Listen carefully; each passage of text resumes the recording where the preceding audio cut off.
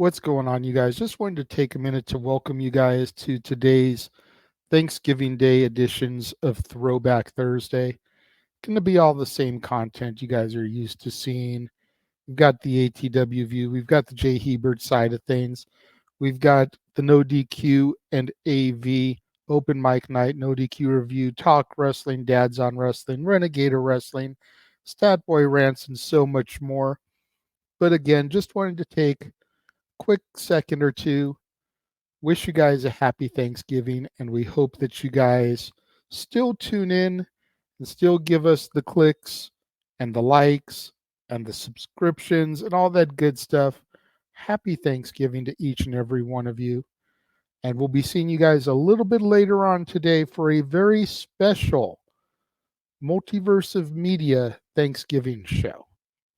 Enjoy the Throwback Thursday content.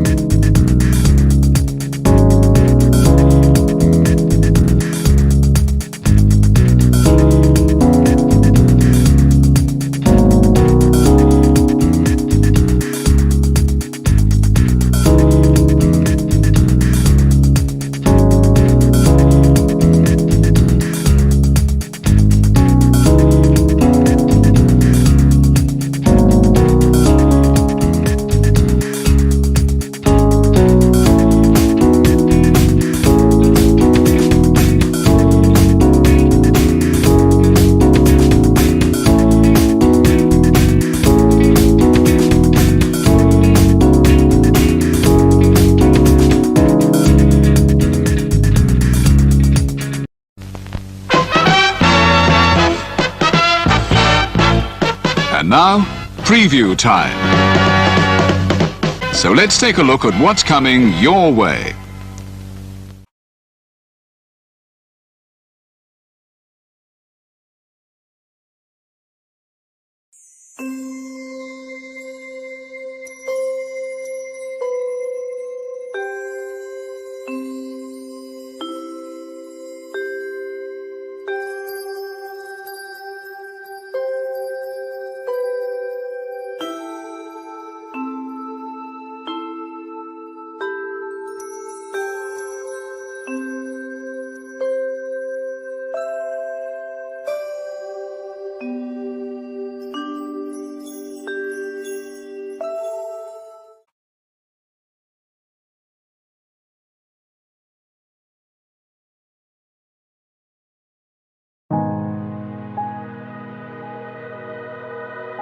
Gary Hebert, the man, the myth, the legend. I was amazed, and I was looking to become a better skater myself, and I wanted to be like Gary. When you look at a guy like this, he's one of the most talented people in his profession.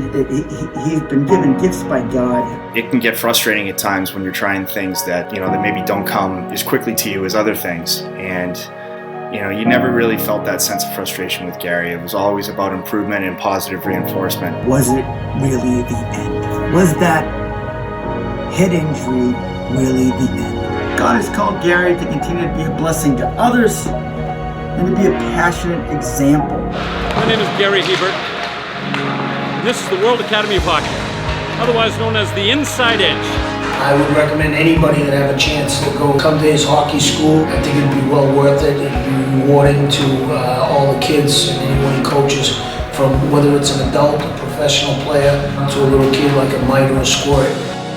Gary, from day one, has been instrumental to my hockey career. I started out as a potential Division III player, and Gary brought me single-handedly through high school and into a top Division I prospect.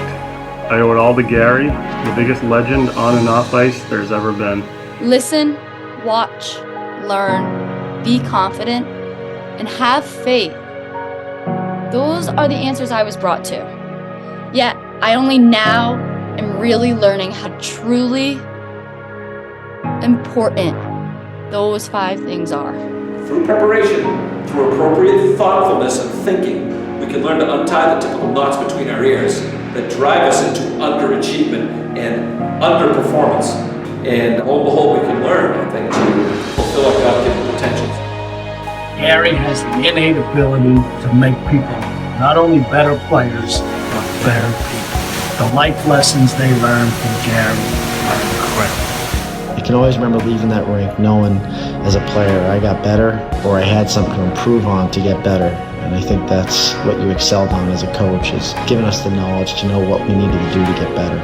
There's coaches who know the game, but can you communicate and create passion in your kids and in your players? And Gary's able to do that. Gary's got great knowledge and great hands, but more importantly, his ability to connect with people and care for them. His communication skills, to me, really stand out and separate him, and that's why he's one of the best, in the world. Gary's a legend. He's a special, special man.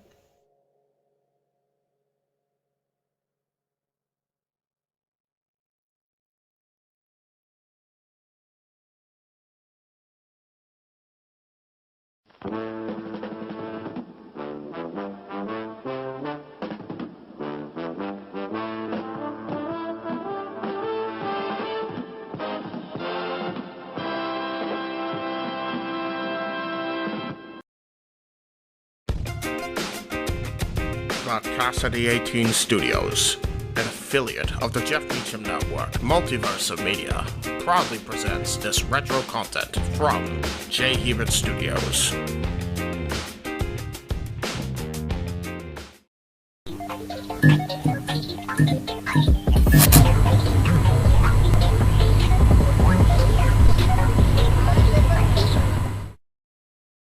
The following views are strictly the views of James Hebert and do not represent the views of everyone that is a part of FTW Productions or works with FTW Productions.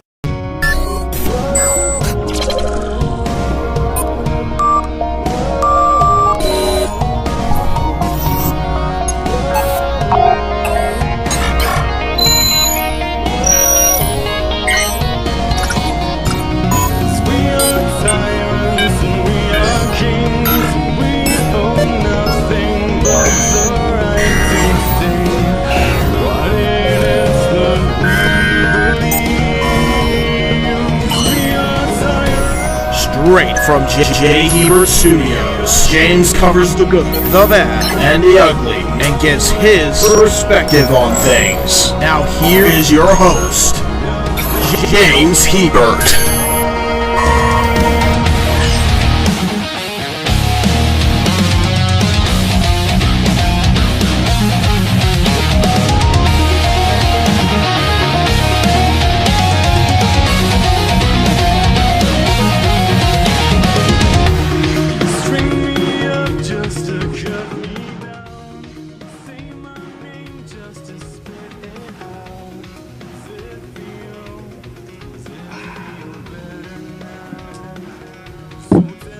So, Cornette, no one had the balls, huh?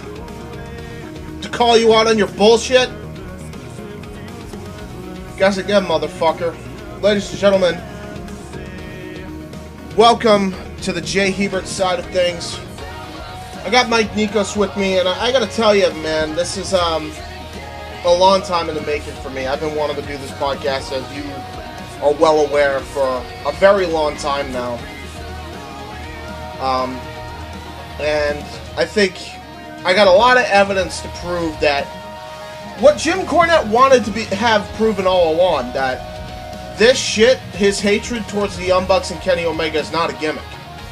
That these are his true feelings. Well, that's going to be proved here today. So you should be thanking me, Jim. However, soon you won't. Because a lot of people are going to fucking turn on you, hopefully, when they see this goddamn podcast. If enough people fucking see it. Because I'm sick to death of you having this unbridled, unreasonable fucking hatred for people in the fucking wrestling industry that, when you really break it down, didn't actually do anything wrong. That's what we're going to prove here today. So if you like what you hear, give a sub, like the video. In fact, share this fucking video. I want Cornette to fucking see this. Lord knows you got enough fucking trolls online to fucking send him clips out of context as it is anyway, so can't wait to fucking see what Jim Cornette says here, because I'm going to make sure everything is put into fucking context here. There ain't going to be any context left out of this. Just so we're clear. There's no way Jim Cornette and God knows who else is going to be able to twist this into the way he wants to fucking twist it. I just want to put that out right now. So, let's start off with the first article. This is from 2017. We're going to be jumping all over the fucking timeline here. There's a reason I am, though, because this has been going on for years. And I got situations with Jim, involving Jim, that don't even relate to this. And that's gonna really show his true character. So first, let's start where the unbridled hatred really started, and that's Kenny Omega and the Young Bucks. Nikos, if you could read the article from Daniel Wood from Sportskeeda.com from December 18th, 2017. I'm already right on it. So, this article was posted, like James said, on December 18, 2017, where the title is Pro Wrestling News, Jim Cornette weighs in on Young Bucks dropkick spot criticism. So, what's the story? There seems to be a growing divide forming between wrestling fans who like the realism of wrestling matches and those who enjoy the spot fest matches like Ospreay versus Ricochet from 2016. The most recent spot to be criticized for its departure from kayfabe is the following one, involving the Young Bucks that UFC fighter Daniel Cormier openly criticized on Twitter, leading to a lengthy internet debate. I'll actually read the tweet here. Super flippy drop kicky sequence. Young Bucks, Nick Jackson, YB, and Matt Jackson 13, the Adam Page versus the Flip Gordon, Dragon Dragon Lee, CMLL, Titan Final Battle Ring of Honor. So this is what was tweeted. Phil Baroni is the one who made that tweet, and then Daniel Cormier responded to this tweet with, "This is actually pathetic. This is what people want to see. Go do goddamn gymnastics competitions. Suplex, body slam, pile drivers, do some old school wrestling, man. DDT. I remember when the Frankensteiner was the most you'd ever see someone flip. I say boo to this bullshit." And may continue reading. Now, prominent wrestling personality Jim Cornette has also had this to say on the Young Bucks spot after Cody Rhodes jumped to their defense against Cormier's criticism. Boy, is he not a fan at all. In case you didn't know, following the criticism from UFC star Daniel Cormier, Cody Rhodes took to Twitter to defend the spot-filled sequence, and he didn't hold back on Cormier, leveling him with criticism of his own. Cody tweeted out, "It is not pathetic. The paying audience enjoyed it." Yes, they fucking did. I know exactly what spot he's fucking talking about, by the way. I think this was Best in the World 2017. UFC is thriving and pro wrestling has been going strong since 1920. Besides, most of y'all ask Hunter for a job when the wheels fall off anyway, and most are on the comp list at Staples. So lay the fuck off. Truth. Now, the heart of the matter is that Cornette took Cody's tweet as his spot to get involved and clearly expressed both his dislike for the spot in question and his disdain towards Cody's defense of the spot against Cormier's criticism. Come on, Cody. Don't encourage these ballet dancers. UFC is kicking pro wrestling's ass all over the world because of shit like this. I know you have to work with these clowns, but it's embarrassing. Grown men used to want to wrestle. Now they want to fight in the UFC because of this horse shit, is basically what he tweeted. Before you continue reading, first off, there's evidence number one that this is literally how he fucking feels. Like, there's no way that this isn't how he fucking feels. Because he's clearly stuck in this fucking way of how wrestling used to be. Here's the problem. I'm not here to say that wrestling's changed, wrestling has evolved, etc. Okay? Because I'm actually going to go the opposite. Before wrestling was kayfabed, wrestling was always like this. Always like this. They had to kayfabe it to prolong the fucking industry's success long term. That's the reason it was fucking kayfabed, okay? I just want to put that in context because a lot of people think that wrestling was just fully, like, supposed to be treated as real. In reality, wrestling was kayfabe to prolong the fucking sport. Because originally it was... what wrestling is in AEW currently was what wrestling was like in the fucking circuses of, like, yesteryear before they kayfabed the sport and treated it as if it was, like, a legitimate sport. Like, there's a whole article that you could read about the first time they rigged the fucking wrestling match. I think it had George Hackenschmidt in it and all that. This is legitimately what happened. They had to prolong the business. But even then, when Vince McMahon finally, like, pulled the fucking curtain back and exposed all, once that happened, the Attitude Era happened. And the WWF went into the biggest profitable fucking period of all time. Yes, you still had your big-time stars like The Rock and Steve Austin and Triple H and Mick Foley and all these larger-than-life characters, but you also had people in the fucking undercard that were doing a lot of the shit that Cornette is saying he's against! And the reason I know this is legitimately how he feels as well, Nikos, and you even might recall this, I think we talked about it once, Cornette fucking left wrestling, pretty much, and tried to do his own wrestling company that ultimately fucking failed in Smoky Mountain Wrestling. And to those people who keep claiming that he's a wrestling genius because he worked with Vince McMahon and the other bookers, I dare one of you to go up to him and actually ask him, "Hey Jim, how's Smoky Mountain Wrestling doing nowadays?" Yeah, because he'll fucking get all pissed off, and he'll try to defend why it didn't succeed. Like, he did a whole podcast bit where he compared, somebody asked him a question, what was better, ECW or Smoky Mountain Wrestling?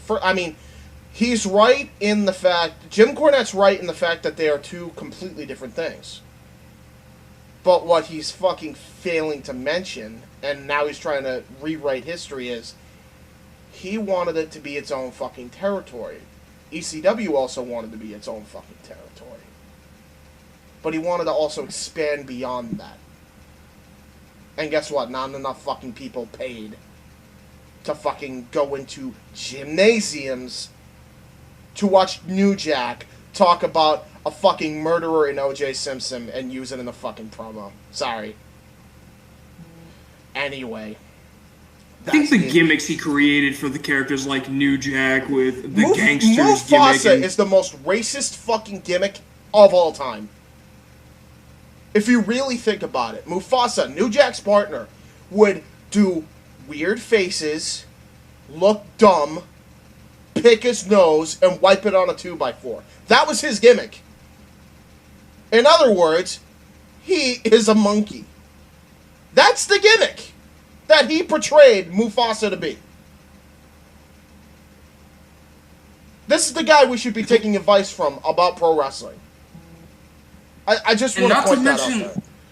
Not to mention the fact that this had an audience that ranged from adults and kids. Yep. That were there for most of the time, and these gimmicks would always be there in a way to like try to entertain the kids when actually they're just treating the kids there like they're garbage. Yeah. Like, honestly, like, with these gimmicks that he created for, like, Mufasa and New Jack, like, did he mean for them to get over?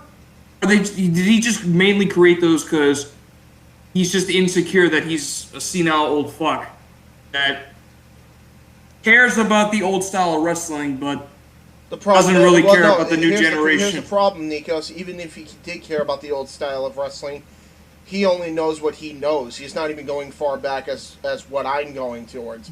And again, there's a whole video that Wrestling with Regret, we're going to play that at the end of this whole thing, because he breaks it down so beautifully. But that's neither here nor there.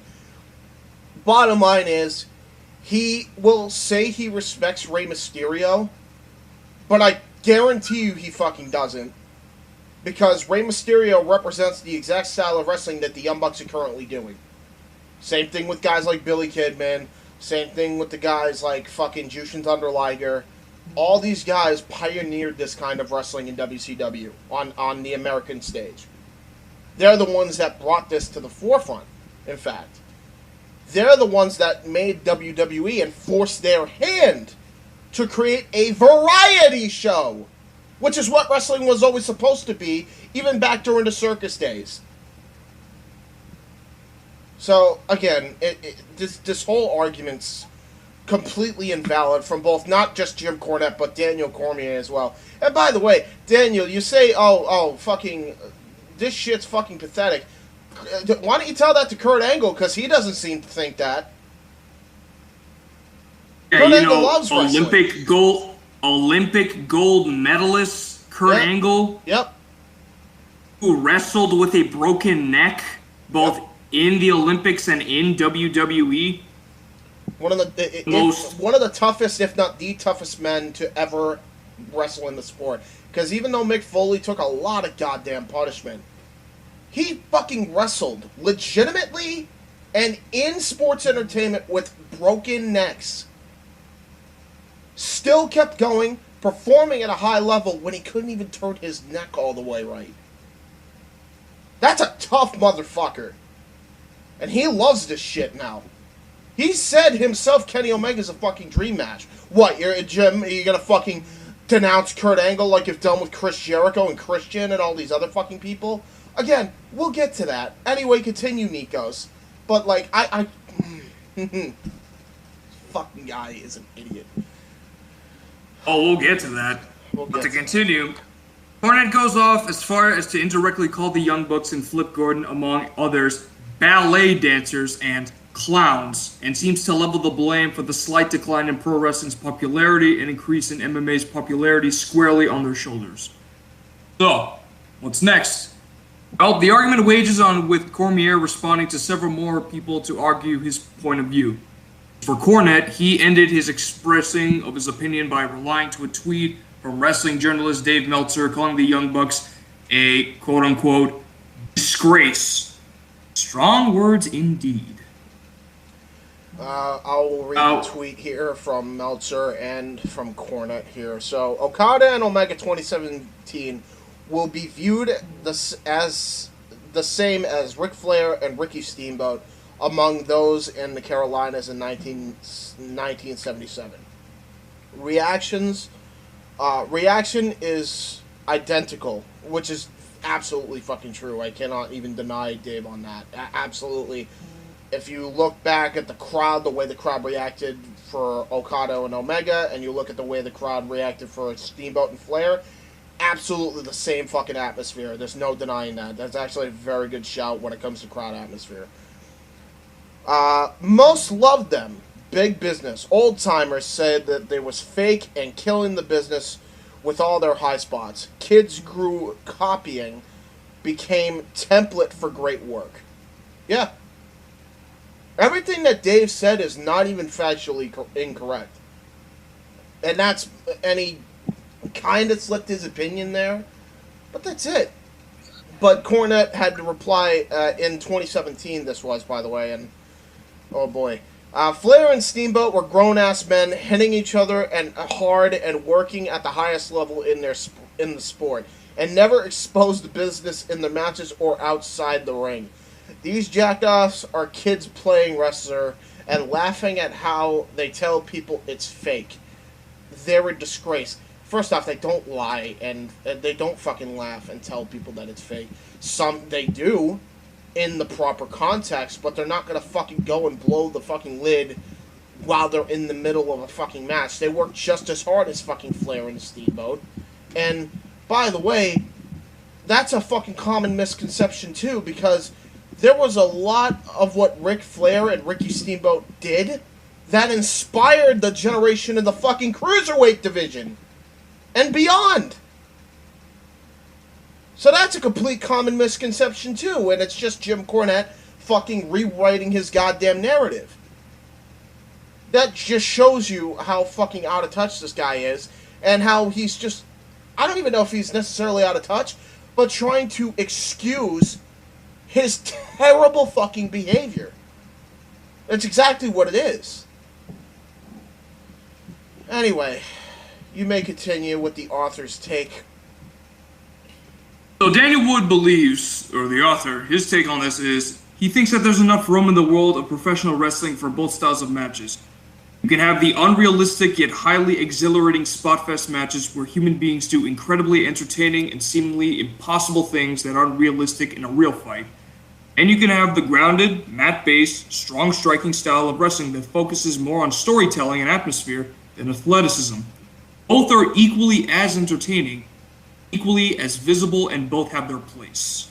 And if you're guys like Eddie Guerrero and Dean Malenko and Chris Benoit, you master both.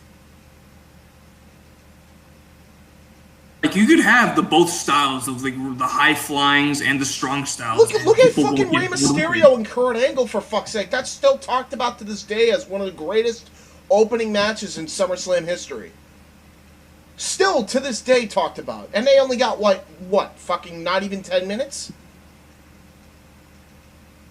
I mean, you can't talk about having both worlds in one area where you got fast and nimble versus strong and stable hitting against each other to try to one-up each other. Like, it's one of the most important matches to talk about because it just shows that there are these two guys who are well-known in the company that are different, drastically entertain to the fans. Yeah.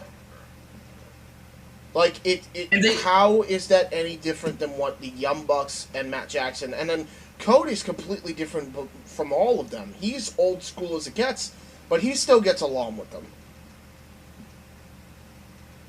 Like, it's just fucking ridiculous. Anyway, we got another fucking... We're gonna move back into 2021 here. This is the Ringside News article entitled, Matt Jackson Takes Shot at Jim Ross and Jim Cornette. Now, this is more directed towards Jim Cornette. I think they were mainly going after Jim Ross in kayfabe, because Jim Ross likes the Young Bucks. I want to point that out right now. He actually likes them as people. He likes them as wrestlers, even though it's not necessarily his cup of tea. But, you know, unlike Jim Cornette, he's fucking civil, and that's why he has a goddamn job. But yeah, Matt Jackson kind of takes shot at being the elite. So if you could read this article, Nikos. Right, so this was uploaded to Ringside News on May 24, 2021. Matt Jackson takes shot at Jim Ross and Jim Cornette. Like James said, it's mainly taking shot at Jim Cornette. AEW has a few critics, and Jim Ross has even spoken out about some things he would like to see corrected. Jim Cornette is another person who is not shy about his opinion regarding Tony Khan's company, to say the least. Matt Jackson took shots at both of them that week. During Being the Elite this week, Matt Jackson launched into a monologue with a few serious points. He said that the Young Bucks are tough despite the fact that they don't have a smoker's cough or heavy accent. That's not what tough is. He also said that Jim Ross said that the Young Bucks' Double or Nothing contest is unmatched. Exception to that as well. Quote, the other day Jim Ross, the world's worst commentator, hit a line about how unmatched we are against Jon Moxley and Eddie Kingston. Now, why exactly is that? After all, we are the world-class tag team that's been doing this longer and at a higher level than anybody. I mean, we're the AEW World Tag Team Champions. Not them, Jim. In fact, last year, those two men were at each other's throats. I'd barely call them a tag team. Is it because they look tougher than us? Because we wear outrageous headbands and luxury sneakers and smug looks on our faces? Is it because we don't have a smoker's cough or heavy accents? You don't think I know what tough is? I guess I live completely comfortable every day of my life. I guess my back isn't throbby and my neck doesn't click every time I get up off the floor after playing with my kids. I guess my right hand isn't completely functional and loose coins don't slip through my grip every time a cashier hands me my change, and from back in Japan where I managed it. I guess the memories I have of working two jobs. I'll correct you on that one. back in Japan where he mangled it. He mangled his hand, rather. Which is fucking nuts to think about. And from what I hear, those rings are no joke. Oh, hell no. So, continue. Fucking torture. Yeah, right? Yeah, I guess the memories I have of working 2 jobs, praying my car wouldn't get repossessed and my family and I wouldn't be evicted from our apartment never happened. I guess Nick and I have just been handed everything. Didn't have to scratch and claw our way into becoming completely self-made millionaires. But yeah, we don't know what tough is, right? We didn't just spill the blood of one of our closest friends, staining the ring canvas and putting one of our greatest rivals out to pasture forever either, right? Matt Jackson also said that the Young Bucks will win one at Double or Nothing. He didn't name drop Jim Cornette specifically, but he did mention industry blackball shock job. That seemed to be a direct shot. At Double or Nothing, when we beat you two, because we will, this isn't any other wrestling organization where the big ones, single stars, team up to beat the tag champs. Yep. You can already visualize the anti-Young Bucks hate tweets, the gifs, the memes, body shaming us, talking about hairlines and ages, calling us mean-spirited nicknames from industry blackballed shock jobs. It's all just noise anyway, right? Noise we can't hear at this point because we decided to hit the mute button on the world a very long time ago. Now, some companies refuse to work with Jim Cornette due to his controversial statements about Sonny Kiss and others. AEW is obviously not interested in bringing Cornette in for any reason. Matt Jackson also isn't going to give Cornette the time of the day to even mention the name of being the Elite.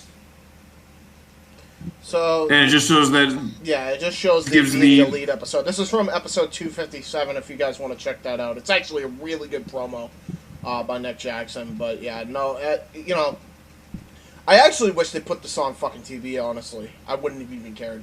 I know there's a lot of fucking shots, and it's pretty easy to decipher who they are, but it's not like they haven't done that before. So, I mean, you know, this is exactly what, you know, this is exactly the right way to go about it. Now, obviously, there's a work shoot, but it was mainly a shoot at Jim Cornette. And you could tell it was a shoot at Jim Cornette, just from the writing. And I'm glad that he fucking didn't even mention him by name here. Unlike me, who's absolutely mentioning him by name. Everything that he just said is absolutely 100% accurate. And, you know, everybody has a different perspective in life. And I'll talk about perspective later. But the fact that Cornette's going to just basically shit on what the Young Bucks do, that's fine if you don't like their fucking style of wrestling. Totally understand that. It's not everybody's cup of tea. That's fine. Right? But to fucking go as far as Cornette goes, it's no longer a gimmick when you wish death upon them. Which is, he has multiple times. Multiple times he said, broil, I want them to broil in a fry later, or to turn blue and drop over, which he said that about another person later. We'll get to him.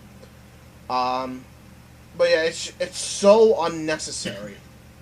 But to Cornette, it is necessary because they think that his sport's being ruined, which is, as I already proved in the fucking first article, it's the furthest thing from the truth. It's just bringing it back to its roots, whether he likes to fucking admit it or not. That said, next article. It's not even an article, it's more of a comment section. It's a question on Quora, which I thought had a really good responses. So if you want to read some of those off, specifically, let me see here. I specifically want you to read.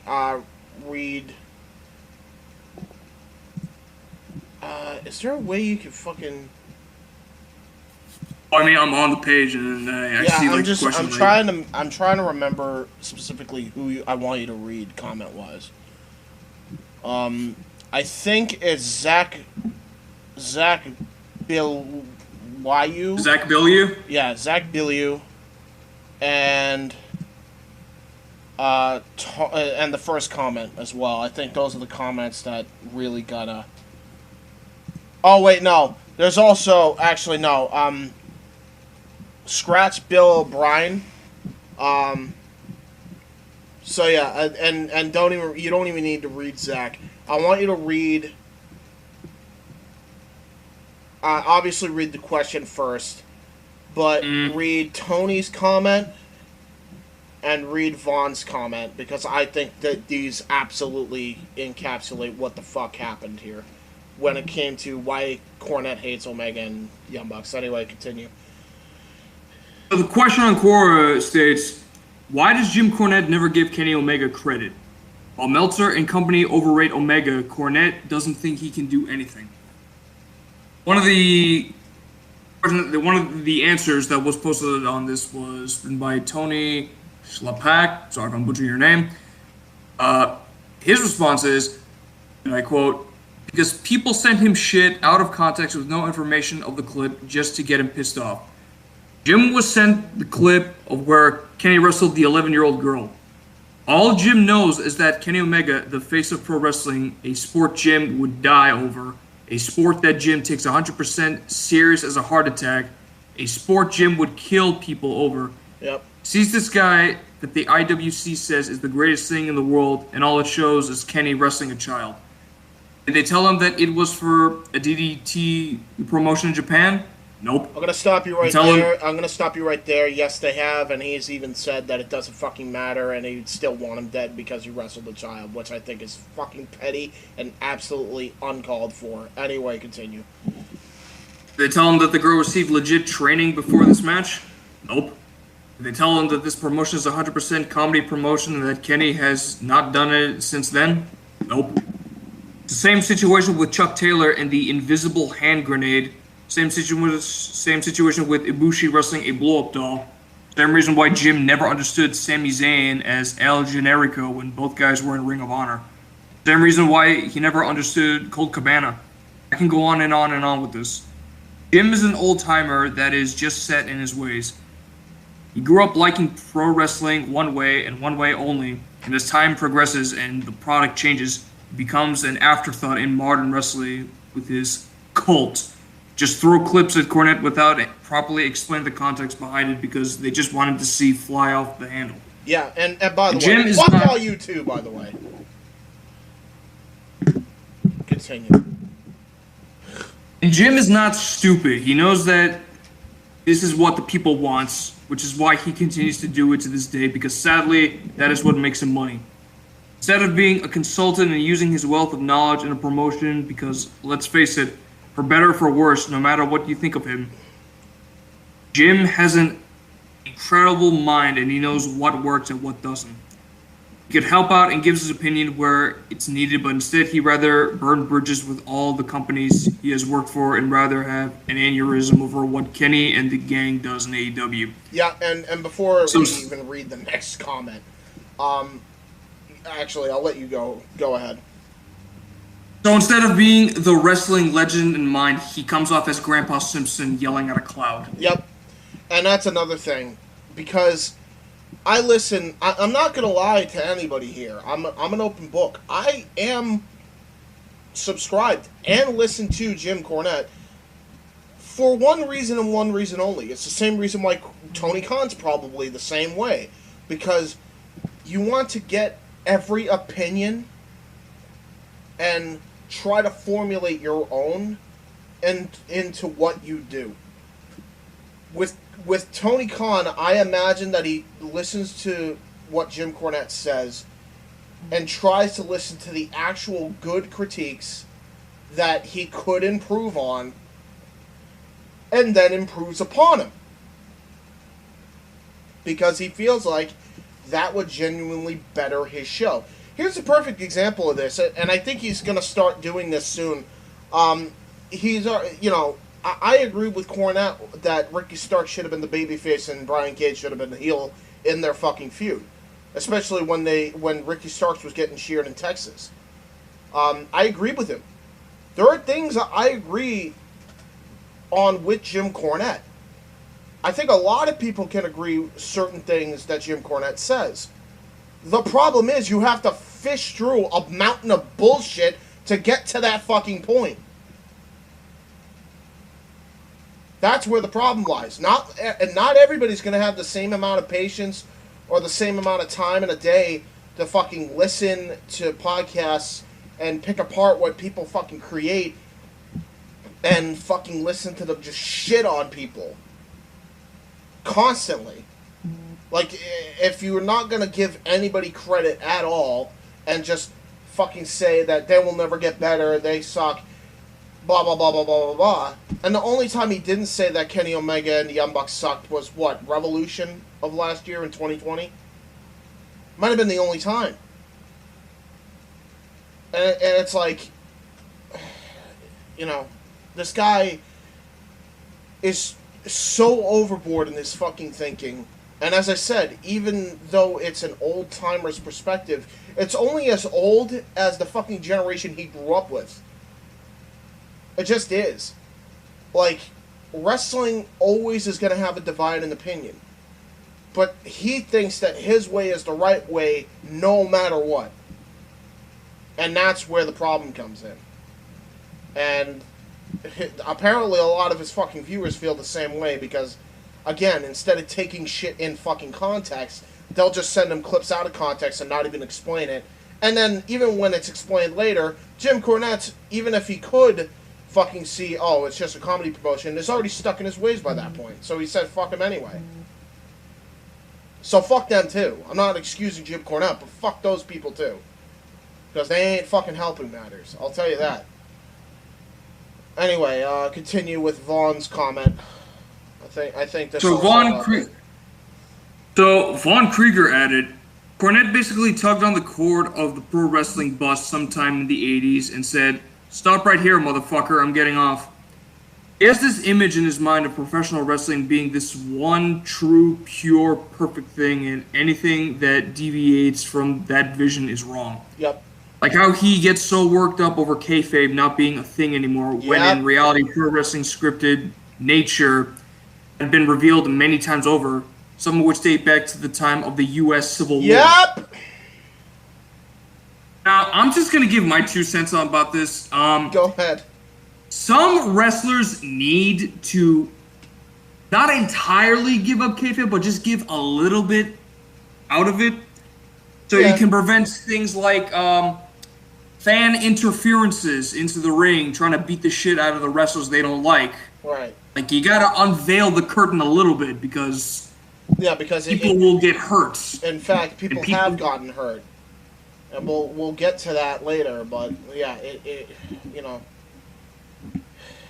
it's... Now, similarly, Cornette's first introduction to Omega was in the comedy wrestling promotion DDT, and he has that image of Omega set in his mind and refuses to deviate from it. He thinks his initial impression is the correct one and will not adjust that, even when proven objectively wrong by reality. Yep. Like how AEW was supposed to be dead and buried by this time last year. In Jim's mind, everything that Omega does is tainted by that original perception, and the wrestled a 10-year-old girl hate cooties get on everybody Omega works with.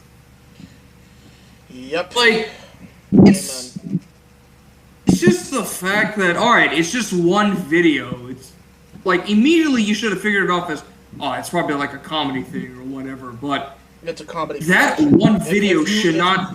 If you literally look at it with fucking no fucking bias, it's clearly he did this in a comedy promotion that literally is comedy wrestling at its finest, and has not done anything since then on national television. He hasn't even done it on the major indies. So I mean, plus, one match doesn't completely deviate the character entirely. Like, you could have a couple bad matches, and you could have a one good match that imprints your legacy as a wrestler. How many times does that happen? I mean, fuck. I mean, Ric Flair, I'm sorry to say, but his matches sucked by the end of his fucking run, but everybody remembers the good fucking shit. Everybody remembers his WrestleMania 24 retirement, even though the match wasn't as good, but the storytelling was phenomenal. And it was the best way he could have possibly gone out ever. Like, people remember shit like that. Cornette chooses to remember the fucking negative, or what he perceives negative.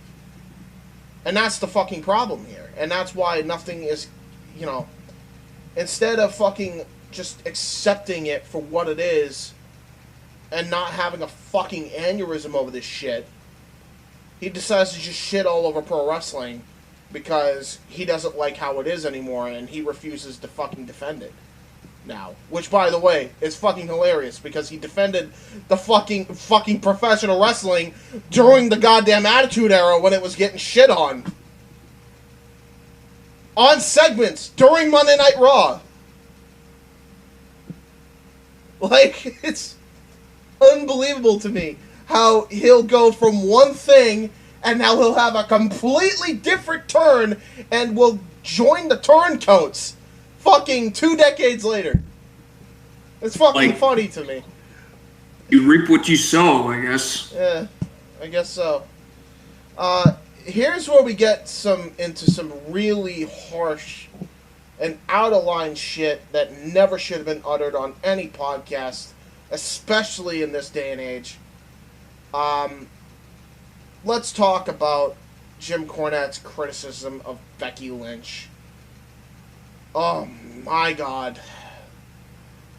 This is how you know that this is why I'm including this in here.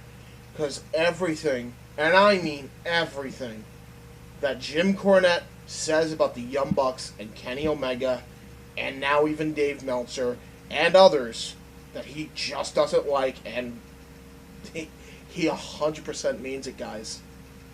He 100% means it. This is going to prove it. This whole situation that he has with fucking Becky Lynch is going to prove how fucked up mentally he is. Please read this, Nikos. This article was posted on CBR.com on May 28, 2020, last year, by Robert Curran. WWE, Jim Cornette's recent criticism of Becky Lynch is insanely out of line. Jim Cornette, who has a history of making controversial statements on his podcast, recently crossed the line in his criticism of Becky Lynch. Jim Cornette has carved out a distinct niche for himself in the wrestling business as one of its toughest critics. Really? While he has made appearances on the recent season of Dark Side of the Ring, Cornette's focus is back on his podcast, The Jim Cornette Experience, where he dishes out a lot of takes on wrestling. Some are booking ideas that help to remind fans that he was once a vital creative presence in companies from WWE to his own promotion, Smoky Mountain Wrestling. Yeah, how's that going nowadays, huh? Mm-hmm. Yeah. Well, that's another thing too. Anyway. Like when he was a vital creative presence, it was during the worst time period in WWF history. I think a lot of that still has to do with fucking Vince McMahon not giving a shit and wanting to do things his way or the highway, because that's why Jim Cornette and Vince McMahon, despite all the fucked up shit Vince McMahon did, like that's why they get along, because they're both stubborn as mules. So And there were like a number of gimmicks there that came from Cornette and McMahon that would just seem tasteless. And this was during, and like you said, this was during a time when nobody would tune into them because it was just so confusing. I mean, you had Teal Hopper, the Goon. Even Cleavage. I have one that Jim Cornette fucking managed that he just laughed off and thought it was a funny rib. Hey, you know how you hate Kenny Omega for wrestling a girl, and you hate fucking the Young Bucks super kicking a kid at the fucking parents' request? Love how you hate all that. Do you remember Mantar? James, I was just gonna mention Do you remember Mantar, you southern prick? The half-man, half-minotaur who spent 5 minutes trying to get his head in the ring. Yep. You should have seen the crowd. The crowd was either confused as hell or just deadpan. Sometimes both. But you thought that was funny, right? Because it was a rib. I didn't get it. I didn't understand it. Like, what was the whole this reason they did it? here? The whole reason they did it was for no other reason but to rib Jim Cornette. That's the whole reason. But he found it funny, and he liked the guy. He liked the guy personally. So, of course, he doesn't say how embarrassing it was for the professional wrestling industry. But things like Kenny Omega fucking wrestling a blow-up doll and a little girl, and the Young Bucks super kicking a child. Oh, we can't have that. You complete fucking Nimrod. Absolute fucking nonsense that you spew out. And it's so easy to pick apart. This is why I wanted to do this podcast. It's so easy to pick out these fucking criticisms that you create for the Young Bucks and Kenny Omega.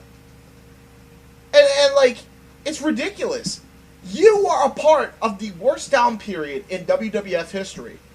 You are not a part of the rise of WWF. Vince Russo was. I'm not saying Vince Russo is any better, by the way. But with the fucking right filter and Vince letting shit go, it was the most profitable fucking time period in pro wrestling. You weren't a part of that. So you fucked off. And I'm sorry for cutting you off here, but how sad is that it was Russo who was the one that elevated the popularity in the WWF? Yeah, considering what he did the methods of the Jerry Springer show. Yeah, considering not only that, but considering the fact that fucking that Vince Russo literally killed the company without a fucking filter, and Vince McMahon, like, not even long later. How long later did he go to WCW and kill that company?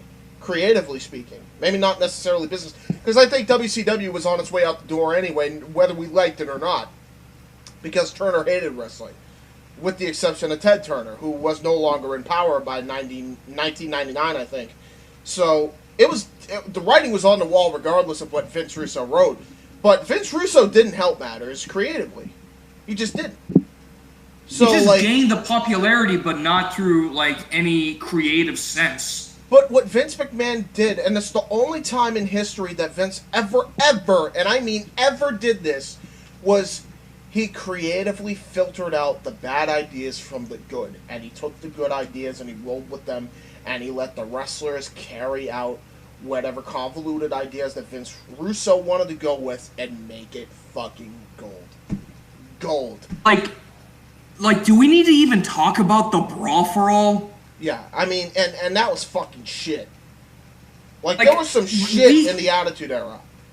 Like, we've covered bits of it when we were doing the WrestleMania 15 watch-along, but in the grand scheme of things, if there was any grand to do with any of it, right, it was just set up from a grudge that ended up ruining the creative and the wrestlers of how they were going to be perceived into being main stars.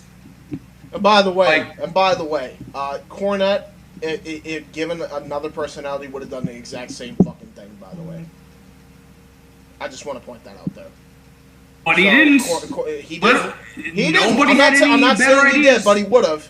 And Cornette is... The reason I said that is because Eric Bischoff said it the best on 83 Weeks. Jim Cornette and Vince Russo are a lot more similar than they care to admit. And that's absolutely correct. Absolutely correct. We'll get to that, trust me. We'll get to that. Oh my god, I can't wait to get to that. But... to continue with this... Continue with this, I just want to point out that you cannot then say that your booking genius is great when you were responsible for letting Mantar get through in the WWF and your promotion, Smoky Mountain Wrestling, failed not even 3 years in or 4 years in. Like, you cannot say that. Like, that's not even... Like, I'm not saying that Cornette has great ideas. No one will deny that. No one ever will deny that, but you have to filter out the shit right. Like, you have to... If you're going to run a wrestling company and you want to be a national presence, you can't just do Southern wrestling. You can have elements of Southern wrestling, but you can't just have that be the entire show. Otherwise, it's not going to get over with, you know, American television audiences completely. It just won't. Anyway, continue, please. What his podcast is most known for, however, are Cornette's scathing rants at modern promotions and talent that offend his old school sensibilities. These days, it seems like that's most of them. Most of the time, he takes as vitriolic as they Vitriolic, excuse me. As they are, can be chalked up to a combination of personal taste and his being an old man yells at cloud style curmudgeon. Yeah, Homer Simpson, Grandpa Simpson. Yeah. In fact, that should be the thumbnail of this video when we. Oh yeah, just put Jim Cornette. Just put Jim Grandpa Cornette's Simpson, face but on crop out his head. Yeah. I got you. His take on Becky Lynch's pregnancy, however, saw Cornette go old school in a way far beyond that. It's not even old. By the way, it's not old school wrestling. This is old school of how people used to think about women. Continue, please. Cornette couldn't fathom how Lynch and Rollins would choose to start a family in this point in their careers when Lynch was arguably WWE's top full-time star. Most of Cornette's incredulity stemmed from his fame of reference coming up in the territories. He compared Lynch choosing to have a baby and going on maternity leave to, quote-unquote, one of the boys breaking his leg on purpose to get out of working. He repeatedly fixated on the idea of Lynch passing up $1 million to have a baby, as if she were the Joker lighting a tower of money on fire and not someone WWE would still want to use for PR purposes. Cornette admitted in a follow-up segment that he wasn't thinking about WWE's guaranteed contracts when he made his first comments. While that might be wrong-headed, what really caused the controversy, or at least exacerbated it, were his remarks about what he believed Rollins would have to look forward to when he came home to a pregnant, non-revenue generating Lynch. Comparing the 33-year-old Lynch's ability to have a baby to an easy bake oven that wouldn't shut off for years, Cornette said, quote-unquote, "You can have all those problems like a distended stomach and stretch marks and hemorrhoids and hormone problems and mood swings and all those other joys of motherhood later on when she ain't making $1 million a year." Pause right there. Like, holy shit. Even I need to take a break from that. Like, God damn. This shit. Sexist much? This proves that everything that he said about Kenny Omega and the Young Bucks is 100% how he feels. There's no way you can deny that anymore. If he says this about somebody, two people, by the way, he respects, quote unquote, in Rollins and Becky. You don't think he wouldn't say this about fucking, you don't think he means what he says about Kenny Omega, Meltzer, and the Young Bucks, and Chuck Taylor, and at one point Tommaso Ciampa, who did the exact same spot as Chuck Taylor? You don't think he means that? Because he does. He does. It's fucked up. It's fucked up that this is how he views Becky Lynch getting fucking pregnant. Now, I won't deny, there probably is a other reason why Becky wanted to do it when she did it. Because she was probably burnt out creatively, and two, this is in the middle of a fucking pandemic. I have no doubt in my mind she probably wanted to start a family just so that way she wouldn't put herself at risk and she could be home.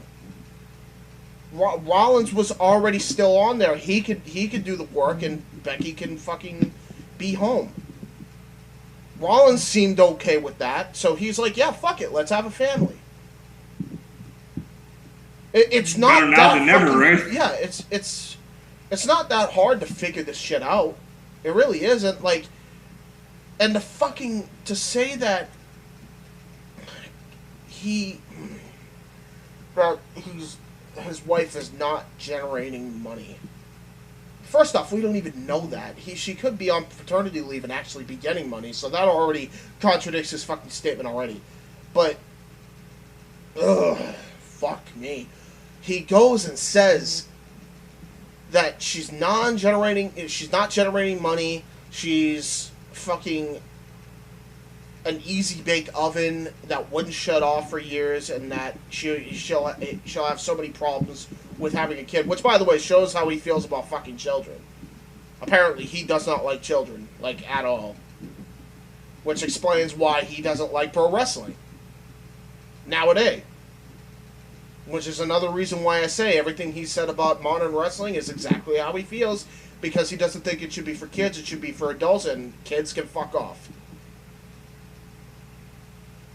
Like, with that mindset, how do you manage to bring in the new generation? You need to have the kids to at least watch this so they can get inspired off it. You know what? How can you do that when you're cutting him off? You know why Yu-Gi-Oh's not as fucking popular as it used to be? Because no fucking kid wants to get into this shit because it's too convoluted. You know? It's just how it is. And by the way, I'm not saying that AEW or any wrestling company should be fucking PG. But fucking Dynamite, like last week even, they had fucking old people in the crowd. Fucking old women, old men, young women, young men, kids, families, college students, high schoolers. They had the whole shebang. They had the whole fucking shebang there. On last week's Dynamite. And they made an effort to fucking show this, by the way, throughout the entire fucking show. Because that's what fucking matters. That is what's going to generate your fucking business. I love how Cornette says you're supposed to want to bring the families in. And that's one of his fucking excuses. But everything that this motherfucker just said is completely opposite to what he claims needs to happen. That he claims that AEW is not trying to go for the families. You could have fooled me last week.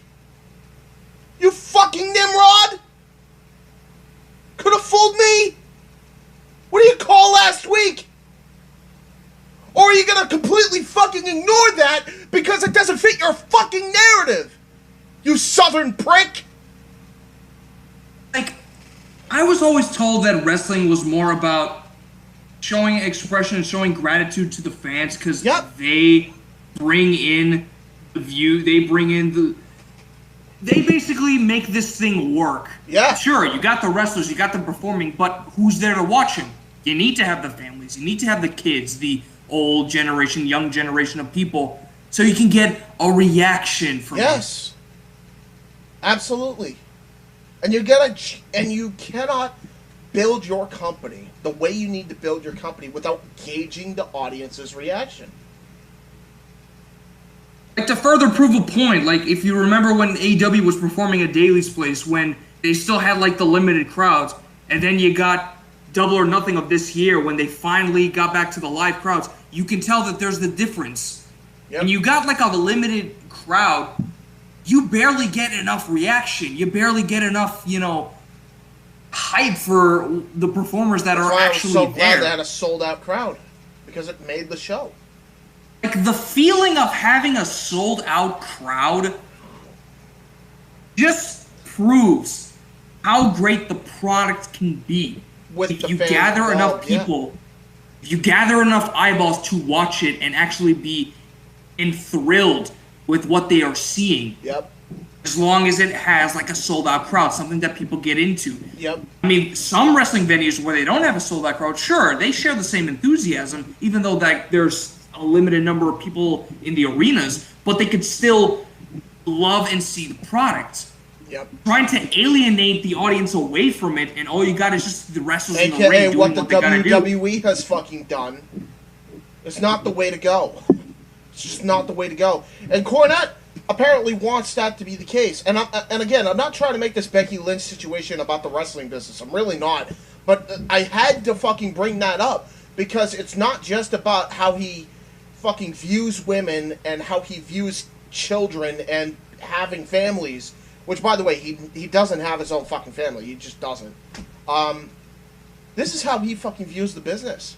That, like, whether he wants to admit it or not, he basically says it's supposed to be... He always says that grown men used to want to be in this fucking sport. And his idea of grown men is rough and tough and fucking southern, and they wanted to kick your ass. You know, the Jay Briscoe and the Jay and Mark Briscoe fucking prototype. Which, by the way, I fucking love those guys as wrestlers. They're great. Not even a shot at them. But to fucking go as far as he did here with Lynch, with Becky Lynch, it's fucked up. It's so fucked. It really exposed who he is as a true person. How he views the wrestling business, how he views life. You know, it's just... He's so stuck in his ways that he can't even see how much of a fucking hypocrite he is. Now, compare that to when Brandy was pregnant, who probably still pregnant. Oh, yeah, no, he shit on that, too. I'm pretty sure.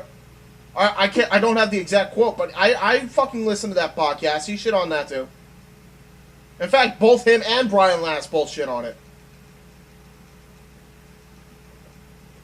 Like, it's just astounding. Yeah. How low can one think of the wrestlers, like the females, mind you, of whether or not like they can make all this type of money, but can still have the opportunity to leave to make their family, and how he's still stuck in the. Why should you leave to be a mother? That's not your job. Like, who are you to tell them what to do? Yep. Like if Becky Lynch or Brandy Rhodes want to start a family, let them. Who are you to tell them any different? It's fucking unbelievable. It's unbelievable. And all it matters to you is that, oh, they're making money by wrestling and not making money by staying at home. I'm like, well, despite the fact that, they want to be mothers. And now that you think about it, it's not even old school at all. But it's like, it is new school. It's more old-fashioned. Is it old-fashioned or is it new-fashioned? Like, this is what confuses me about Cornette, because he sounds so old-time saying it. But it's so old, like, he sounds old-time, but it's a new-school thought process when it comes to, it's a, I guess the best way to say it is a democratic approach to how men and women are viewed, right? Like, that's how it, but he says it's like it's so conservatively, which is, again, I'm going to talk about this as we go on further here, but that's what's so fucking out there, is that he can't even, he has a democratic viewpoint with the rest of the world, but such a conservative and downright capitalist viewpoint on pro wrestling, which is so baffling to me. Is it not? Oh, I agree. It's what the fuck? What the fuck? It's laughable. It's fucking laughable. I'm not even trying to laugh about the situation, because what he said about Becky is fucked. But, like, it's so laughable. Because he has... It's like it's two different brains. It's not even the same person. It's basically boomer mentality is what I'll call it there. Yeah. Fair enough. Continue with the article. Sorry, we went on a tangent. Not really. It's still in relation to this, but my God, man. Finished by putting his listeners in Rollins' shoes, asking, what would you do if your wife came home and said, instead of making $1 million next year, I'm going to basically just be a raging bitch for the next 9 months and give you more shit to worry about around the house? It gets worse. It gets worse. I apologize for laughing, but Jesus. My goodness. My God. Bro. It's pregnancy. This shit happens in pregnancy. Like,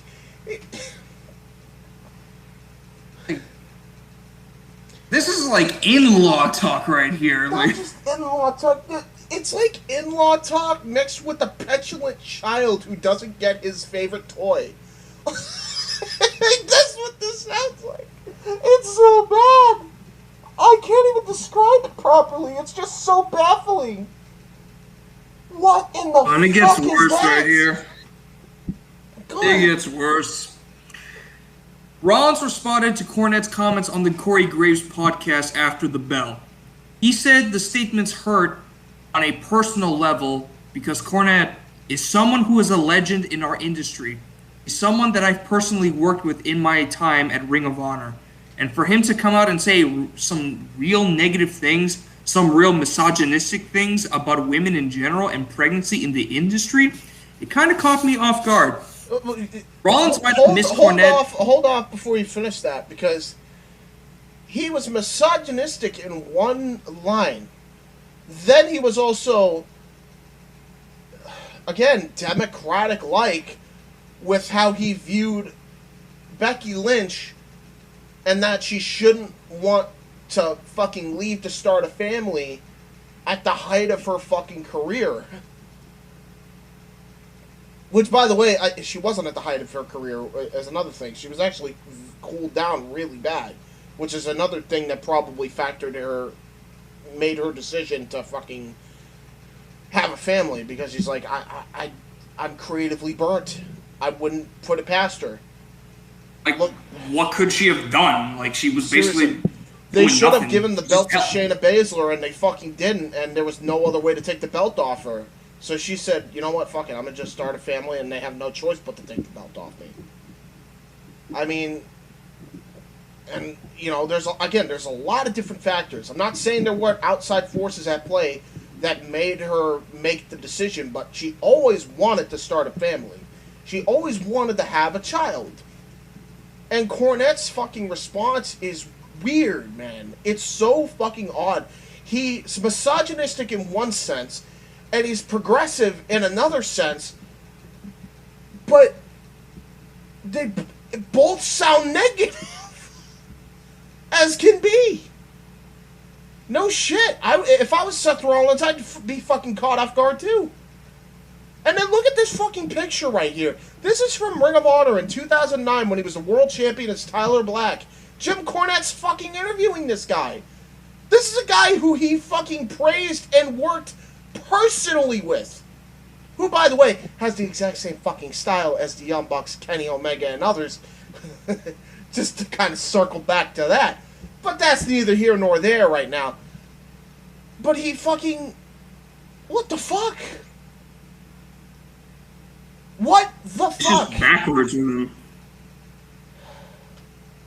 But in any case, Rollins might have missed Cornette calling Impact Wrestling's Jordynne Grace a butterface because she had the temerity to say wrestling was a performance art, or his recent comments about Dana Brooke. It can be difficult to keep up with all of Cornette's problematic takes, especially if your schedule is as busy as Rollins is. True that. And by the way, before you continue with the final bit of this, I want to point out, this is where I'm going to actually bring up something here, okay?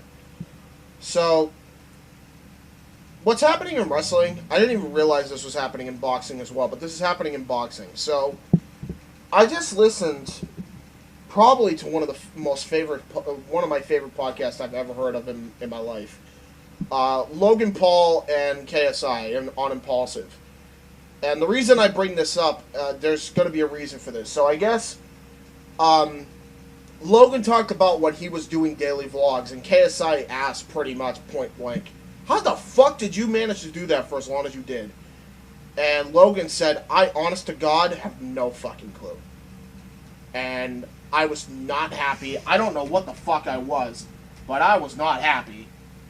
And that was clear as day that he clearly wasn't happy. I mean, anybody with a fucking brain could have fucking figured that out. And he said, doing daily vlogs will always be harder than boxing. And people roasted me when I fucking said that, but I stand by that. Because and by the way, I didn't even know this, but during one of Logan's vlogs when he was filming behind the scenes, apparently he got a nosebleed like halfway through the fucking vlog. Then he just continued like nothing happened. His health was fucked. I didn't even know this. So, I believe it when he says that it was tougher than fucking boxing was when he started training for boxing. I believe that. Now, that's not to say that Mike Tyson didn't have it fucking harder when he got into fucking boxing. Obviously he did. But the reason I bring that in is because you got these old-time boxing purists, we'll call them, that are saying that what KSI and Logan and what they said is bullshit and that boxing is the hardest thing ever. Yeah, to you, sure. I'm sure it is. But it's also all about fucking perspective! Jim Cornette! It's about fucking perspective! Jordynne Grace, Kenny Omega, and a multitude of others consider pro wrestling as a performance art. You used to consider it a sport back in the day. That was scripted. You said it was a scripted sport. Guess what a scripted sport means, asshole? A performance art! It's fucking perspective. People have a right to have a different perspective on things, you fucking idiot.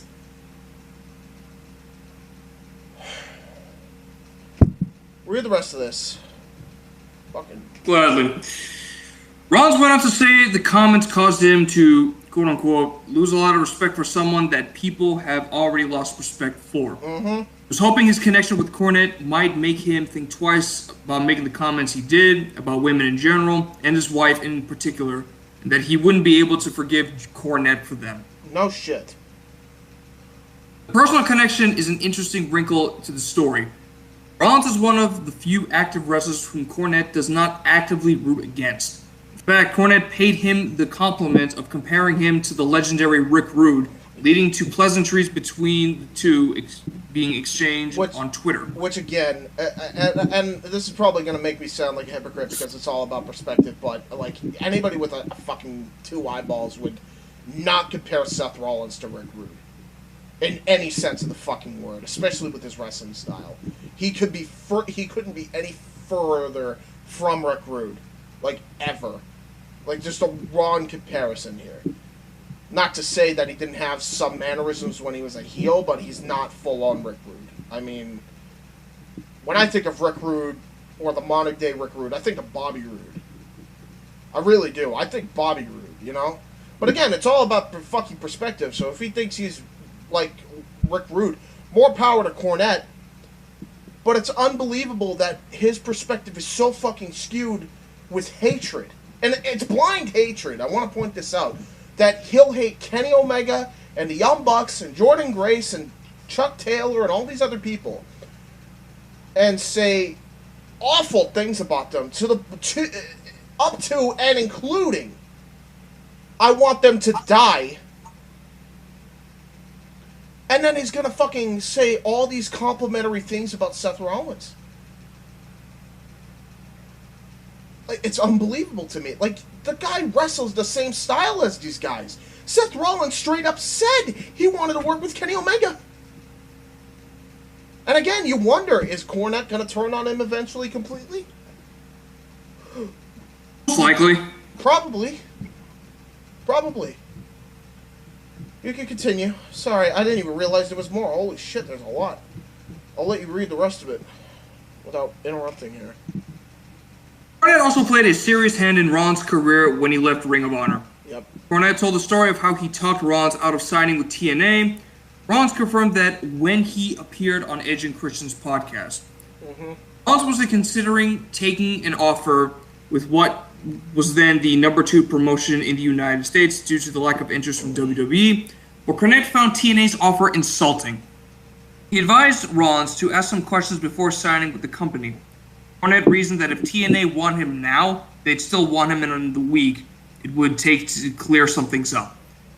In the time it took TNA to get back to Rollins, WWE finally made an offer to join their development territory, FCW. Yep, this would have been in 2010, by the way, just to put him in perspective. Cornette considers keeping Rollins from signing with TNA one of his biggest accomplishments in recent years, given that it kept him from potentially suffering the same treatment as wrestlers like New Japan Pro Wrestling's Kazuchika Okada, or 2 of Cornette's many nemesis, the Young Bucks. Which is fucking hilarious, because they were treated like shit on TNA. But he also treated them like shit in Ring of Honor, but he gave Seth Rollins the fucking world. Pretty much. I mean, is exactly what that reads. It's so baffling to me. But anyway, just go ahead. It's unfortunate to see Cornette, not too far removed from his latest exit from a promotion, alienate someone like Rollins. His history with Rollins and his contributions to Dark Side of the Ring shows him to be more of a crotchety gatekeeper his detractors cast him as. He has contributed positively to the business he obviously loves so much, even in this century. That said, drawing heat is a way of life for an old heel manager. Whether he generally believes every inflammatory thing he says or tweets, or is just working the marks, is irrelevant to anyone who's put him on their pay no mind list. Yep. He still has his fans and will likely never stop being a lightning rod for controversy. Whether it's fans of Ricky Morton or Becky Lynch, he's always going to antagonize someone.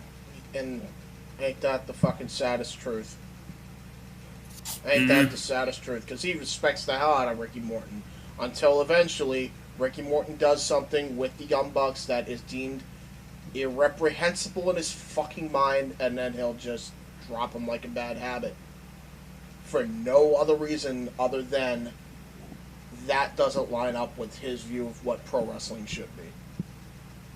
Ain't that fucking sad? Oh, it's abysmal.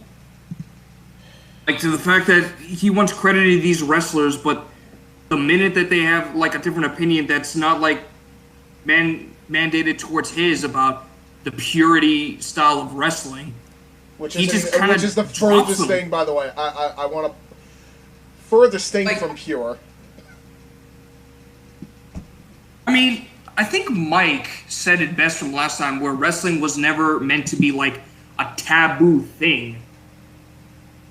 In honestly, wrestling should just always be there for those who want to perfect it and want to improve upon it.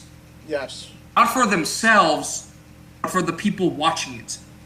It's Jim Cornette believes, Jim Cornette believes that the tradition of wrestling, back when it was created from the ancient Greeks, to be something of more of like a stylistic, strongman style of wrestling that should never be changed because it insults the tradition. Yeah. Which is fucking funny that he still defends Vince McMahon to this day. Or he used to. He probably turned on him too, but you know. Oh, him probably. It's just it's unbelievable that that's his viewpoint. But in reality, it's like when wrestling was kayfabed, yes, it prolonged the business for the long term, but it also shortened a lot of people's fucking careers.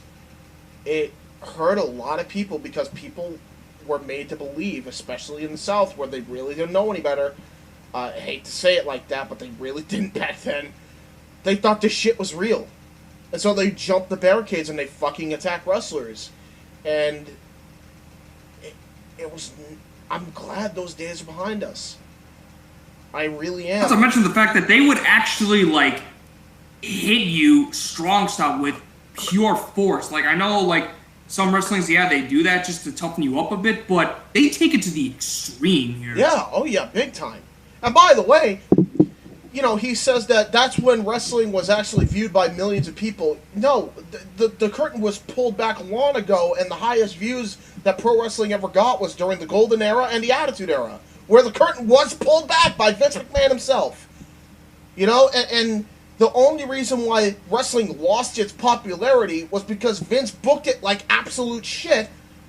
And if you ask anybody, any casual fan that watched the WWE back then, they are probably going to say, I either grew up or I took interest in something else because WWE was boring me.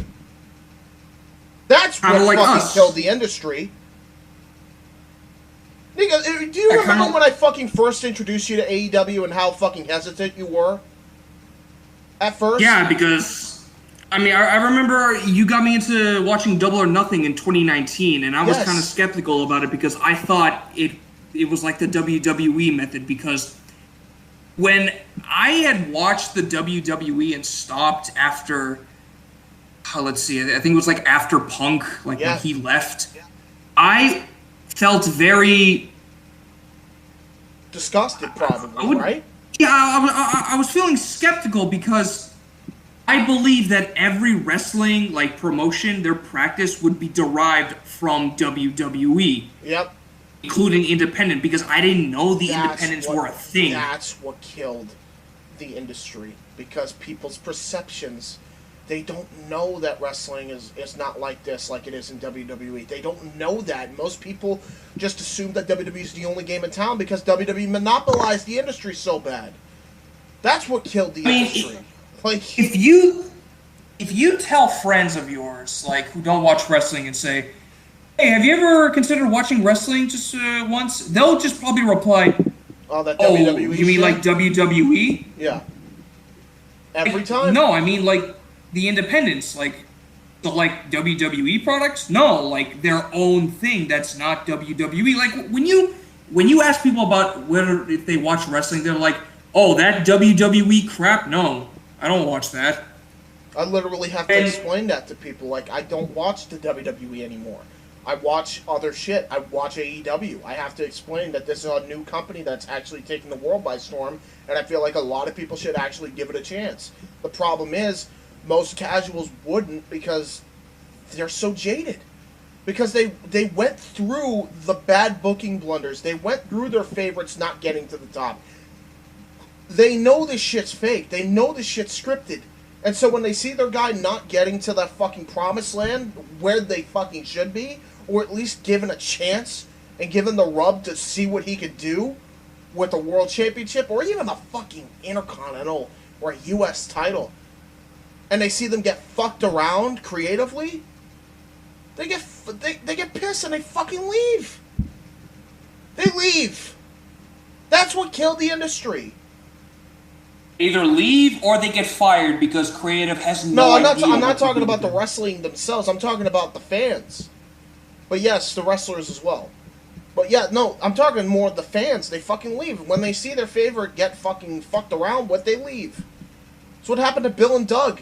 RVD Tito for Life was like a YouTube channel I used to watch constantly back in the day. The reason why they stopped watching the WWE is because they saw all of their favorite wrestlers get fucked with creatively. And it got worse and worse and worse as the years went on. Because they didn't have a long-term plan anymore. So they fucked off and left. And that's people that actually know the full ins and outs of pro wrestling. Most fucking casuals probably just look at the sport and been like, that's kind of disappointing. I'm gonna fucking tune out and fucking watch something else. And WWE's fucking excuse every time when their ratings get lower and lower with like each passing year is there's multiple options on streaming and TV and all this. It's like, no. It's because you drove them away to these other places, Vince. I'm one of them. When I said I'm not watching wrestling anymore, this is before AEW. When I'm not watching wrestling full time anymore, I'm gonna just go on YouTube and find entertainment in that. Before that, it was like True TV, and I would watch World's Dumbest and shit. Like, that was my entertainment. Legitimately. Like, that's what I would do. So, like, that's what killed the industry. What Cornette's fucking saying that guys like Omega and the Bucks, no, that's not what killed the industry. Furthest thing from the fucking truth. And the people that probably sent it to you either also are very angry and bitter and have no life and have a lot of mental fucking issues like yourself, unlike yourself, by the way,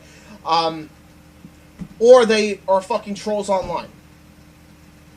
That's the internet. Most likely. Like, that's pretty much the basis of that. So yeah, I mean, Cornette's view on pro wrestling and how it used to be is so fucking skewed. And again, there's going to be a couple things that I'm going to show that absolutely put that into perspective on the point you made, Nikos. But if you could, read the Jim Ross article. And it's just so...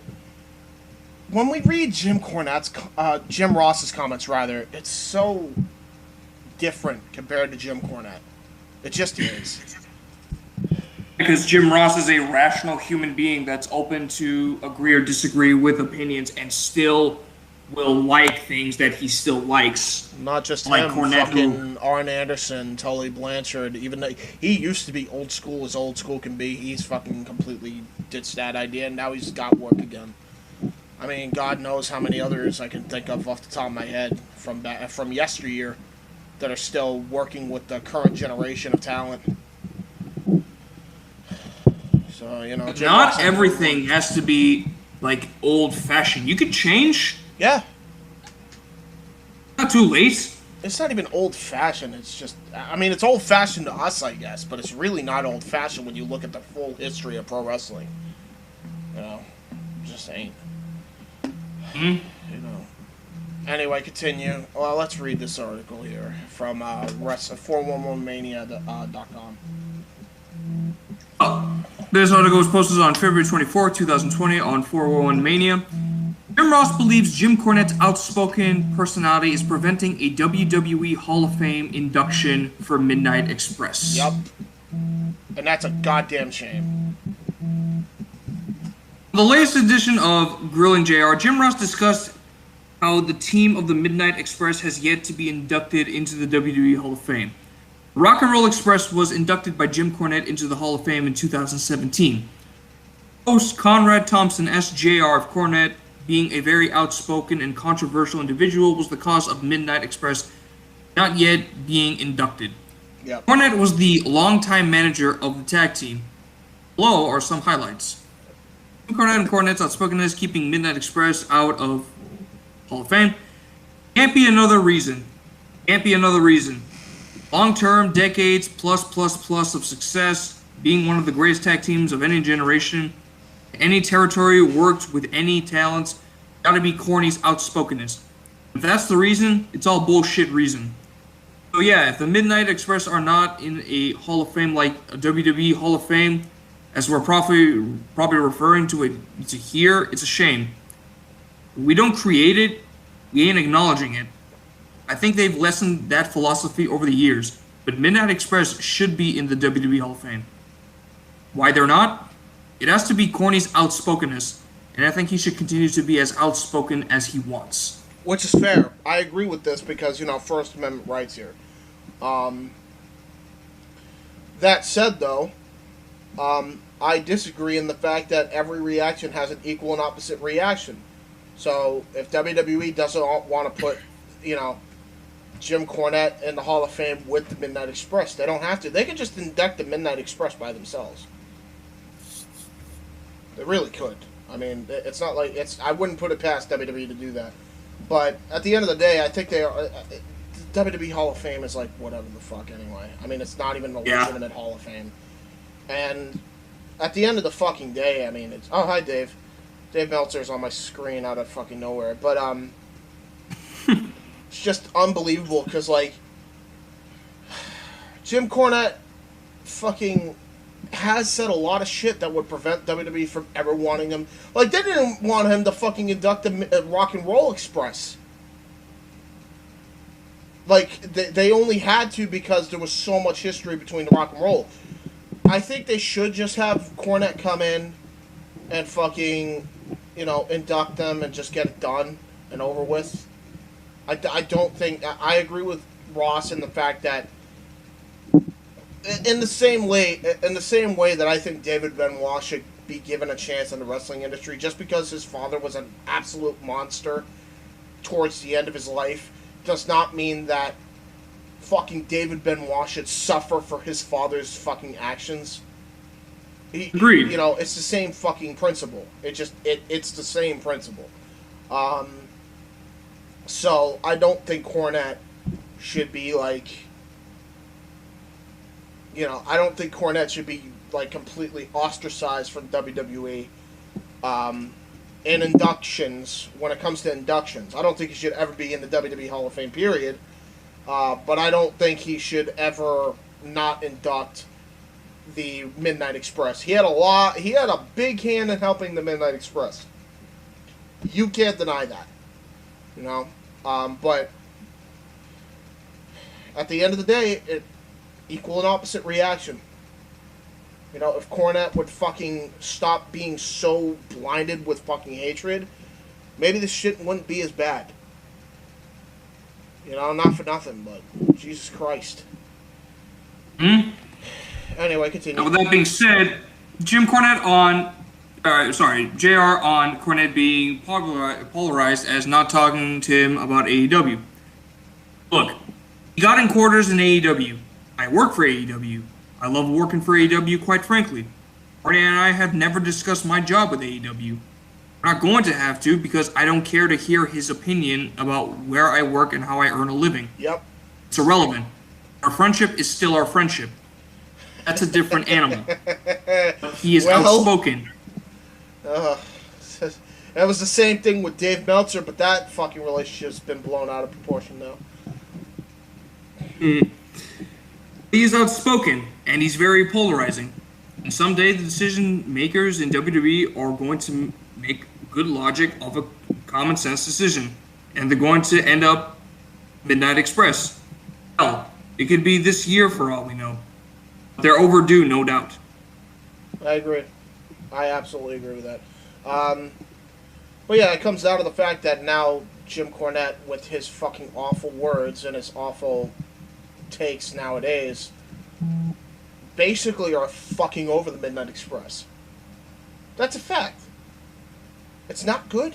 It's not good for them. It's not good for the industry, and it's not good for Cornette's boys in the Midnight.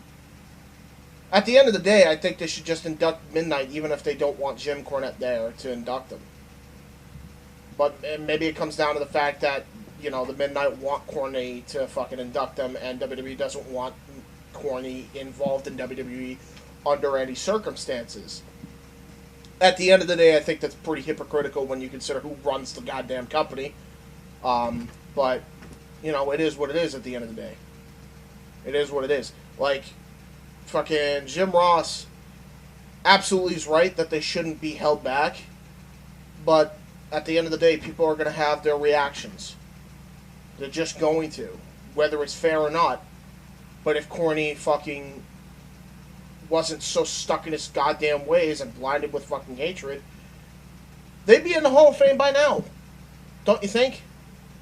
And I love how Ross says that, you know, I don't discuss my work with Jim because our friendship is our friendship, and that's never going to change. Mm-hmm. Yeah, tell that to Kenny Starmaker Bolin.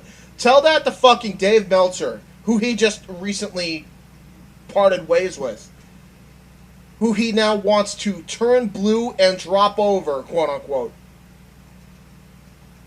Tell that to those guys, because Cornette fucking completely made them fucking just either leave or he fucking just brushed them clean away from his history. I guarantee you that's going to happen with Jim Ross, because he's going to say one bad thing, even though he truly believes it, and in Jim Cornette's mind, that's going to be stepping over the line, and he's going to call him a turncoat and traitor. We're going to get to this when we get to the transcription of his Dave Meltzer rant. I can't fucking wait. But I wouldn't be so quick to say that your friendship with Jim Cornette's going to last, Ross. I really don't think it will. I would watch out. It feels strained at this point.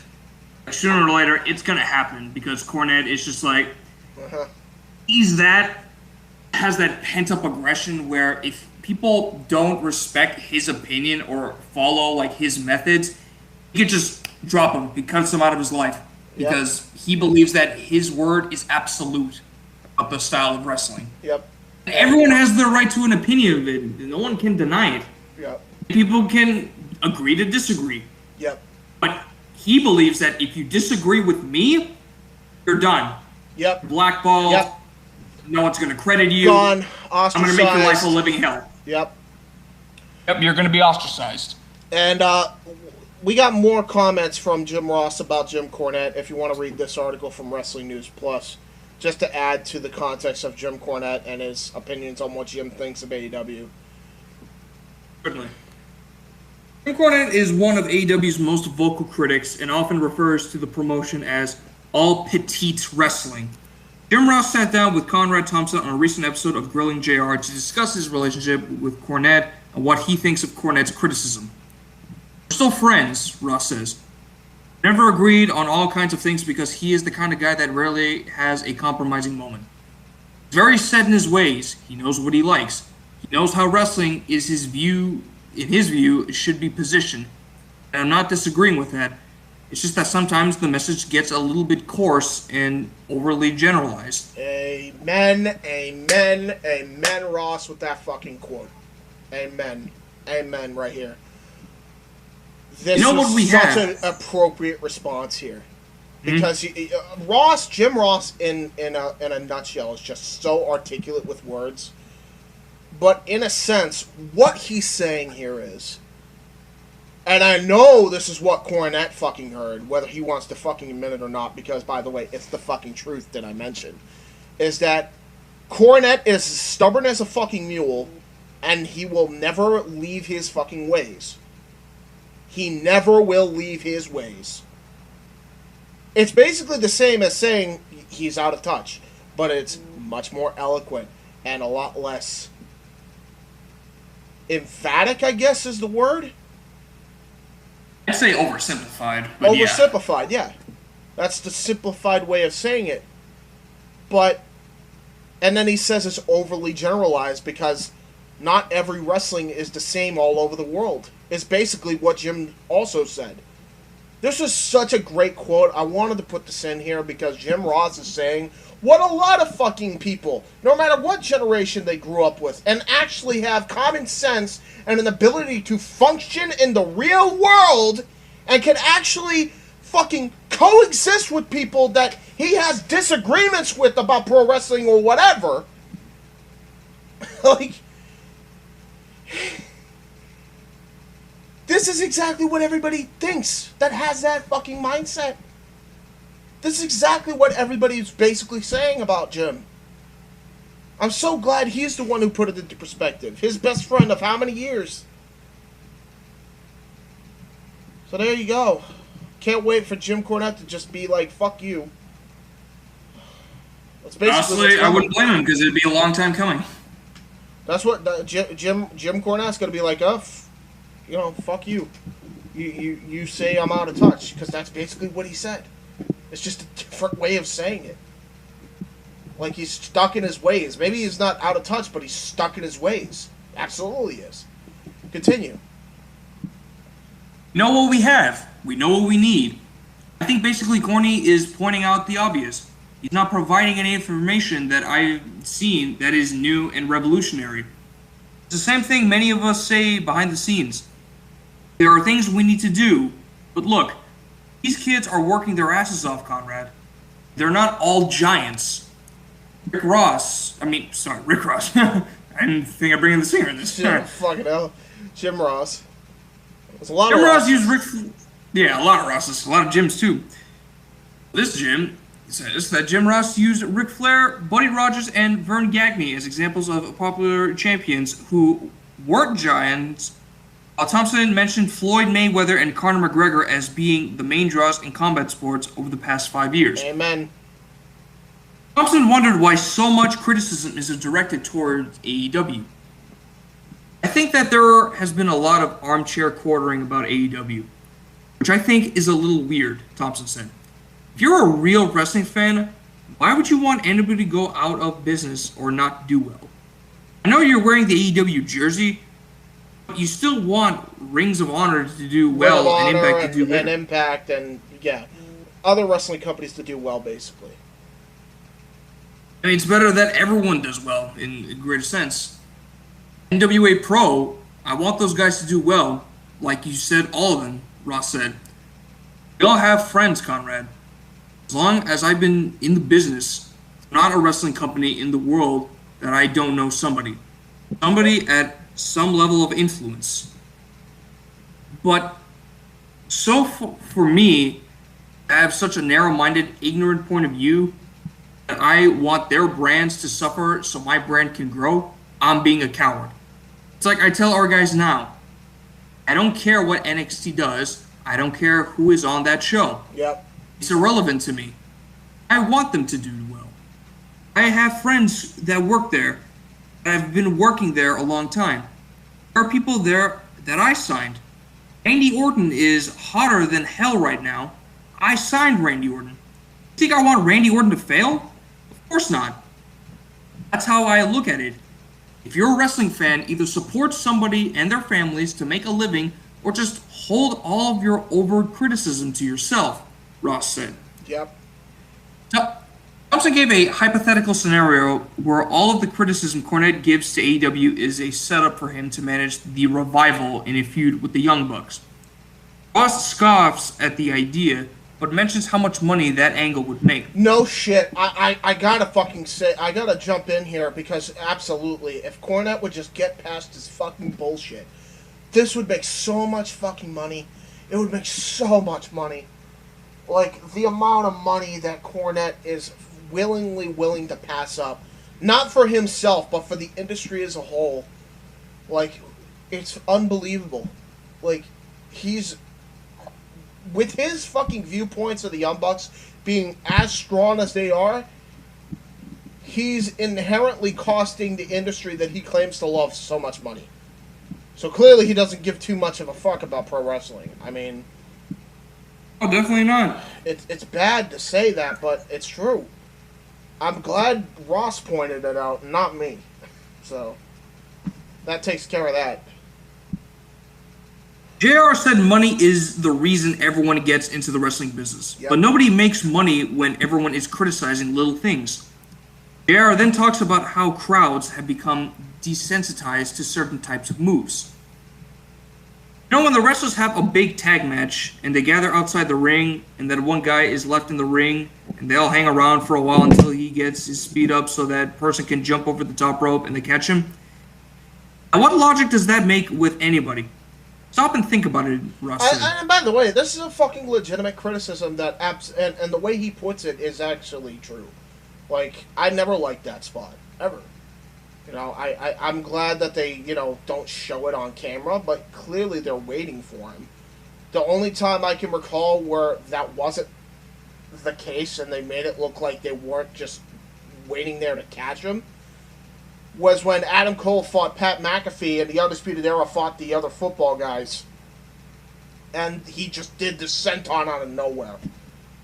And, like, they had, like, a split-second reaction to catch him, and it looked like he just barreled over all of them. Like, I love that.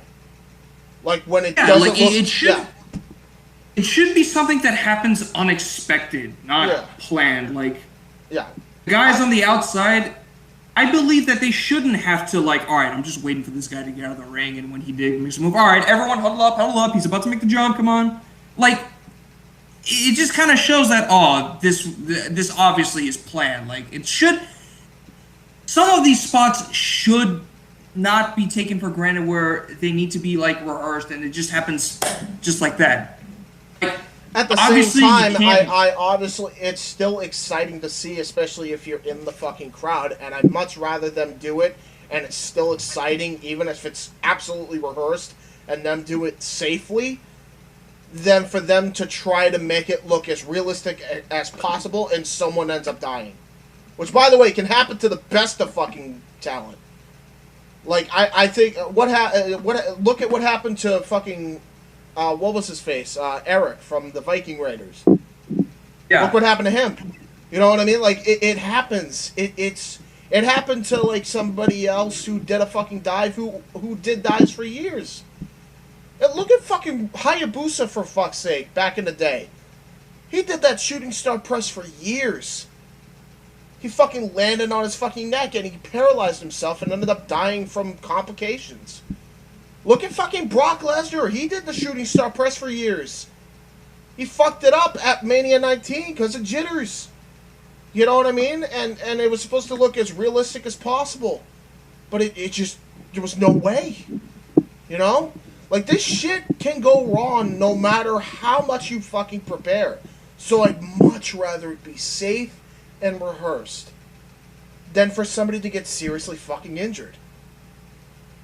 Agreed. You know, it's still exciting at the fucking end of the day for a lot of fucking casuals. People are still gonna show up. They're not gonna look at those little fucking things like you and I would. I mean, yeah, I would appreciate it if they could do it a little less rehearsed, as much as Ross would. But at the end of the day, it's a fucking nitpick. It's a nitpick. That's Jim Ross's nitpick. But he's not going to make a fucking stink about it. He really won't. So there you go. I mean, it's just unbelievable, like, how calm Jim Ross comes across as opposed to Jim Cornette. So, continue. You've got friends and foes standing side by side, not fighting. They're not fighting, and we're waiting to catch, like, the flying Wallendas.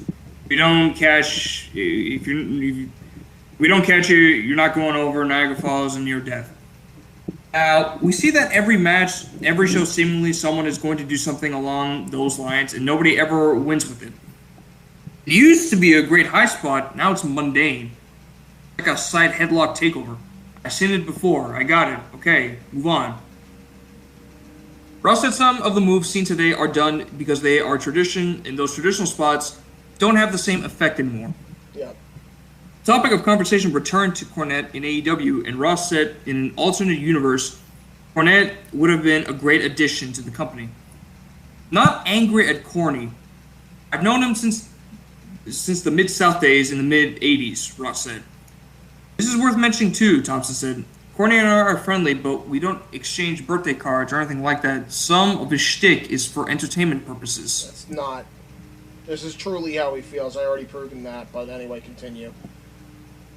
It's a podcast, and I think so many fans get knee-deep in the weeds. This is a guy who gets that funny ha-ha has a place in wrestling. You can go watch some of the stuff in Smoky Mountain and the stuff he grew up on in Memphis. Some of those elements are in AEW today.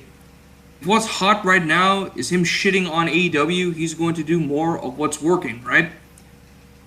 Us repeats he isn't mad at Cornette, but said Cornette doesn't know with AEW wrestlers like he does. Us admits that some of what Cornette is saying he agrees with. All he's done is point out a lot of problems that we're all aware of are not a discovery. Oh my god, I've never thought of it that way. He's not saying anything that's revolutionary. He said the obvious, and by God, he's right on a lot of things. He's not right on a lot. He's right on a lot of things if you can strictly move away from all the heinous shit he says. If you're talking strictly wrestling and wrestling peeves, sure. But otherwise, he's way over the fucking line, man. Like, with a lot of the shit he fucking said. And I think the problem is, even if Jim Cornette was right, even by 60%, 70%, 80%, nobody's gonna fucking listen to his fucking ranting and raving like other people would. It literally takes people like Jim Ross and Tony Khan and others to fucking interpret what Jim's saying, and for them to fucking interpret that into their own way of teaching teaching the young guys calmly. Which, by the way, I don't know if anybody's noticed, but since that's been happening, the company has been getting a little bit better. When it comes to even, worked punches even are getting a lot better. Especially after that fucking December show where they hired that really bad guy for the Dark Order. Don't even get me started on that shit, but it's just fucking wild to me. But yes, it's just unbelievable, man. Like, he comes across as so... I don't even know. Because this was like ages ago where he did this fucking piece on Conrad's show. So, like, this is why I say that this has been improved upon since. He just comes across as so calm, doesn't he? Jim Ross? Compared to fucking... Oh, yeah. Compared to Cornette. It's unreal. Anyway. Yeah, it's almost like he's civil. Yeah. Almost, huh? I think so much to the point where he is civil. Do me a favor, read this Jim Cornette and Kenny Omega continues his feud on Twitter. Meanwhile, I'm going to go to the bathroom. I'll be able to hear you from the bathroom because I got my wireless headphones on. Sure thing. So, this article was posted on July 20, 2017 on 401 Mania. Jim Cornette and Kenny Omega continue to feud on Twitter. Some feuds will never die. Jim Cornette took to Twitter to once again bring up the fact that Kenny Omega wrestled a competitive match against a young girl in Japan in 2012. Cornette brought it up, which upset many fans, and also got responses from Omega, Ricochet, and the Young Bucks. In this tweet, he wrote, "Quit eating people before he got caught. Fuck Kenny Omega Man X. If he wants to be respected as a wrestler, too fucking late." Ben Depressed on Twitter posted, "I don't know, man. I mean, Stone Cold used to be the ringmaster. Wrestlers change and get better, and Kenny has become one of the best." Cornette retweeted to the same thing with a different Jeffrey Dahmer quote. But to the tweet with the Stone Cold Steve Austin, formerly known as the ringmaster, Cornette replied, "Steve Austin never blatantly shit on the sport. He was given a poor gimmick but preserved. Omega delights in being a phony video game fuck. You wrestled a Ninja Turtle. Should we not respect you despite all of the great work you've done?" This was by Todd Ball from July 20th, 2017. This was in reference to Bill Gilberg. He was the one in the Ninja Turtle costume. Yep. And Cornette responded, the turtle was a grown man who could actually have probably whipped me. Not a grade school kid or inanimate object. What? Nice try, Turd Blossom. This is so bullshit. Like, Gilbert is like the smallest, one of the smallest wrestlers ever in the history of the sport, and he said he was a grown man. He is a grown man, by the way. I mean, I'm not saying that nobody's a grown man when they fucking reach, fucking 18 years old. You're legally an adult, right? So, but like, in his warped head, a grown man is somebody that can beat his ass, I guess. Like Jim Cornette's some fucking tough guy, by the way. He really isn't. I'll prove that again. Can't wait to fucking shit on the Santino thing in a minute. But, he fucking... For him to say that Gilbert could have whipped him. Like, Gilbert probably could have whipped you. You know who else could have? Omega. You know who's bigger than fucking Gilbert is? Just by look alone? Kenny Omega. So much wrong with that fucking statement, bro. Like, it's... Oh, my God. Oh, my God. It's just unreal. Yep. Unreal. Continue. Agent retweeted, why did you add him? LOL. Also, there's been times you bring him up whenever the subject is even about him, at times for whatever reason. True I retweeted. Because I want this dipshit to know exactly what I say about him so there's no misunderstanding. He should not be allowed in our business. Yep. It's incredible you do not see what we see. 5 minutes doing some intense spots and doesn't even hurt her in any way. That's a safe worker. You tweeted, what do you want, LSD? That's the point. 5 minutes with an 8-year-old girl and doesn't hurt her. Makes it phony bullshit anyone can do. Are you blind? Except not everybody can. And by the way, not everybody can do it. So that's fucking... How many celebrities tried to fucking do pro wrestling and how many fucking failed? Because they didn't know how to fucking wrestle or work or any of the above? Like... You want an example? Look up back when Raw used to do the Monday night guest host things. Hey, do you remember when fucking... do you remember when they fucking wanted the fucking Tonight Show host? Who was the guy? Who was the guy that had Fallon? the gray hair? Who was the guy that had the gray hair that used to be on NBC's show? I forget his name. I'm thinking either Jimmy Fallon Not or... Jimmy Fallon. Think about it. Jimmy Fallon? What was the other guy? Jay Leno. Jay Leno. That's him. Yeah, Jay Leno had a fucking wrestling match and it was the shits. You know, and granted, he was old as shit too, by the way, but like... You know, not every fucking MMA guy could do pro wrestling either. How many fucking MMA guys tried pro wrestling and they failed miserably? How many fucking MMA guys also tried pro wrestling and they fucking succeeded? It's not for everybody. It's not. Not everybody can be good at pro wrestling. So that's a fucking complete... It doesn't make it look fucking phony and bullshit and everybody else can do it. Now, granted, wrestling... by and large, is a scripted sport anyway. But to say that everybody can do it is, again, an overgeneralized statement.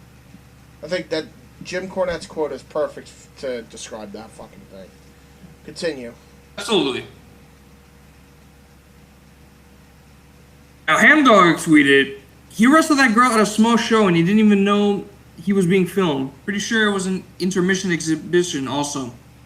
Cornette retweeted, oh, that explains everything, you fucking lunatic. It was a show. There were fans there. You can't weasel dickweed out of this one.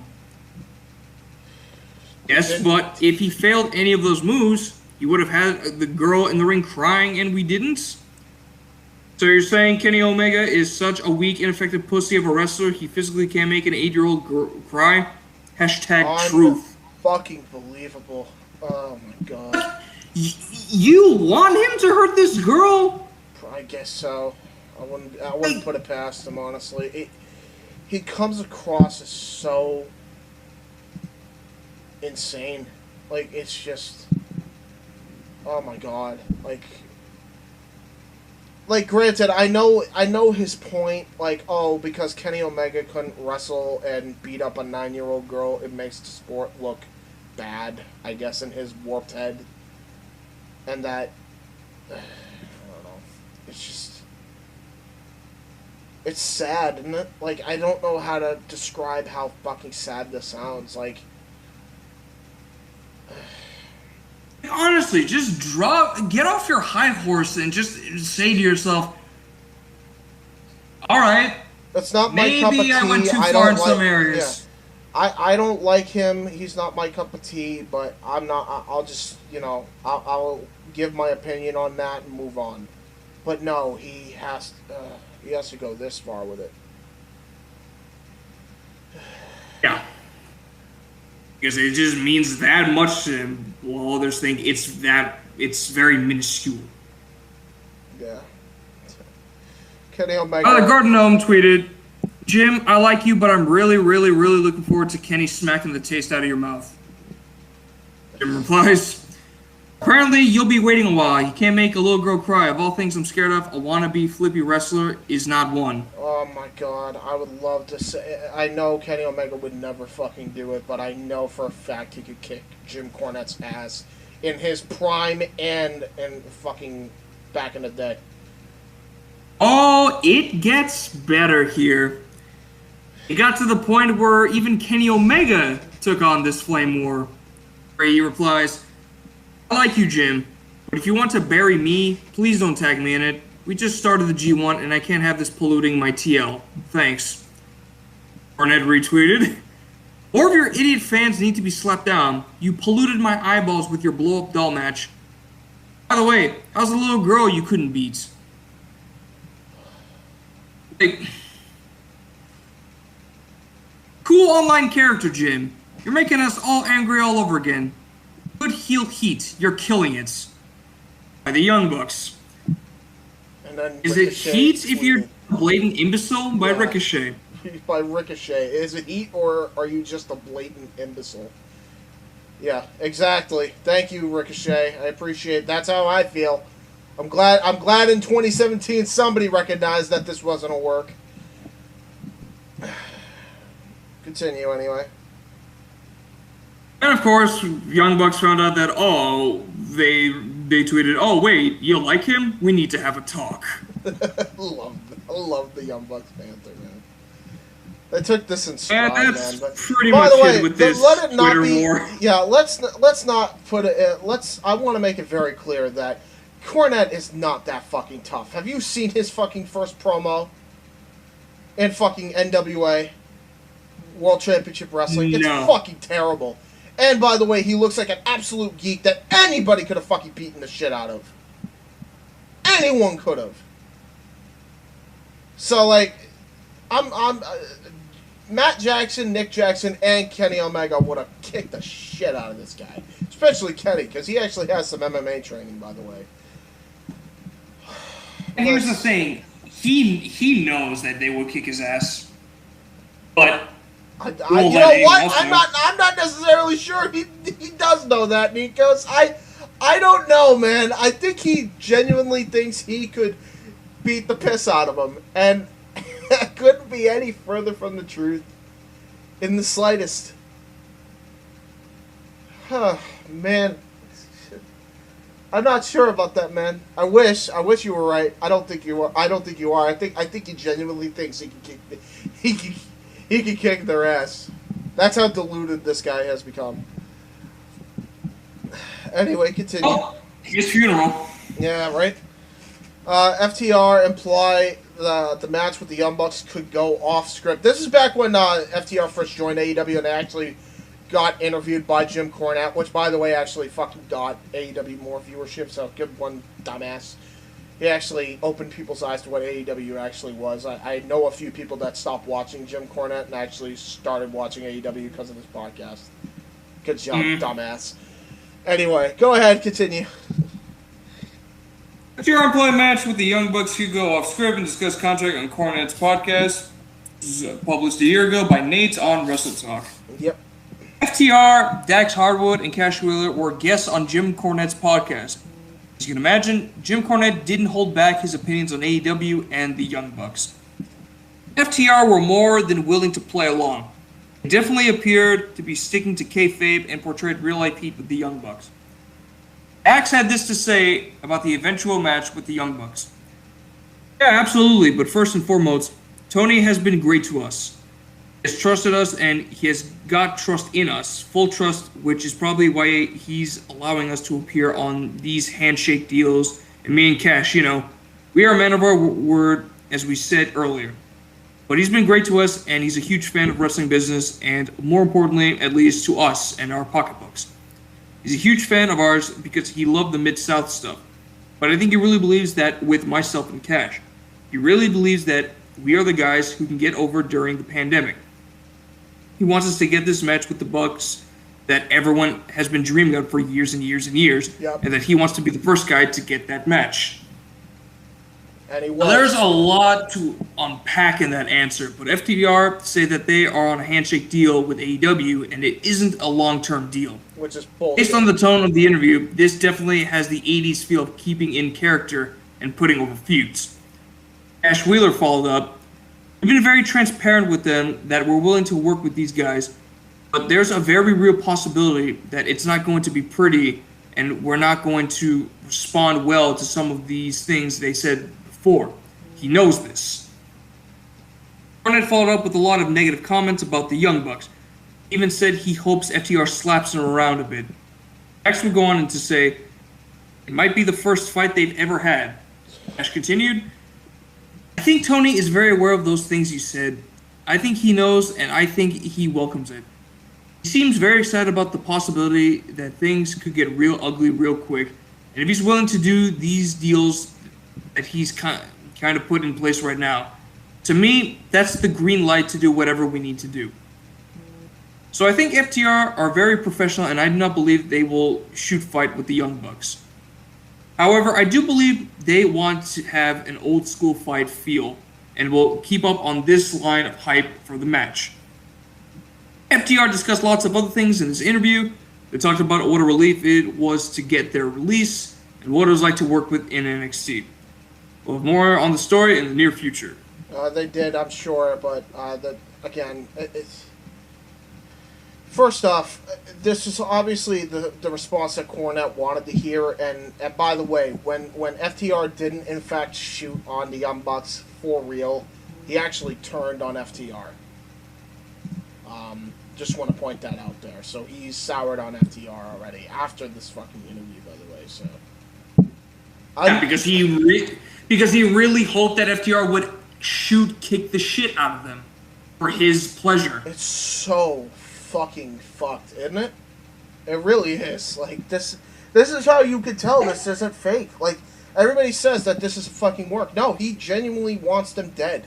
He wants their asses kicked for no other reason than the fact that he thinks that wrestling should be one way or the highway, and if you don't agree with that, tough shit. I mean, this goes back to when the Brawl for All thing happened with, and how it was conceived with Russo and JBL. Throughout the whole endeavor, Russo wanted someone to beat the shit out of JBL because he hated him. And Russo. This is why I say, and this is exactly why I said he is no different now than fucking Vince Russo. Because if he wants FTR to kick the shit out of the Young Bucks, then he is no better than Vince Russo wanting to have Bradshaw get the shit kicked out of him. Regardless of how much that Bradshaw fucking deserved it, is irrelevant. It cost so many fucking careers doing that. If FTR were to go off script and fucking shoot on the Young Bucks, that's unprofessional, number one, and they are very professional, FTR is. They would never fucking do that. But let's entertain the idea that they did. Do you know how much fucking publicity and bad publicity AEW would get from this incident? Oh, this it would kill the industry. Which is what Cornette would want. Yep. Yeah, and that's the saddest thing, isn't it? That's the saddest thing. Like, this guy is so fucking, like, off his fucking head that he wants the wrestling industry to die because it's not to his liking. So instead of letting other people enjoy it, he's got to try to ruin it for everybody else. What the fuck is wrong with you, you southern asshole? Like, let them do what they want. Dude, it's not even the fact that it's not even heel heat anymore. This isn't a gimmick. This is real life. This is really how he thinks. I've already proven multiple times that this is exactly how Jim Cornette feels. This is acceptable? To me, this isn't. To me, this really isn't. Again, at the end of the day, free speech, but every fucking reaction has an equal and opposite reaction. And you're the one that said nobody had the balls to fucking call you out on your bullshit when it fucking needed to be called out on. Well, I think this fucking podcast proves that fucking theory wrong. You complete, utter fucking moron. And now we got this article from PW Mania. Oh boy. This is from 2019, by the way. 11/21st, 2019. If you think that this is bad, this is a fucking person that he had no fucking problems with whatsoever. Not even a relationship with this guy whatsoever. This is about Justin Roberts. Remember this little nugget, Nikos? Oh, no. Yeah, this is what it's about. So, actually, no, it's not even just about that. It's also about the Billy Corgan incident where he fucking said that thing about Trevor Murdoch and Ethiopia. So it's a combination of both of these things. Because it happened all in the same week, by the way. That's another fucked up thing. So anyway, go on. Just read it. Has Jim Cornette finally gone too far? Billy Corgan, widely regarded as one of the best musical talents of his generation and known as the frontman for the Smashing Pumpkins, purchased the rights to the National Wrestling Alliance. I didn't know what it could actually be used for. Since Ted Turner bought Jim Crockett Productions, the major promoter of the NWA name, in 1988, and later changed the name of the organization to World Championship Wrestling, the actual NWA more or less floundered around with a few independent promotions claiming they were a part of the National Wrestling Alliance since that time. Yep. It was often disappointing to see small cards with 50 people in attendance attempt to associate themselves with the initials that were once the most powerful in the industry. Even TNA's use of the title belt didn't necessarily represent a new age for the organization, rather a way to get a new project noticed in 2002 before they dropped it in exchange for their own championship roughly 5 years later. So, I was skeptical about what could actually be done with anything named NWA as far as a product in 2019.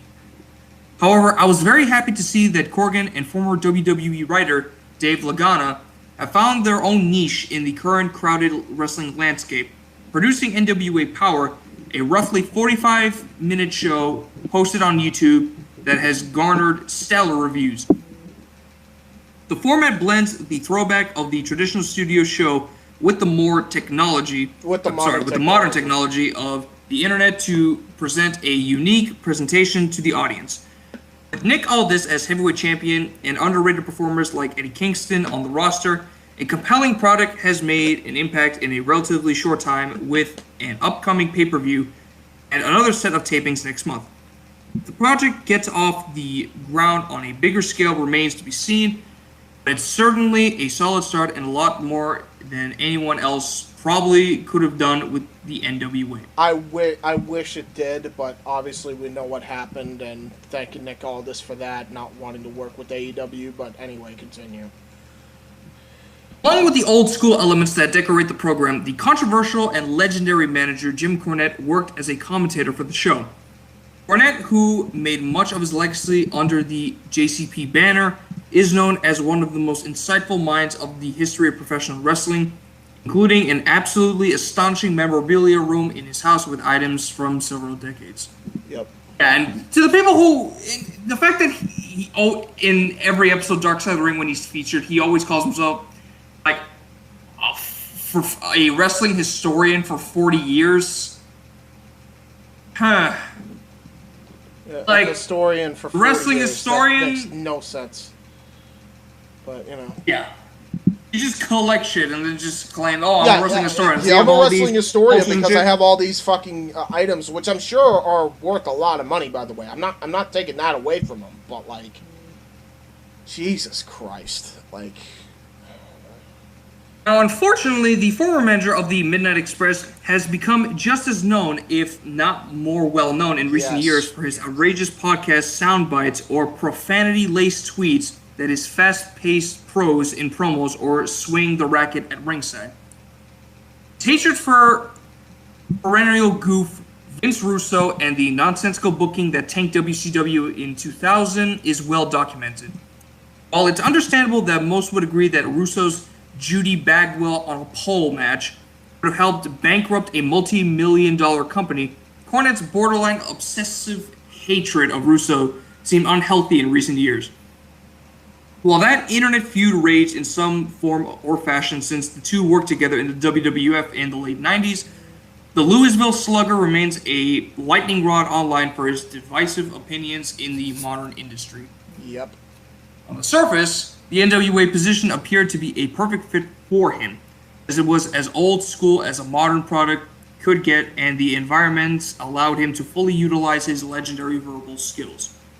However, similar to many of his other recent comments, Cornette put himself amid more controversy when he blurted out a rather tasteless joke that sounded very racist during the Nick Aldis-Trevor Murdoch match during this week's edition of the NWA Power Show. And in fact, I'm going to just fucking play it because I have it online. So give me a minute while I play this. I'm not going to screen share right now, but it's on here right now. This as seriously as he might should. Trevor Murdoch, he's mad, bad, and dangerous to know. He's the only man I've ever known that can strap a bucket of fried chicken on his back and ride a motor scooter across Ethiopia. Trevor Murdoch can take care of himself. And if Nick this as seriously as he... Just... Oh my God. I'm pretty sure I just watched my final episode of NWA Power, said Seahawk. Now, by the way, this was not at all their fucking fault. I mean, I don't think not a lot of people would know about what the hell was going on in Ethiopia anyway. But, you know, it's such a southern thing to say that it sounds so fucking tasteless and racist on a wrestling show. And, you know, I'm not saying that everything should be PC with wrestling, but there are certain real life events you just don't bring into pro wrestling. You just don't do it. And that's the same with, like, any other form of entertainment. Like, unless you're a comedian or something and can twist a joke into something that isn't as bad, this is never gonna sound good on any form of entertainment.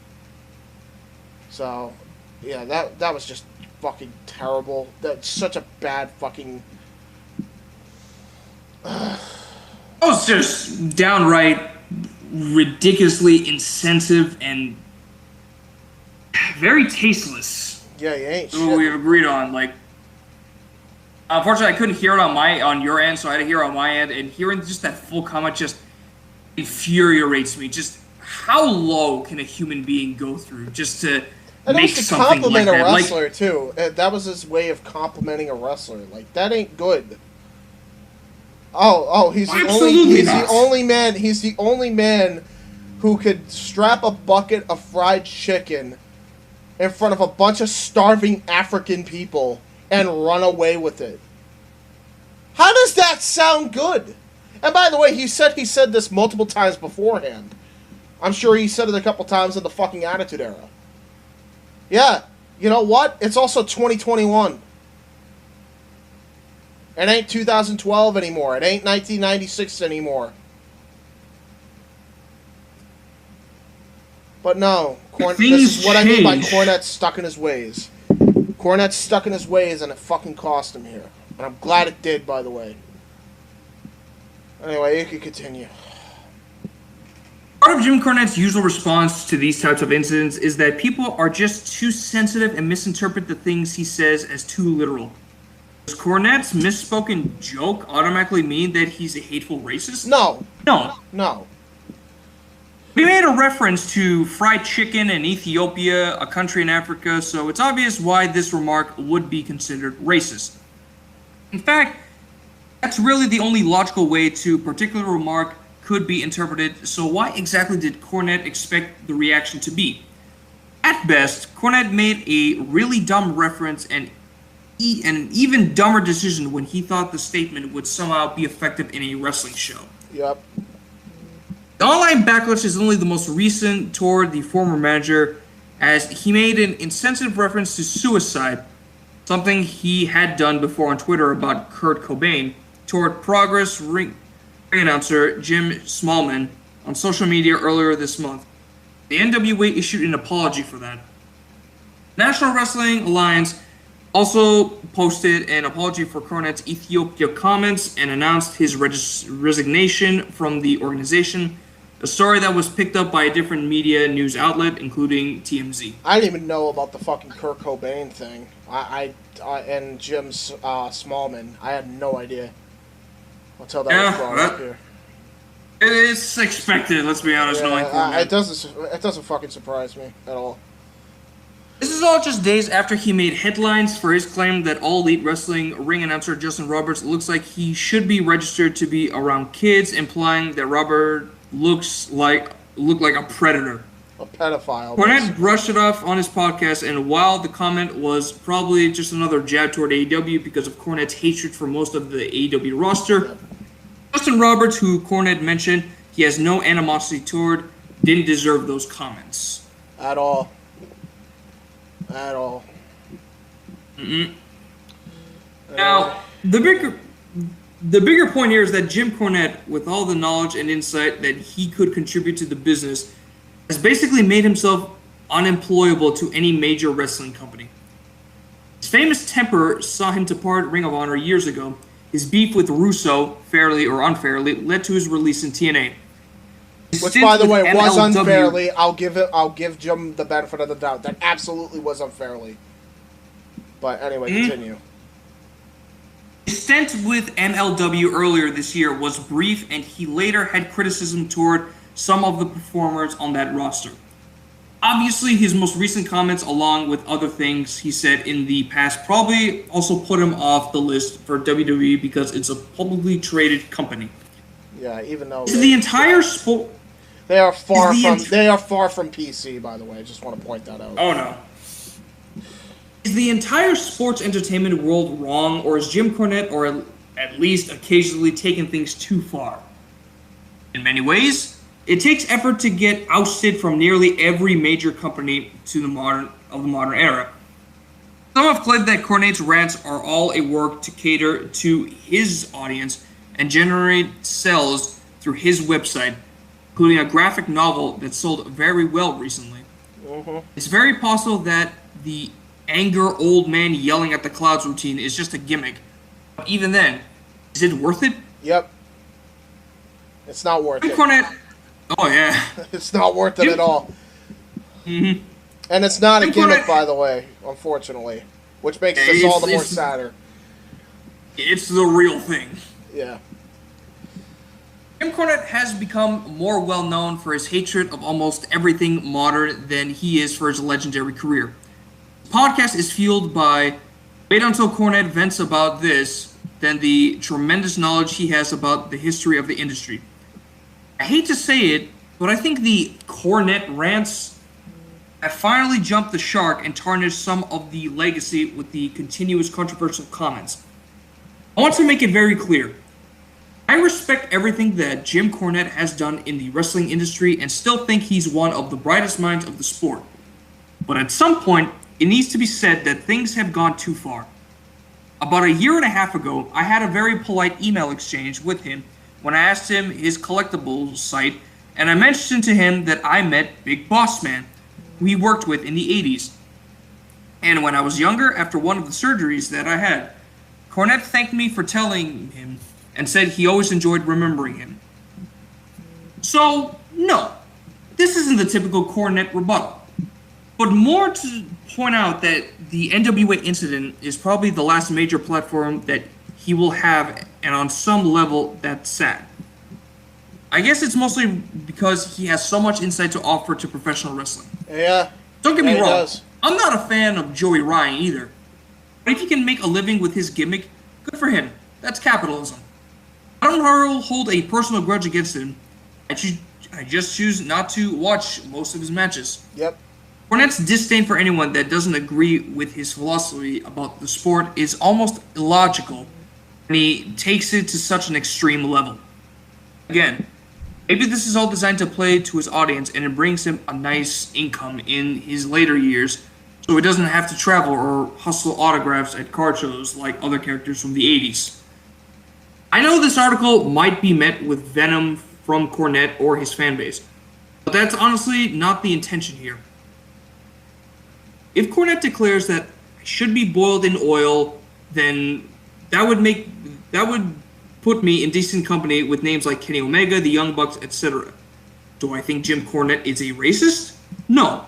But when a remark makes media outlets and overshadows what the NWA has built in the past few months, perhaps even the verbal Mozart should consider what he says before he delivers one of his trademark rants. Granted, Jim Cornette shouldn't care or be concerned with anything I write in this article, but he also has the knowledge to be a much more influential force than just a renegade podcast on YouTube.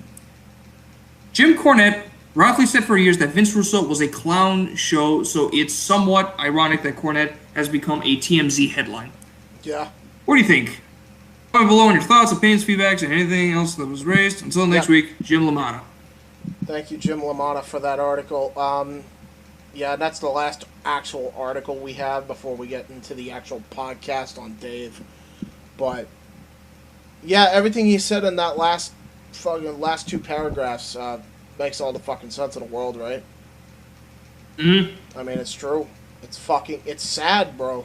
Like, he could offer so much, and instead he is so stuck in his ways that he's actually hurting the business he loves so much. And at this point, I don't even think he cares. I don't even think he loves the wrestling industry anymore.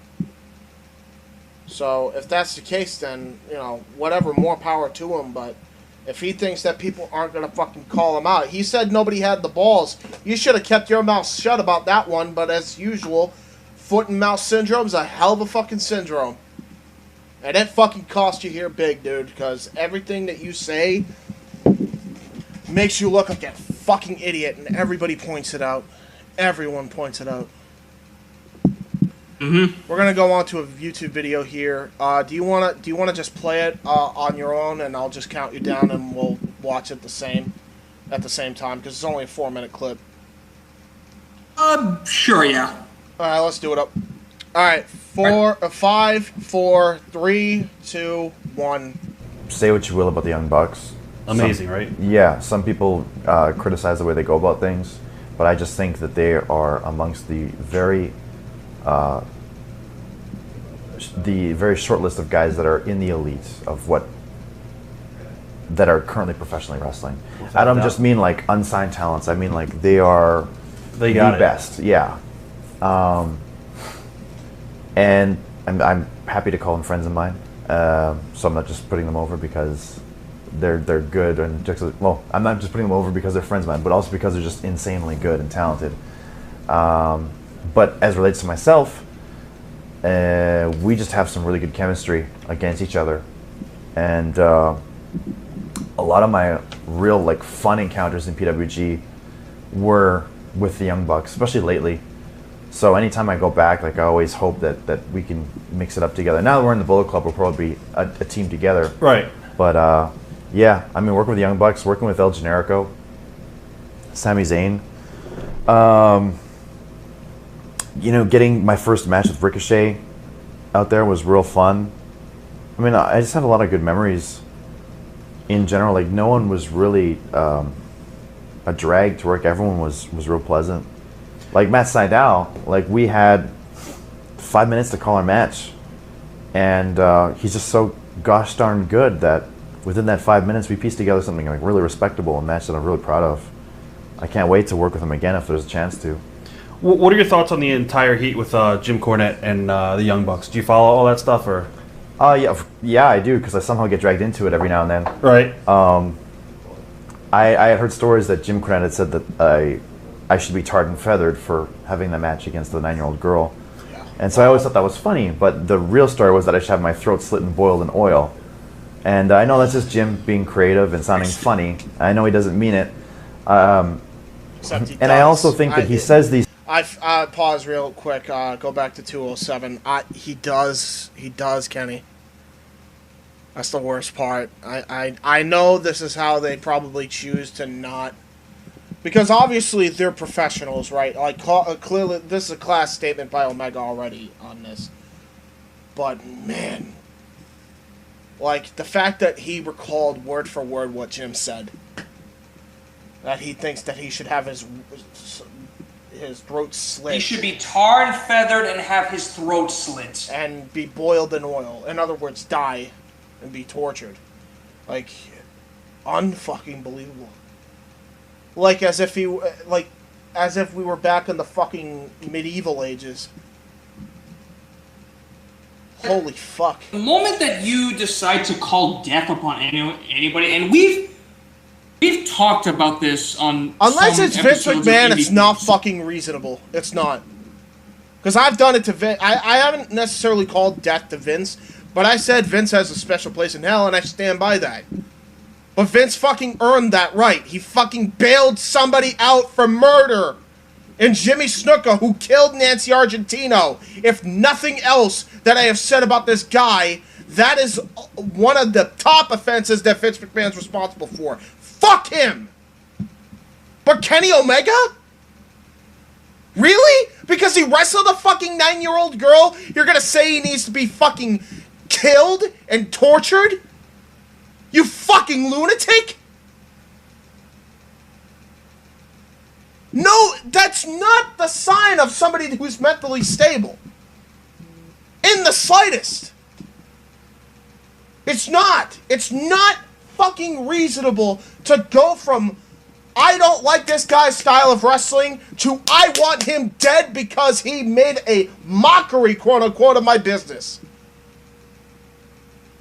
As if there was a right or wrong way to do the industry. Oh my fuck. Cornette, has shown that he believes in the purist style of wrestling, that he believes that it's gospel, that it's his own creation. Yeah. That it shouldn't be tarnished in any other way. But when someone wants to, improve it or just kind of make a joke about it, just a small little fib, he gets all pissed off, he shat in his fucking coffee or something. Yeah.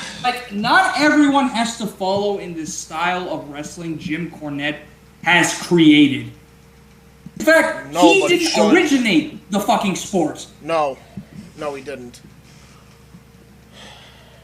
And I'm actually going to go off and say this. If he really believed, if Cornette, Russo, or McMahon really took the time to actually embrace the tradition of the wrestling as a sport from its conception thousands of years ago when it was created by the Greeks, how come there was never a Greek wrestler in either WWE, WWF, or any other wrestling platform? They grew up on the southern shit, that's why.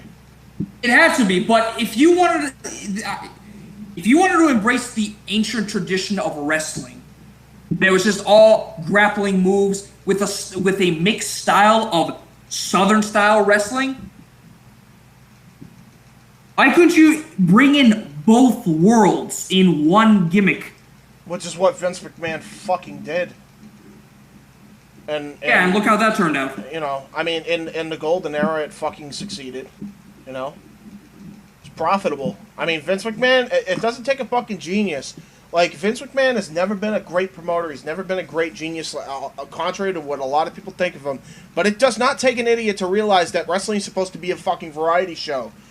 And you need variety in order to sell. People aren't just going to stick around for the main event. It's not like boxing. People aren't just going to file in when it's main event time. And it's the same thing with UFC shows. People, that's why there's multiple different divisions. It's not just one. You need multiple different characters. You need multiple different personalities to sell out the arena. You need something for everybody. So, you know, it comes down to that. Like, I don't get his philosophy. Is so jaded and fucking out there. It's ridiculous. His philosophy feels authoritarian. Yes. If you don't follow this, then I'm gonna cut you off. I'm gonna insult you. I'm gonna wish death upon you. Oh boy, we'll get to that. We'll get to that, man. I got something for that one. Right. You on 207, we'll right? continue in the video. Yeah, 207, And right? Yep, 207. All right, 5, 4, 3, 2. And by the way, while we watch this video, we should probably put something here just for, you know, audience. Don't think that we've gone, you know, AFK. But, you know. Yeah. 5, 4. Oh, yeah. 5, 4, 3, 2, 1. These things because he knows that the Bucks are kind of the it thing. You know. Wants to rub? Yes. Yes, totally. And, you know, the match that I have with the girl has millions upon millions of views. So to be the guy that said I should die because of that match, you know, he's going to stand out as one of the very few people with a voice that people may listen to, you know, that has a negative opinion of the match. So I just no-sell it because I don't want to give Jim that attention that he's looking for. I mean, if he calls me out personally, and I'll say like, okay, Jim, I think you're funny. You know, that's great. Like, I know you don't hate me. Right. If you do hate me, then you must have a problem. Because yes, really, what have I done to you personally? Yes, you do. Well, I didn't even know you guys had heat. This is news to me. So. Oh no, I don't think there is. I don't think there is at all. I just think like he just kind of went into business for himself. Right. Like, okay, these guys are getting over, so I'm just going to mention them on my podcast or tag their names and say like, I wish I could kill them. You know what I mean? Yeah. Like, and that's going to get him heat. Like, and we all. I mean, if the spotlight was taken, I didn't even know. off of us, like I didn't Bucks even know and he said he myself, wanted to kill them. who knows? Maybe we'd search for a way to get back into it, and what better way than to target the guy that is in the spotlight? Jim perhaps is that kind of person. Do you think that the Bucks went too far when they super kicked the little kid? Nope. No. Neither do I. No, not at all. Okay. You watched the video. The kid wasn't touched. The super kick was completely safe. If there's anyone that knows how to throw a safe super kick, it's the master of the super kick. And if I'm not talking about Shawn Michaels, then I'm talking about the Bucks. You know what I mean? Yeah, yeah. Like if there are two guys that could do a move that you would consider complete safety but looks like death, it's going to be the Bucks and the super kick. So at no point in time did I feel that the child was endangered. It was, I mean, I'm sure you saw the footage. Oh yeah. You know what I mean? For a guy in the business, you can tell that the kid was protected. 100%. The Bucks weren't going to take his head off. They weren't looking to plaster him or pop themselves by stiffing a child. Right. Not at all. It was for the entertainment of the crowd and for the better entertainment of the wrestling world. Yeah. in my humble opinion. Yep, absolutely. Before we continue, I want to first off stay on YouTube for a second because I need you to look up a video specifically called Conan on the latest round of Jim Cornette versus Dave Meltzer, because I forgot to send you that because I'm going to play that next. That said, as you're searching that up, I want to comment on that because the fact that Cornette, I honest to God thought he just wished death upon them. I didn't even know he wished he could kill them themselves. It could be an over-exaggeration, but I also wouldn't put it past Jim Cornette to say that. But I don't have evidence to say that that's exactly what he said. All I know is, for sure, matter of fact, that he wishes that these guys would be tarred and feathered. I did hear that line on Kenny Omega, and that he wishes that they would drop dead and be tortured. I've heard that very many times by Jim Cornette, and that's because I listened to his podcast. This is absolutely what he has said, and it's fucked. It is a fucked viewpoint, and it is fucked to ever wish that on people that have not done anything personally to you. And if you take what they have done to the industry, quote-unquote, as a personal attack, then you're the fucking one with the problem, dumbass. Exactly. You're the one with the problem. It's sad because it's real, and I know, and you can even tell when Kenny Omega said, I don't believe it. No, he believes it. He knows it's real. He knows it's fucking legit. You could tell just by the look on his face. He only said that because he's just trying to be classy about it. But he knows that Jim Cornette hates him, and it's irrational. It's fucking irrational. Anyway, so you got that clip, right? You got that clip ready? What was the name of that clip again? Conan on the latest round of Jim Cornette versus Dave Meltzer, because that's the next thing we're covering. We're finally at this point. Conan on Jim Cornette versus Dave Meltzer, you say? Yep. Yes, it is.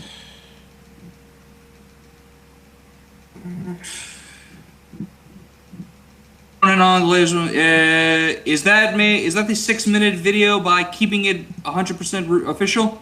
Yes, it is. That would be their podcast. And it's got the thumbnail with it's got the boxing thumbnail, right? It's with the AEW, make AEW great again. Yeah. It was It was just for the purposes of the thumbnail, yeah. Okay. I am on it. All right. Start it from the beginning. 5, 4, 3, 2, 1. The next one is from Joe Uribe, and the subject is Dementia Dave Meltzer would be a great gimmick.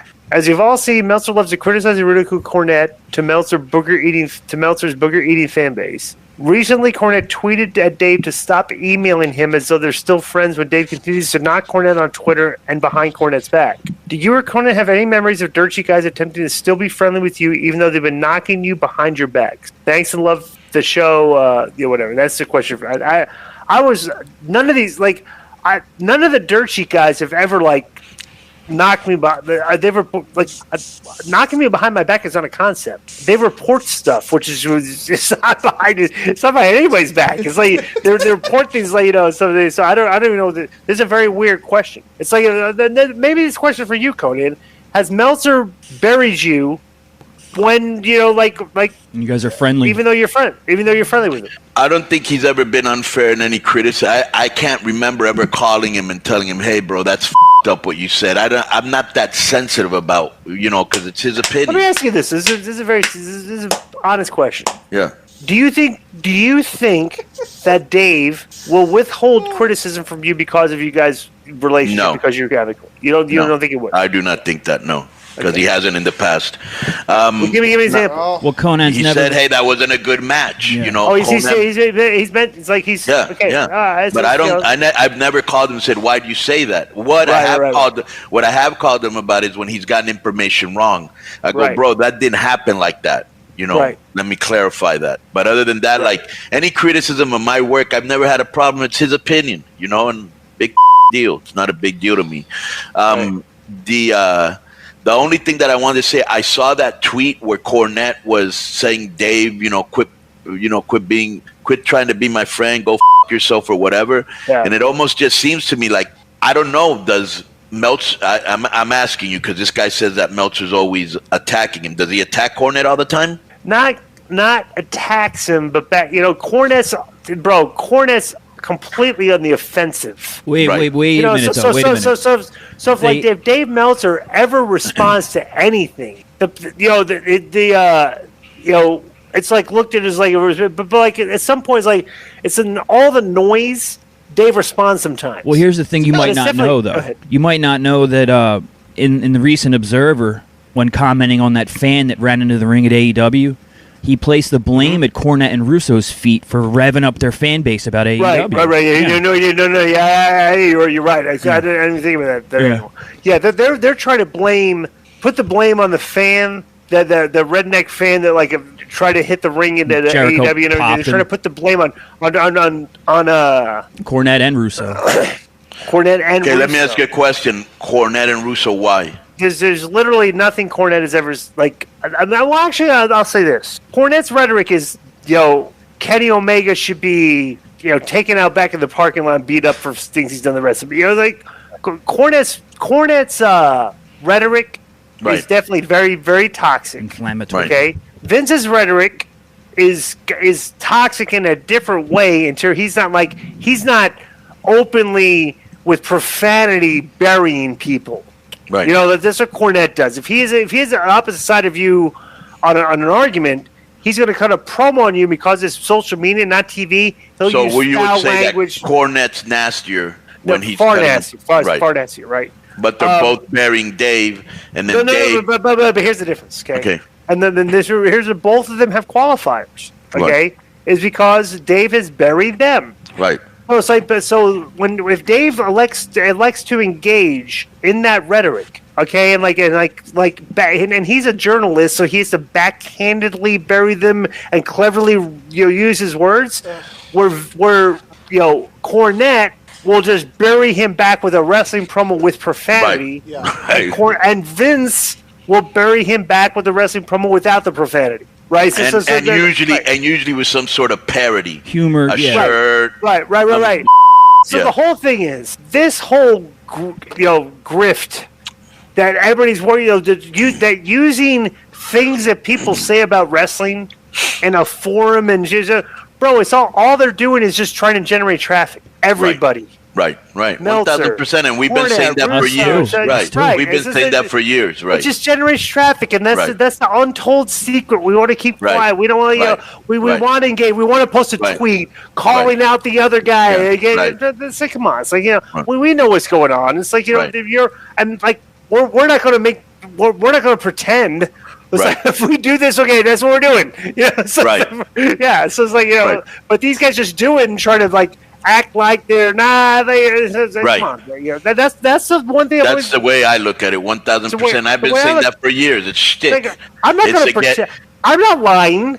Yeah. I'm being critical. I'm being very honest. And if people say, "Well, that's not what I meant," no, that is what I meant. Because to Cornette's paying fan base, they want to hear him bury them. He makes money off of that. Russo makes money off of burying Meltzer. Meltzer makes money off of burying them. They're all provocateurs. You can't ignore why your fans are tuning into you. Right. And you can't ignore that. Okay, I've gotten these fans to tune in because this is what this is my narrative. Right. So I'm going to continue and try to collect more fans and try to market them. 1,000% did what That's all it is. Yeah. That's all it is. And that's just that's all social media. And most people haven't picked up on it, so they keep making money off of it. Bingo.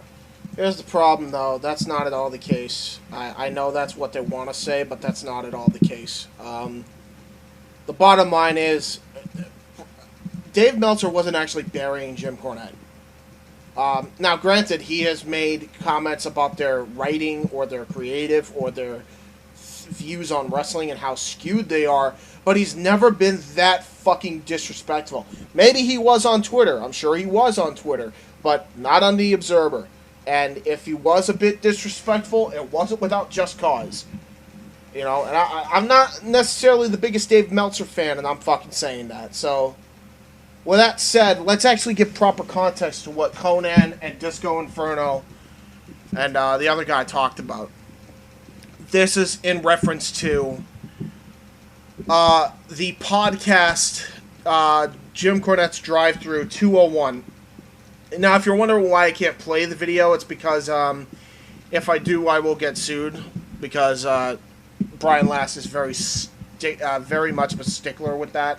So I had to transcribe their words here and put the proper context here.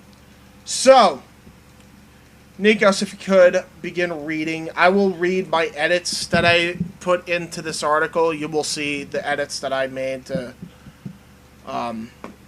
put this in. It's just unbelievable. It's just fuck. So we're not going to do the Jim Cornette tweets? No. I want you to read everything except for the James edits, the editor James edits that I put in. All right, cool. Yeah. This is from the transcript of Dave Meltzer and Kenny Omega versus Brian Last and Jim Cornette. Fine. So, once again, you and Dave Meltzer are going at it on social media and beyond, and a lot of people want to know what's going on. Cornette. This is the only feud I was the side that was just trying not to have a fucking feud because I'm fucking fed up with it. But he won't leave it alone, will he? And it's just unreal. Yeah, okay.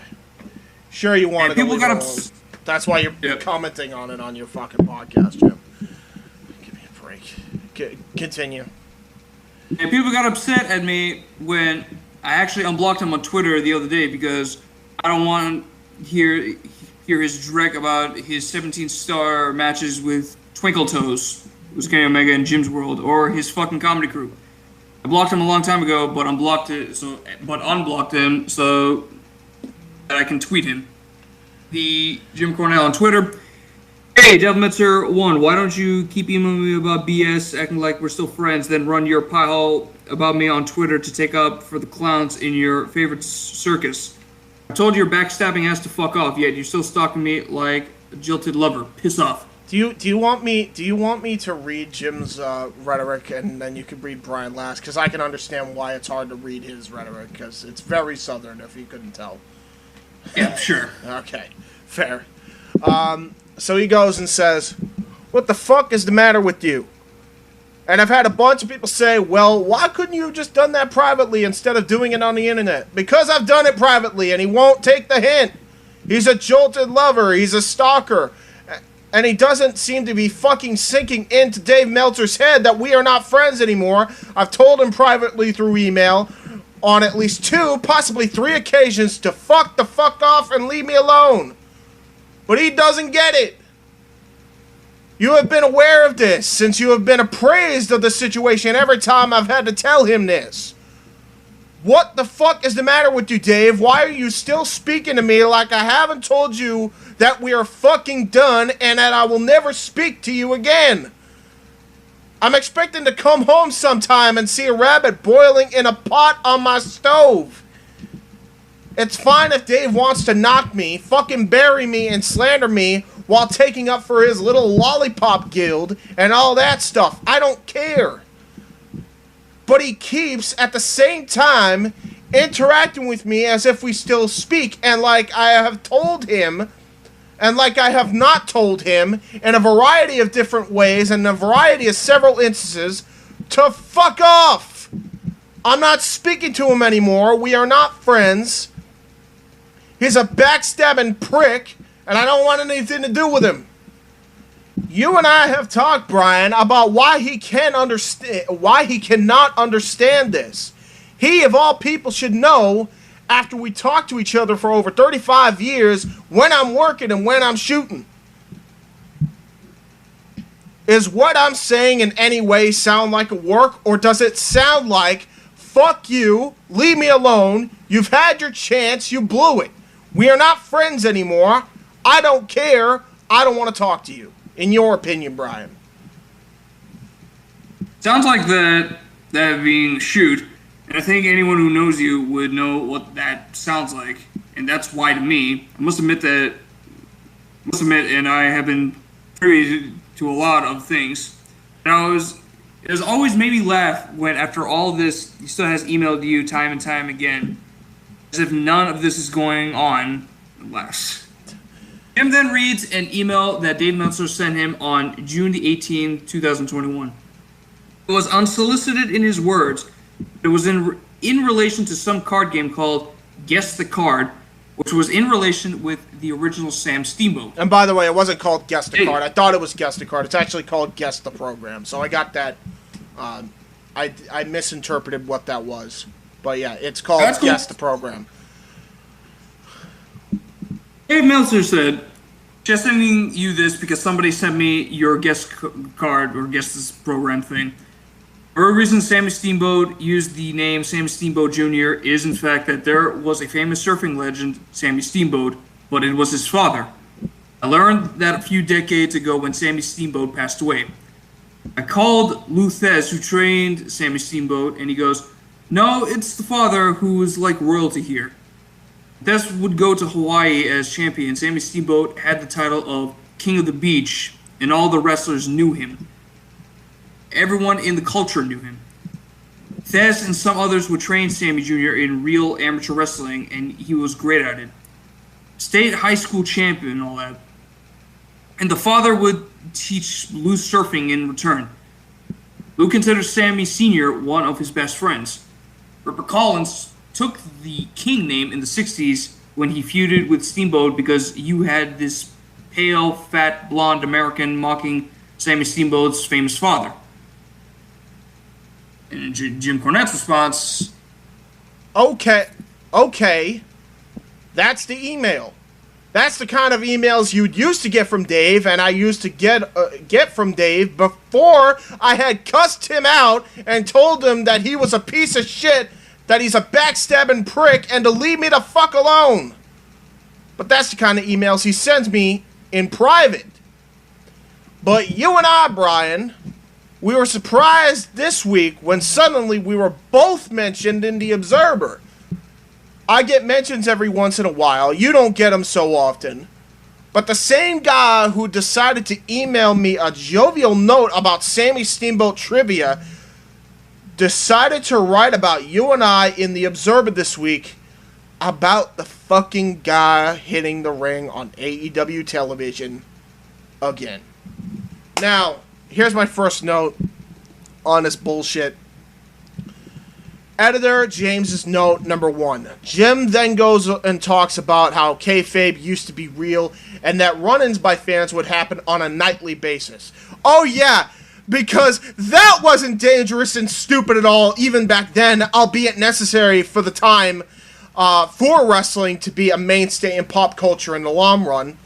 Those days are long past us and should not exist anymore. But don't tell Cornette that.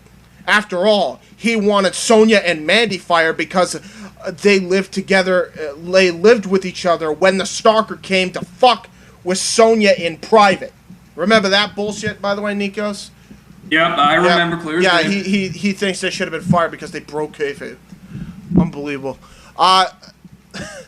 It's not like they were in public, but because they were in the same house, they are heathens by Cornette's nonsensical logic in 2021 and beyond. As I said, these kayfabe in real life days should be over and done with. Let kayfabe be on television and maintain it on television. I get that. Maybe even during autograph signings as well. I can understand that if you wanted to kind of be kayfabing it up for the fans and the actual, autograph signings. But do not deceive people into thinking wrestling is 100% real like it used to be. Why? Because someone could be killed. Take, for instance, the Jericho and Moxley almost getting attacked, 2 different time periods, Bret Hart almost getting stabbed, or Lacey Evans and Natalya Neidhart getting pelted with garbage in Saudi Arabia. Luckily, it was garbage and not bullets by those lunatics. We don't need situations where wrestlers would be attacked by people, in Jim's words, with worse intent and definitely worse outcomes. Fuck that. I'm good. And would then talk about how this nutcase that jumped onto the ramp in Miami for Road Ragers said, "I did it for you, Jim Cornette," while saying the same thing to Vince Russo. "I did it for you, bro." It was trying to get attention from as many people as possible. Jim then replied with, "But Dave, to his credit, immediately when the story was going around, tweeted, 'No way Cornette would approve of this or would ever have approved of this.'"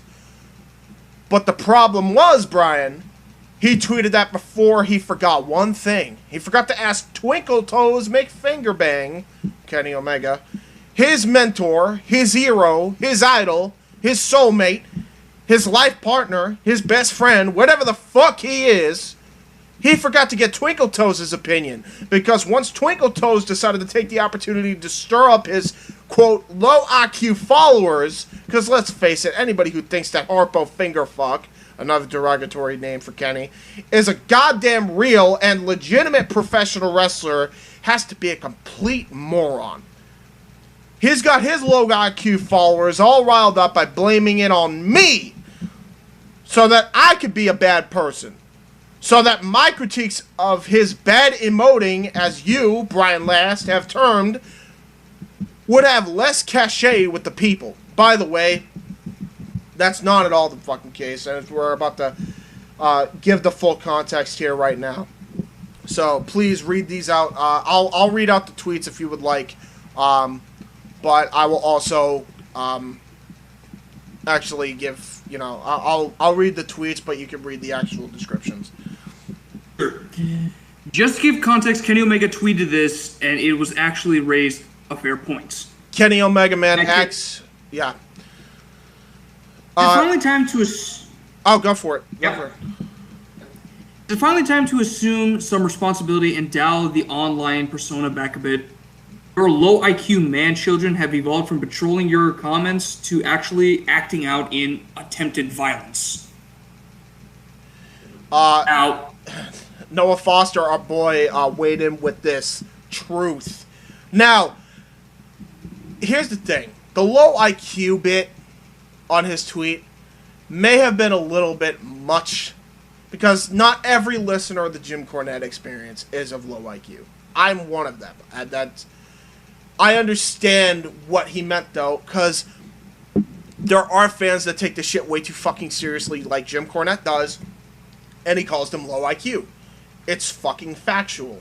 Sorry to tell you, that's exactly what it is. Anyway, let's continue here. The Jim Cornette replied to Kenny saying this: "You and I agree for the first time, this guy is a moron, or he wouldn't have been at the show with your phony ass on it. 2 clarifications. Unlike you, I've seen violence in an arena, and that wasn't it. And secondly, looking at your supporters, I wouldn't toss the phrase low IQ around." Nice. Good one, Jim. Yeah, because everybody that supports Kenny Omega is, I guess, low IQ, not the fucking raving lunatic that wishes death upon them, I guess. Fuck me. Kenny Omega replied with, "Hey Jim, I think you're one of the greatest wrestling historians going, and I enjoyed your work with Dark Side of the Ring. For whatever reason, for whatever it's worth, I sincerely hope that you're remembered for your positive contributions to the wrestling business. That's all." OTR Central also weighed in. Not sure how I feel about this, but, go for it. It's one thing that the Bucks, Cody, and Jericho are insecure, overly sensitive wusses. Kenny is the world champion of a major wrestling company. He should act like one and stop engaging in bullshit like this. Be better other than EVPs. And Kenny Omega Man actually replied to him and said, "I legitimately care about our performers and, more importantly, creating a safe space for fans to enjoy themselves at live shows. No EVP or any human should be above the idea of trying to prevent future incidents." Amen. Absolutely true. There was also this exchange on Twitter, which I weighed in on. I'll actually read this little picture here. So OTRS then replied with, "Kenny, did the arena sell alcohol? Was security out of position to prevent this? Does the ring area setup lend itself to its possibility?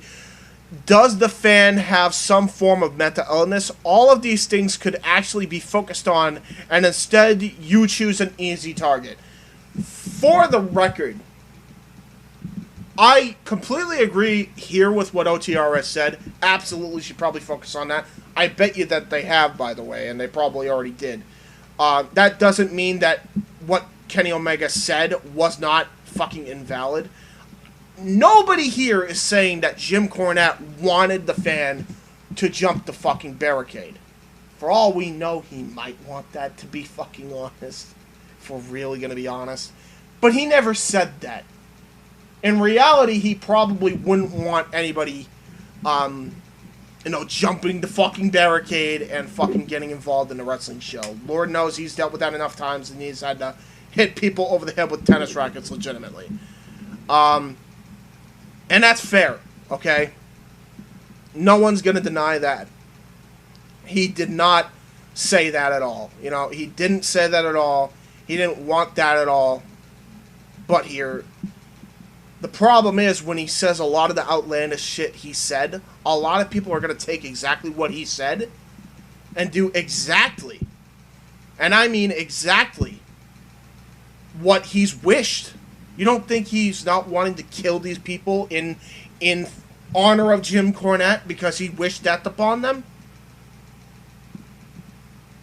There's a point to Kenny Omega's tweet! Cornette, no one's saying you said that, but you said that you wish death upon Omega and the Bucks and all these other fucking people.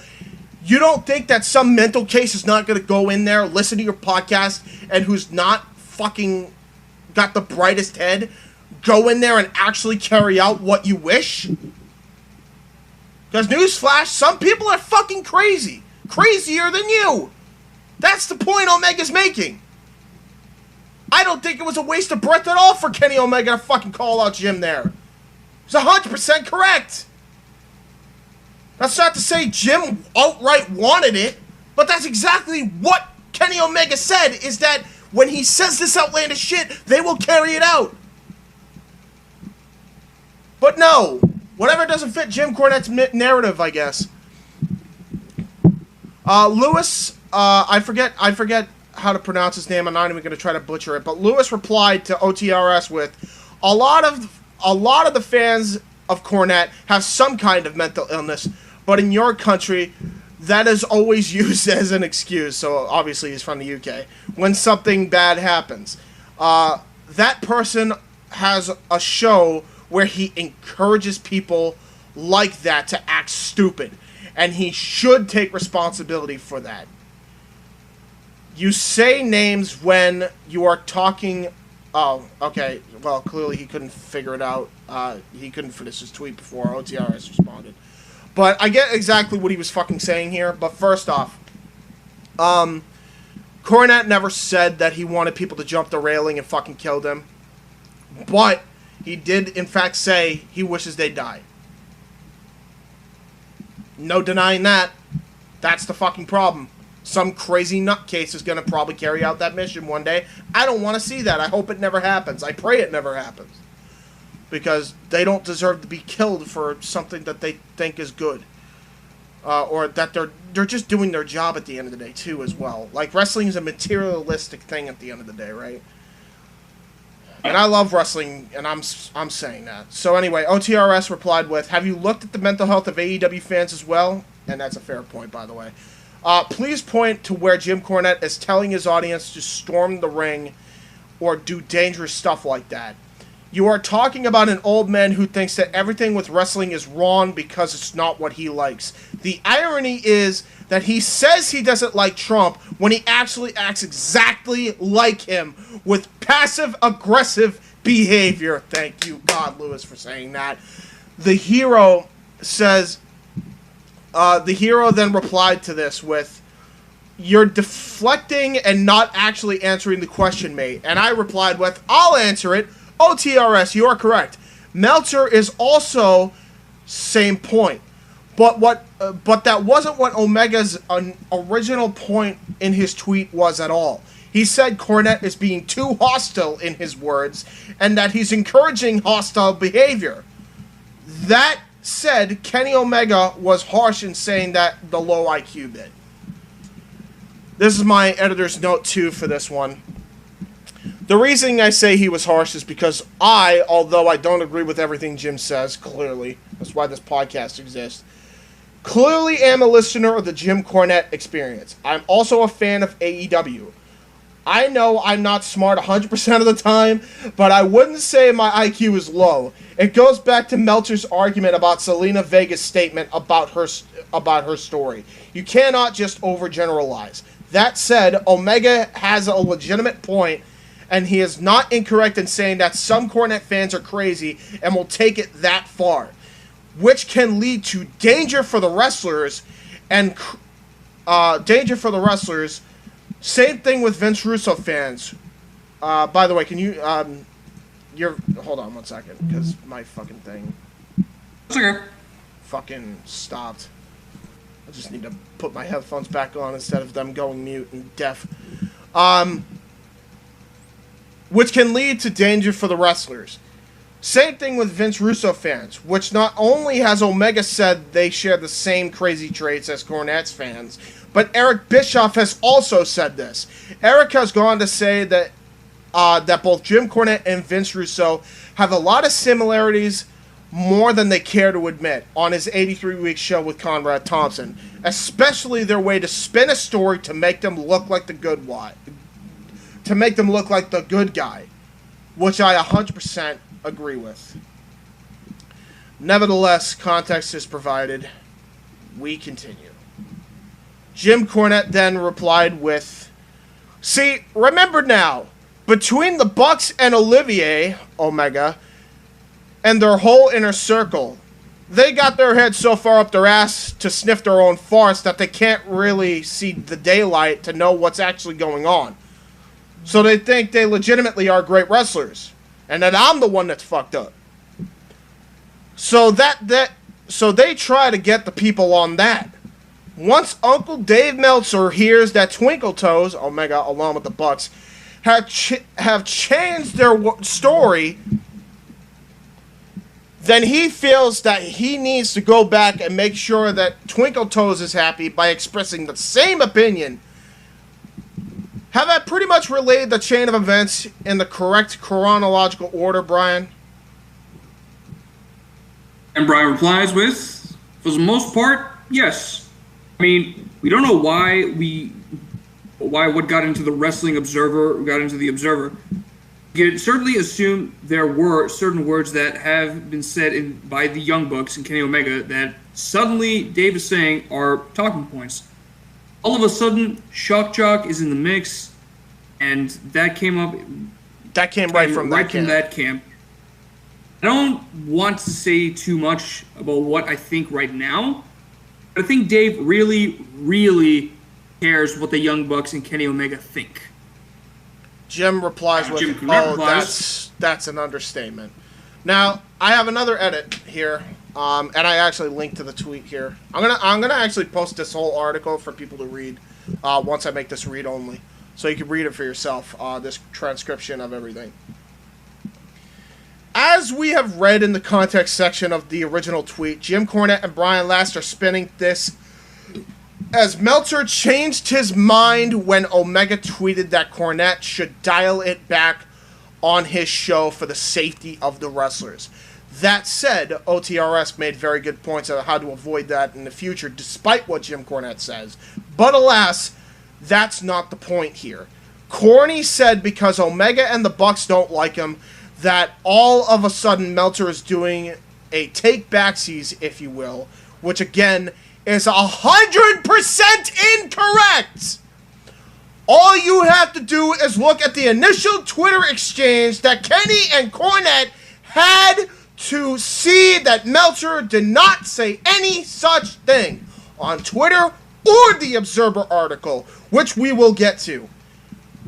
To add context, Meltzer said Cornette's brazen fucking comments will make people that are crazier than him act out Cornette's wishes of violence. That is the fucking point that both Meltzer and Omega brought to the limelight. Not once did they say, "You fucking said, Jim, I want the fan to jump the fucking rail." We know you're not that dumb. That's not their fucking point. We got that? Good.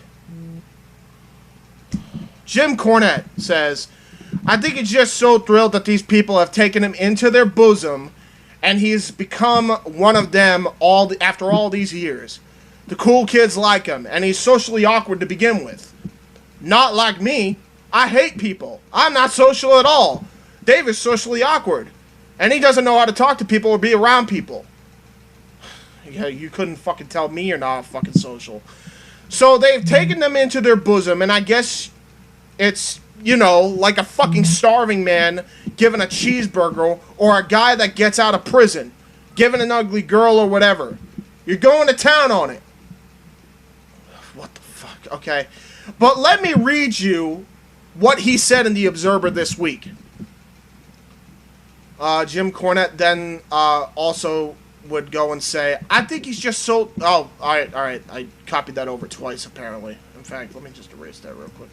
Bye-bye. If you like, I can read the Observer. Yeah, please do. Paragraphs here. Yeah. fan who hopped the rail at the beginning of the Chris Jericho MJF segment and Jericho threw a few punches at, later went on Twitter and claimed he did it for Jim Cornette and Vince Russo. A moment it brought up the ugliest part of shock jocks, social media, and mental illness all in one package. Yep. Both Cornette and Russo make it a habit of burying AEW. Cornette, because of the Young Bucks and Kenny Omega's success, hit a bad nerve because it proved times changed and he was out of touch, and the more success they had, the more he had to yell and scream that they weren't. Russo was just mad because Khan would never hire him, and he could pull the rating stuff for people who don't understand how television has changed in the last 10 years. Anyway, you have this guy looking for attention from both Cornette and Russo, which is an irony in and of itself, saying he wanted to show these guys dressing up and playing wrestlers were pussies, so he wanted to attack them. The guy was nuts, but he was encouraged by Cornette's hate speech and wanted to impress Cornette, who promptly figuratively told him to go to hell and that he doesn't condone anyone jumping the barricades. So that doesn't put Cornette over Donald Trump, the guy he's usually compared to, because Trump would have wished the guy well. Look, Cornette. Which, by the way, hold on. Stop that real quick. Stop that real quick. I just want to point out, wishing somebody who is mentally ill is not something to get angry over Donald Trump or Jim Cornette over if they were to do that. I'm not saying they do, but like, you know, you wish people well. I mean, that's just a civil thing anyway. I mean, you can't just... Common decency. It's just common decency. I'm not saying that Donald Trump is a fucking nice man. You know, he's had a lot of fucking bad things that he's done. I'm not saying that he's the fucking greatest guy since sliced bread or whatever, but it's just a fucking common decent thing. But yes, he's not wrong. Dave, with that said, Dave's not wrong in that initial statement. He literally still stands by what he initially said, which was that Cornette never outright said, I want you to fucking jump the barricade and interrupt the show. He never said that. So he's doubling down on defending Cornette in that aspect. If you notice in this fucking article. Continue. Yes. Look, Cornette never wanted anyone to jump the rail, and the guy had a screw loose. But the guy went out and told everyone he did it to impress Cornette, and to a lesser extent, Russo. Are they responsible because one of their listeners is a nutcase? No. Will either reflect on the fact that even though the guy was a nut, they were the ones who influenced him by their own over-the-top stuff? Of course not. Micah wrote, is it finally time to assume some responsibility? Yeah, we already know that. You could skip that whole quote. Yeah. Irrational hate on people for no reason other than... Oh, wait, actually...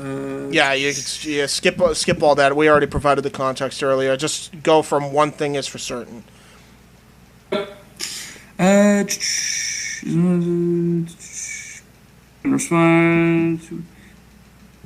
Cornette responded by agreeing that the guy was a nut and that they agree that on one thing. They said, 2 clarifications. Unlike you, I've seen violence in the...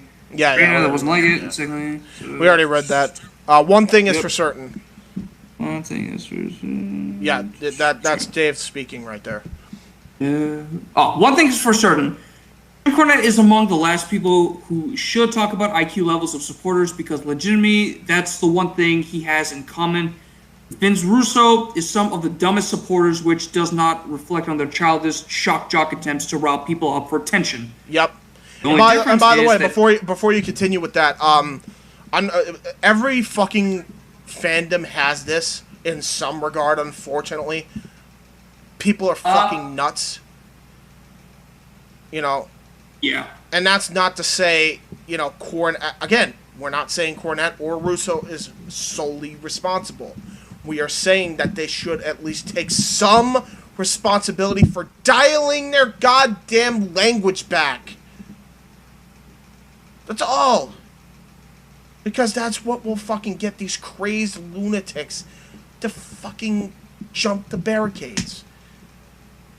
I'm not saying you can't take measures to prevent that, like OTRS said, but, like, that's the main point of this article is their shock jock humor encouraged the guy to do this. That's a fact. That's a fact. Continue. The only difference is that Cornette is actually so entertaining. People still talk about him, while Russo is almost completely ignored at this point. In fairness, that's accurate.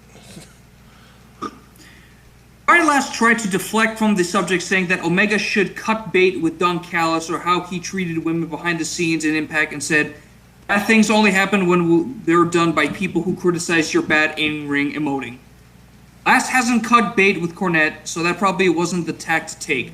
Yep. Omega responded to Cornette saying, hey Jim, I think you're one of the greatest wrestling historians going, and I enjoyed your work with Dark Side of the Ring for whatever it's worth. I sincerely hope that you remember it. That's all. Nobody can take away from Cornette that he is an entertaining talker and is great on Dark Side.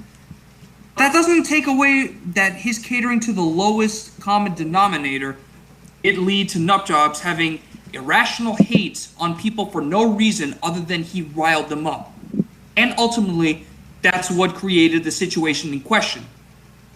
The sad part of all this, and this really is the sad part, is that all the attention created by this situation and that big stars like Cornette and Omega and Matt Hardy and many others were talking about this lowlife is an encouragement to others to follow suit, and the best thing would be for everyone to just pretend he doesn't exist and for people like me not to have to cover them.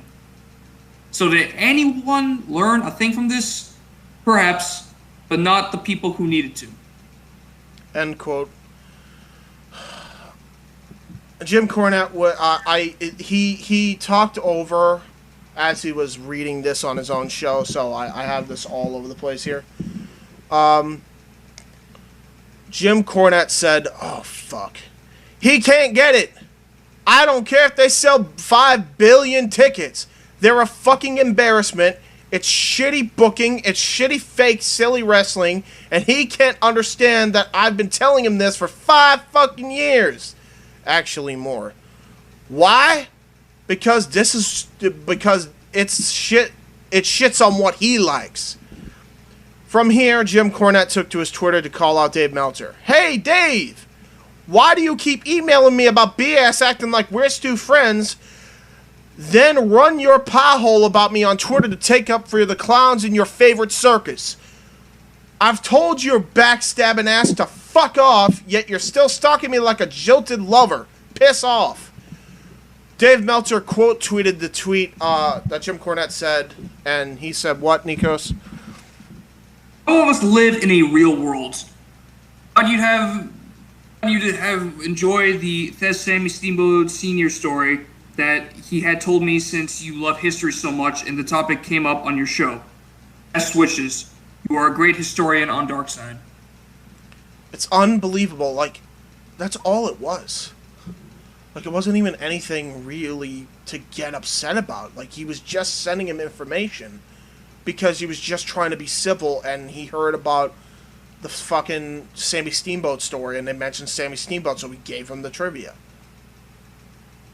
You're a historian, right? You should be accepting that no matter where it comes from. I've been a wrestling historian, match booker, promoter for 40 years. Like, so, obviously you would want something like that, no? That's probably what's going through Dave's mind! No. He doesn't like it when other people tell him of what he knows. He says, he likes it when other people tell him he likes it when other people tell him new information that he didn't know before.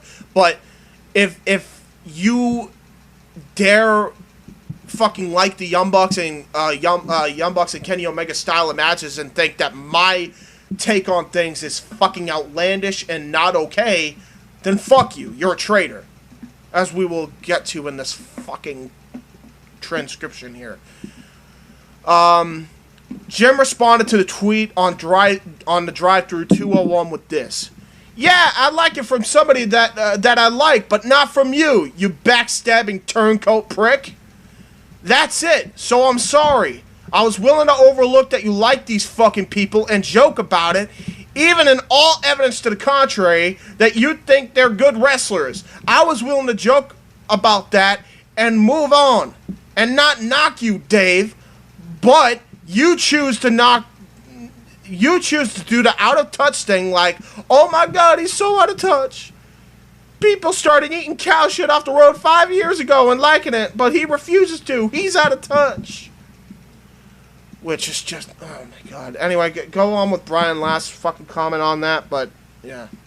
Apparently eating cow shit is the way he compares watching AEW television. And hey, look, that's your fucking opinion.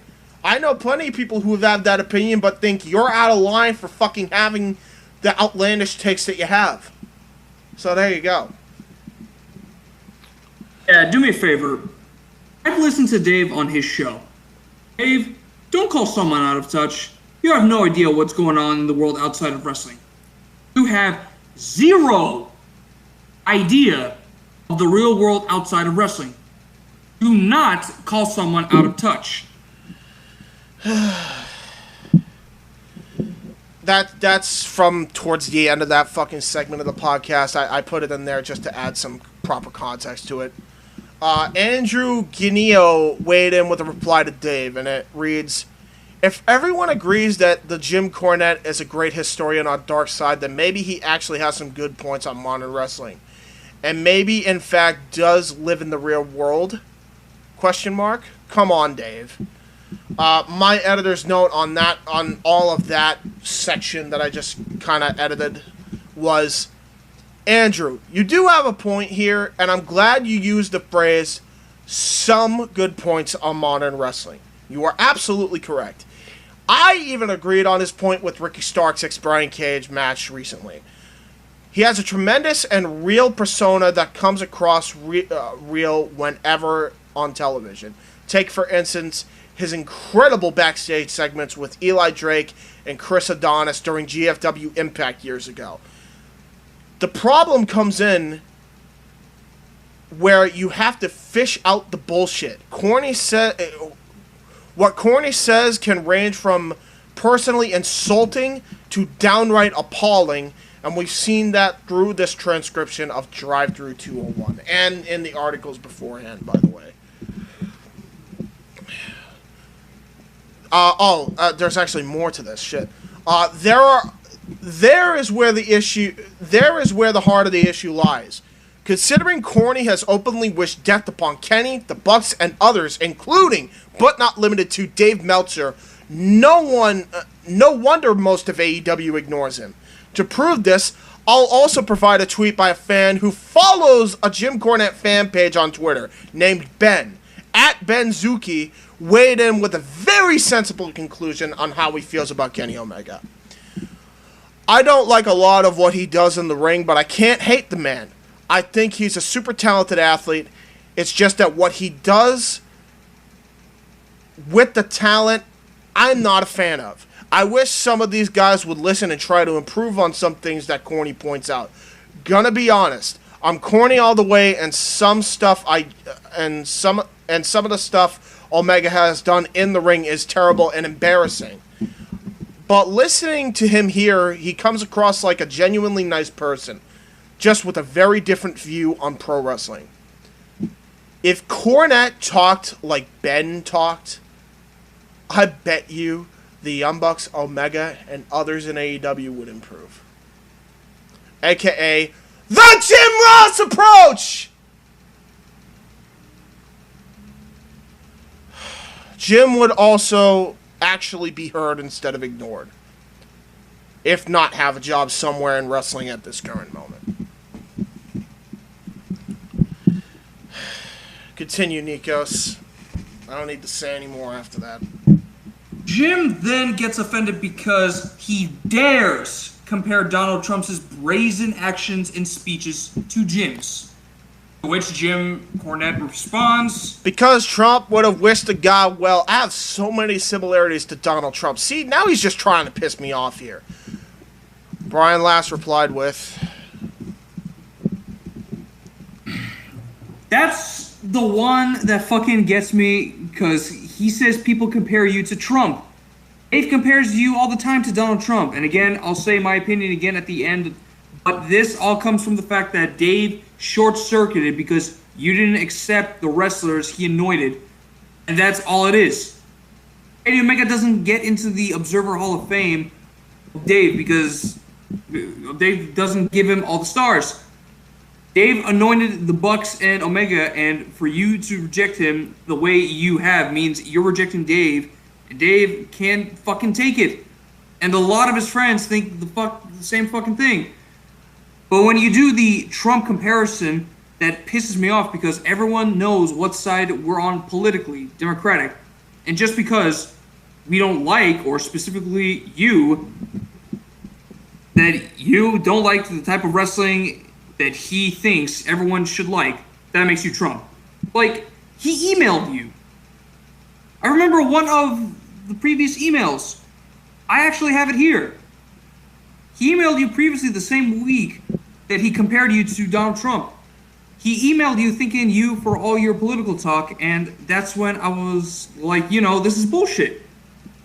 Dave always says he's not working a gimmick on social media.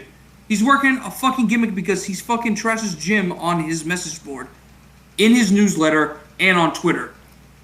And then he fucking tries to message you and thanking you. It was a thank you note. Thank you for all your political talk, he says. And Jim Cornette responds, "You're making a difference there, Jim, with your platform. And by the way, I didn't tell the American public you were stolen from, you were lied to, you were or cheated, and you should go to the Capitol and take back our country. Then that fucking economy, then the fucking economy will crash, communism will take over, and our lives will come to an end. That's encouraging violence. When I tell somebody that what they can see with their own fucking eyes, that this fucking Twinkle Toes Omega fucking bullshit is phony bad wrestling, that's my opinion and the opinion of a lot of other people, such as the millions of people that ain't watching this shit. As I already said, that's not the real reason why millions have stopped watching wrestling. And that's why Dave can't stand. My opinion isn't violence, and if it is, well, therefore, fucking lock Jodie Foster up." Editor James's note number 5. While you, Jim, may not like that style of pro wrestling, that is not what Dave is referring to as hate speech or violent-sounding speech. He was referring to you wishing death upon Omega and the Young Bucks, specifically broiled in a fryer-later, the latter of which are fucking fathers to children. Again, Dave even mentioned that you didn't condone this fan, or lack thereof, so the fact that you are both hung up on this point makes you very ignorant to Dave's point.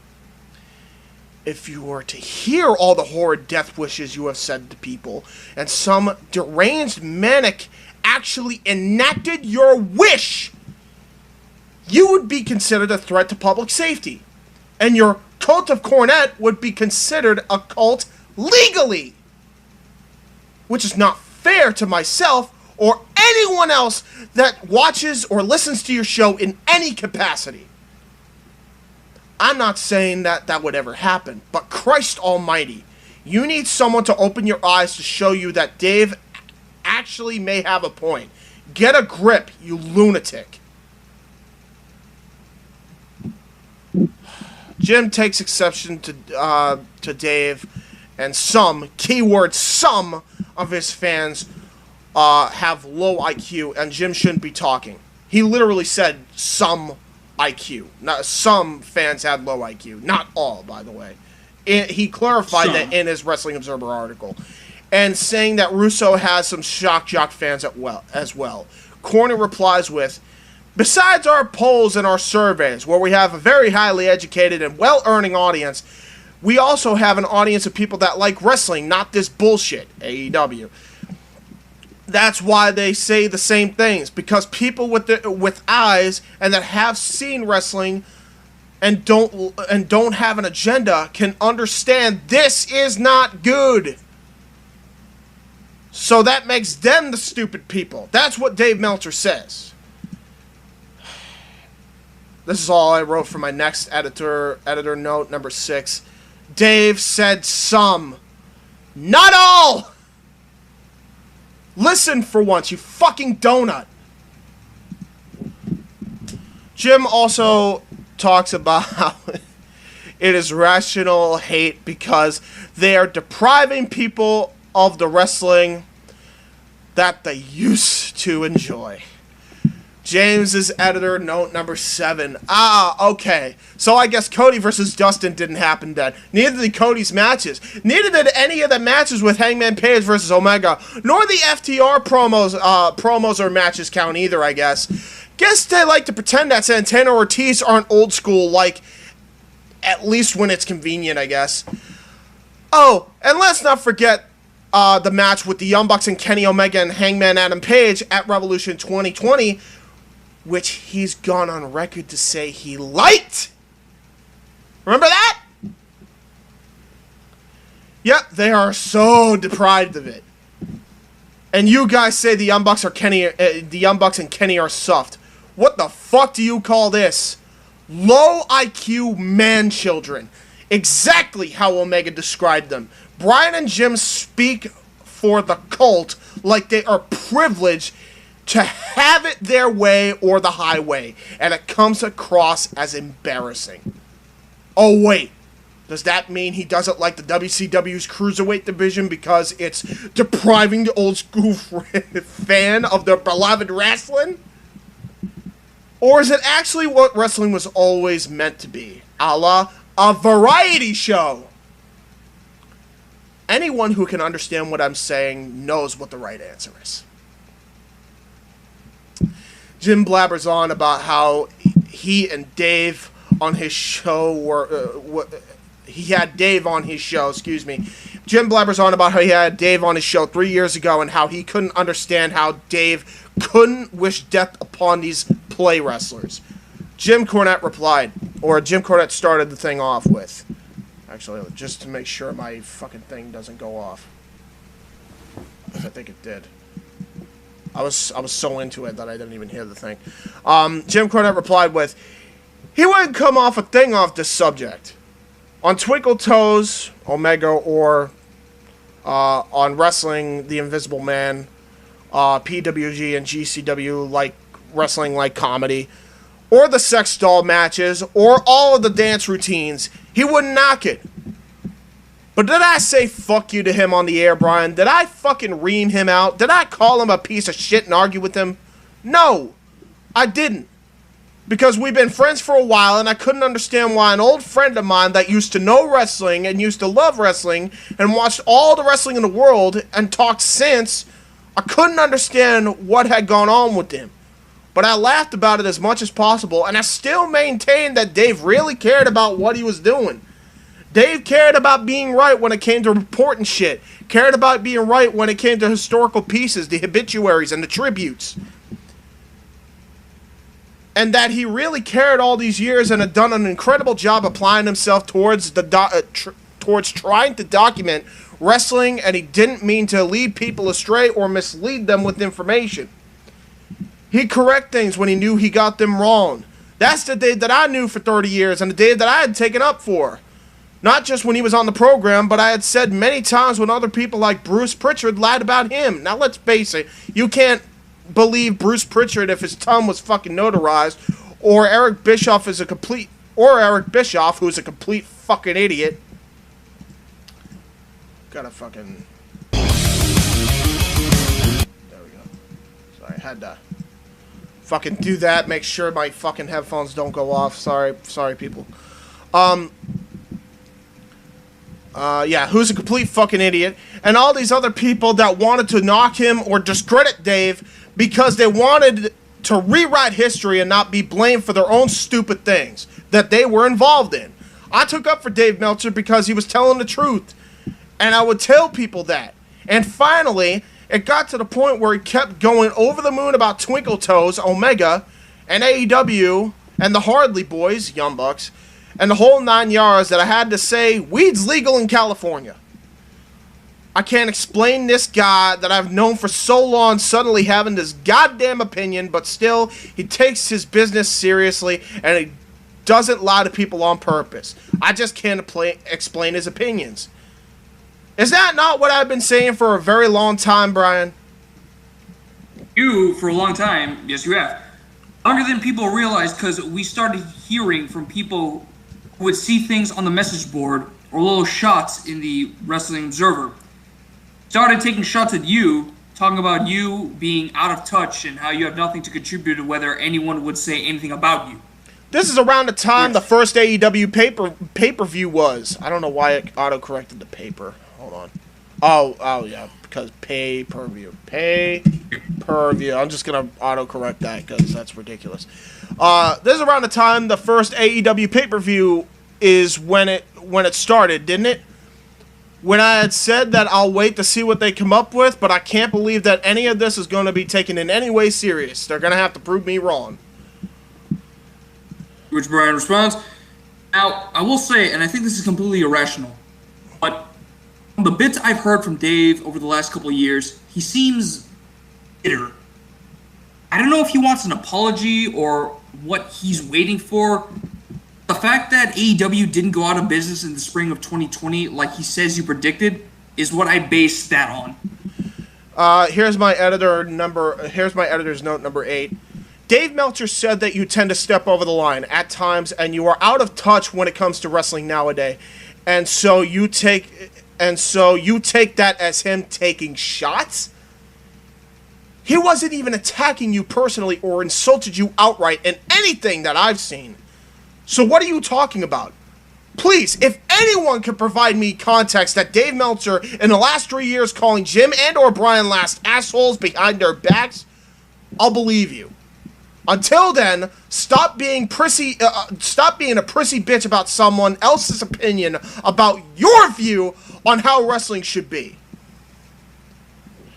As the conversation goes on, Jim finally interprets an email that he sent Dave Meltzer. Jim to Dave. Fuck you. I'm tired of you knocking me and telling people that I don't know what the fuck I'm talking about on the internet and every chance you get when I've done nothing but take up for you and defend you when I believed it was true. I'm sick and fed up with you slandering the Midnight Express. I told him this a couple or 3 times on Twitter. An email said the Young Bucks... and finally an email saying the Young Bucks are the modern Midnight Express. I said Midnight Express did not get in between this thing. There's no reason to talk about them like that. Like, that was a fucking insult, by the way. What the fuck? That's a compliment in Dave's fucking line. It's not supposed to be taken that fucking way. Anyway. There's no reason to talk about them like that. I've told him that a couple times, and finally I said, fuck it. You like these guys so much? Fine. You backstabbing prick. Fuck you. Love on them all you want. We're done. Oh, let's see. Yep, alright. I'm just making sure I didn't hear my dad just now. Then he still wouldn't stop sending me these fucking emails, so I had to tell him again. I think I sent it to you, Brian, the second one. We're fucking done, asshole, backstabber, turncoat, traitor. I wasn't the one knocking you. You were the one knocking me. I laughed about your fucking weird wrestling taste, but I defended you as a person and you proceeded to trash me. Because you're so in love with Twinkle Toes, Omegas, Ballsack, and the Hardly Boys, Young Bucks, fucking taints. So you're going to stab me in the back and slander me all over the place? I'll tell you again publicly now, Dave, because I've told you privately and it don't fucking take. Fuck you! We're done! I don't ever want to speak to you again. I think you've gone completely insane, and so do many of your old friends. I don't know what's going on in your fucking life. Are you on medication that you need to be off, or do you need some to be on? Or are you off some that you need to be on? But get this through your head. It ain't a gimmick. It ain't shock jock. You ought to know better than anybody. It's me. I don't like them, and I don't like you now. And I'm going to continue to say it whenever the fuck I want to say about their shitty wrestling. Because they're sabotaging the business I spent 40 years and used to have a lot of affection for.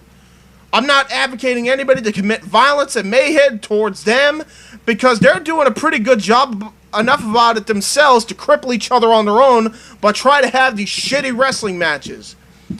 But to try to fucking blame me because some drunk wannabe delusional asshole jumped the ring doesn't even make it in because I tell people that their wrestling sucks? Fuck you. You know why the guy jumped in the ring? Because everybody can play. Nothing about this is in any way serious. It's all a fucking clown show. Everybody can take part in it. Nobody's serious, and nobody's really getting hurt. Except for all the people that really are getting hurt because they don't know how to work. That right there is what got Sad Sack to jump in the ring and be a part of their fucking show. Otherwise, Dave, from me after all these years, please take this to heart. Fuck you, leave me alone, turn blue, and drop over. In other words, die. Been using that thread a lot throughout this whole endeavor. Yep. My editor's note number 9. Talk about a fucking fake friend. I stood up for you. Until he has criticism about you, huh, Jim? Ah, yes. The whole I stuck up for you and you trashed me argument. Because as soon as anyone has valid criticism of you whatsoever, whether it be Brian Zane, Kenny Omega, Matt Hardy, Kenny Bolin, Jim Ross, Dave Meltzer, etc., then fuck them, right? Fuck them, right? This is the way I should be, and if you don't agree with that, then fuck you, I'm gonna trash you. Get bent, Jim. This is a bullshit argument with wordplay to disguise how emotionally troubled you are as a human being. The fact that you end up wishing death, turn blue, and drop over upon Dave Meltzer makes it all the more appalling that you would use this argument. Read what Brian said to Dave. Brian Last, that is. Well, there's a lot there. I will say, I've been someone on this show who typically, even going back to the Bruce Pritchard episode where I followed Bruce Pritchard on the air, defended Meltzer because Dave was right. Bruce was lying. Bruce wasn't telling the truth and defended Dave numerous times. I have to say, especially because I've been privy to other things, I talk to other people and I see other things. Dave's credibility for me is at an all-time low, especially when it comes to modern wrestling analysis. I see sometimes when you go, oh, you just kiss AEW's ass, Dave will say, well, you don't read the Wrestling Observer. I read the Observer. I've read every issue of the Observer. Dave will say, if you think something is wrong or right based on hearsay. I mean, remember when he said that he thought they had a woman viewer problem because he heard from like 3 women in his life about it? I don't really pay any attention to his modern analysis of wrestling because he rates things a lot higher than I would, typically with certain people. And also, he doesn't call out the bad stuff. Chris Jericho could go out there and do a universally hated segment and he won't say anything about it. The Young Bucks, when they do bad stuff, he'll defend it even when the booking doesn't hold up. He loves the Young Bucks comedy. I'm sorry. Dave has become the 60-year-old man going to the K-pop concerts trying to fit in. He thinks we don't fit in because we're not trying to dress like a couple of 20-year-olds and go into a K-pop concert, but we're actually living in reality. And it really bothers me when he attacks the listeners. Because he's a fucking listener. But when he attacks the fucking listeners as low IQ, that's where I have a problem with him. Look, every audience, and we said this before, every audience has their crazies. Everyone. Dr. Ruth has fucking crazy fans, and everyone has crazy psycho fans. But you attacked our audience and what he wrote in the Observer about our audience. Hey, listen. When are you fucking embarrassed about your own message board and everyone involved with your fucking website is embarrassed by your message board and you talk about it? Don't talk about our people. Go look at your own fucking shop, Dave. And you wonder about low IQ. The Wrestling Observer Awards, which Dave holds those things up because, they had covered them in some of the Japanese magazines and different things. It's a small percentage to the Observer readers that vote on them, but they are low IQ. I got nothing wrong with Brian Alvarez. I always got along with him. I haven't spoken to him for many years, so this is not a shot at him. But his book, 100 Things WWE Fans Should Know and Do Before They Die, was voted Book of the Year over Andre the Giant's biography and Buddy Rogers' biography. The high IQ voters for the awards decided to look past the two landmark publications of the Andre the Giant's biography and Buddy Rogers' biographies and focus on the 100 Things WWE Fans Should Know and Do Before They Die. Again, not a shot at Brian Alvarez. I hope the book did well. Obviously, it probably did. But you mean to tell me this high IQ audience voted for that book over, again, two landmark publications in terms of research and wrestling history? So don't give me the IQ bullshit. Again, it all comes down to the fact that Dave has lost the concept of wrestling. Dave has lost the plot. And Dave is in a midlife crisis in a wrestling bubble. That's scary. He is completely in love with the Young Bucks and Kenny Omega. He anointed them, and if you have a problem with them, he comes after you. Goes after people on Twitter in the most disrespectful, condescending, and clown-like way possible. And he somehow thinks that behavior is acceptable. He has no idea how to interact with people on a normal level. I've got lots of old audio of Dave. You know, on various shows, we played old audio of Dave. He's not the same fucking guy anymore. He could barely get through a sentence. So I'm not going to listen to him tell me what's in touch and what's out of touch. Or who has a low IQ audience and who has a high IQ audience.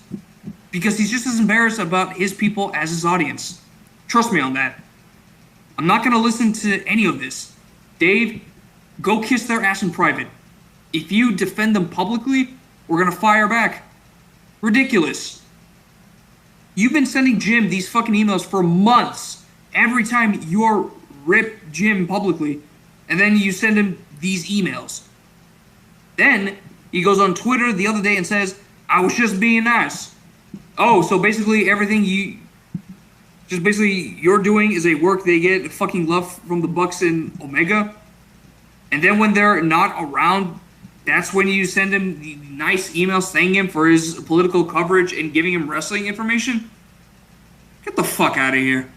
That's basically Dave's fucking criticism of Dave's fucking tweet.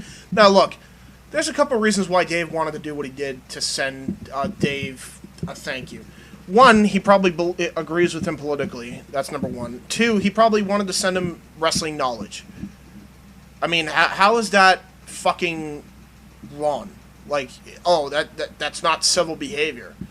Another reason is he probably is just trolling Jim, which I wouldn't put it past him, because yes, Dave has been a little bit immature on social media, but anybody with a fucking social media account is immature. It's a fucking problem. It's a fucking epidemic in the entire world. So I don't want to hear you, Brian Last, or Jim Cornette say anything about, they fucking have a condescending fucking things to say on social media, when literally you guys are the kings of it. So give me a fucking break. Anyway, Editor James note number 10.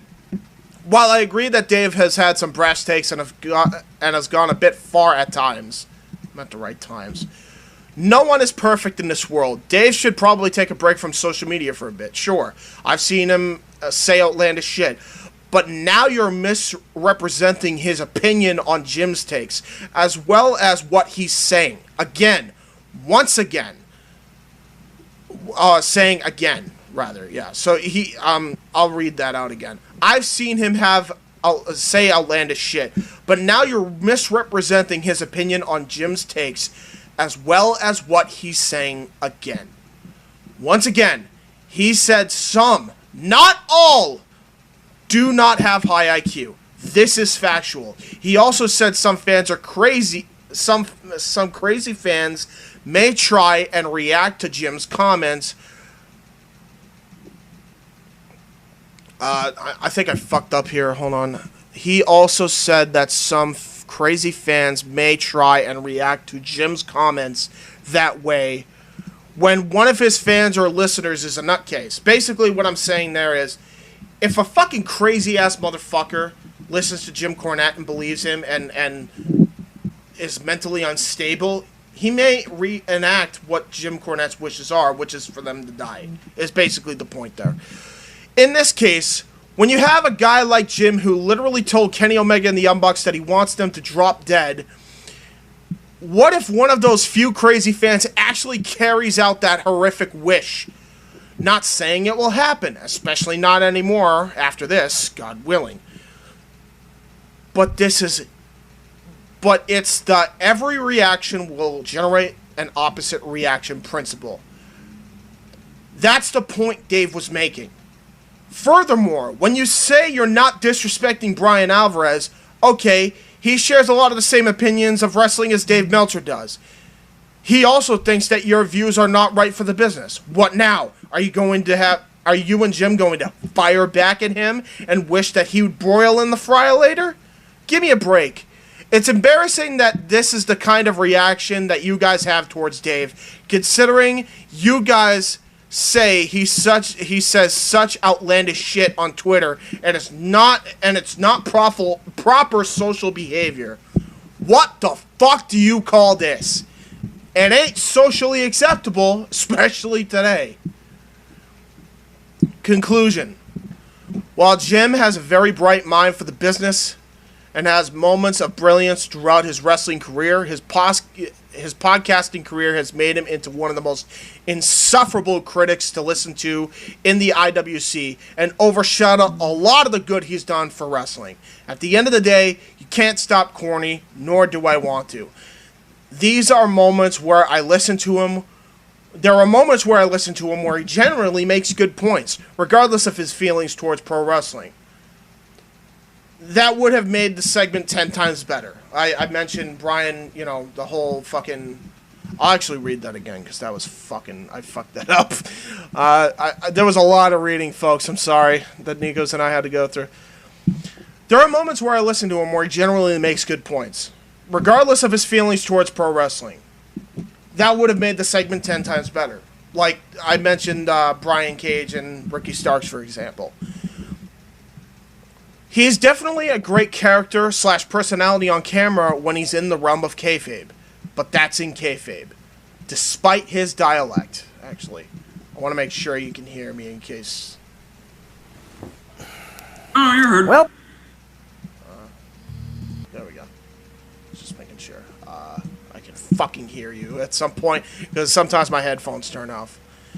Despite his dialect... He's a completely insufferable monster who generally wishes death upon people in the industry because they dare have a different opinion on how wrestling should be. Unlike most who will dismiss his comments as him playing a character, I definitely buy the fact that this is real. Jim really feels this way, and that's the saddest truth here. As far as Brian Last goes, despite what I've said about him here, he's usually one of the voices of reason on these shows. Again, I don't mind Brian. I don't mind that Brian doesn't like the current wrestling product. That's totally fine. If he thinks Tony Khan is a terrible booker, that's fine. If he's not a fan of Omega and the Young Bucks style of matches, that is fine also. That's his opinion. But at least I never hear him wish that they drop dead. At least I never heard him say that Justin Roberts is the worst, at least when he says that Justin Roberts is the worst ring announcer he's ever listened to, which is his opinion, and not go as far as Jim did, where Jim said he ought to be registered as a sex offender, that even made his co-host Brian Last uncomfortable. It's at least he says it reasonably and he doesn't go overboard like Jim does, for the most part. As far as Kenny Omega goes, he and the Bucks have created something that I never thought I'd see again in my lifetime. They helped create the #2 wrestling promotion in the world, and I respect them greatly for that. And in my opinion, I think AEW's programming has been great to excellent, with a few duds in between. I also enjoy what the EVPs, as wrestlers and as human beings. Or I also enjoy what they do as EVPs, as wrestlers, and as human beings. That said, I believe that the Young Bucks and Omega should take the high road and not respond to him at all. I do believe that OTRS is right and that they should take better precautions so that you can prevent all the crazies from trying to antagonize the wrestlers despite what Jim says.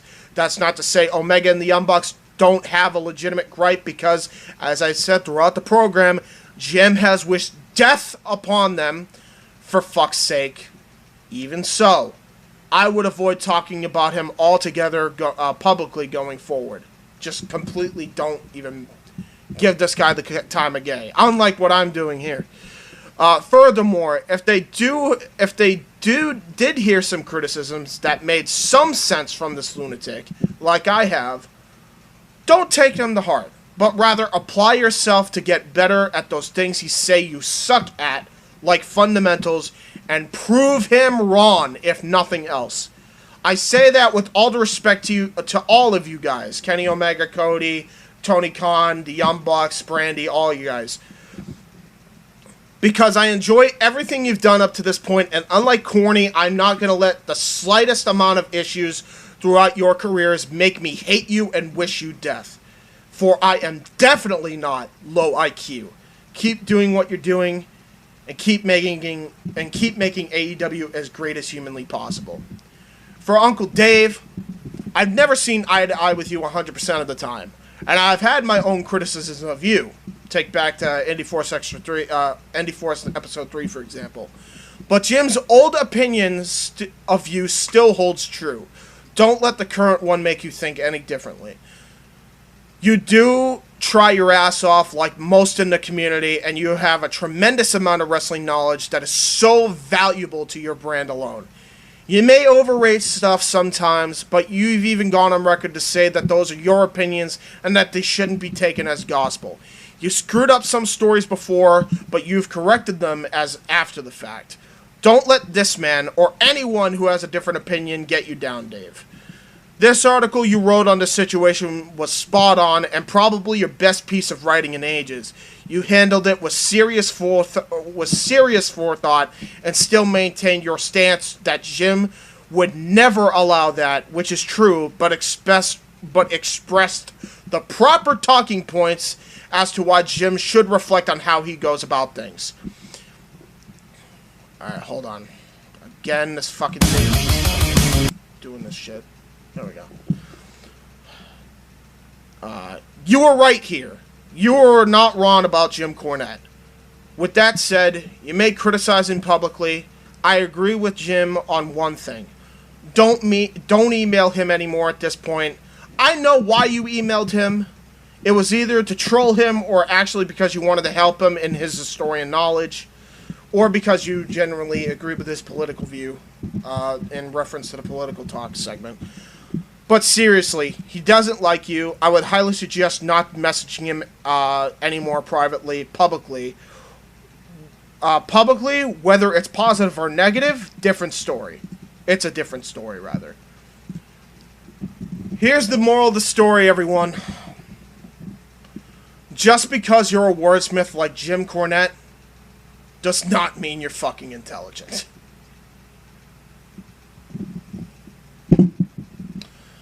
I got one more thing I wanna actually show, and I'm gonna just screen share this, Nico, so you don't need to fucking look this up. This is a video done by Brian Last,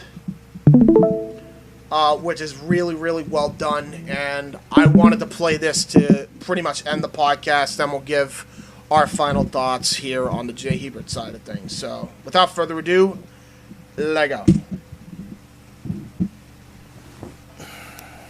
Well, it's going to be an awkward Thanksgiving. By the way, this is in reference because everybody said that Brian Last looks like Jim Cornette's son, which, by the way, he actually does, in fairness.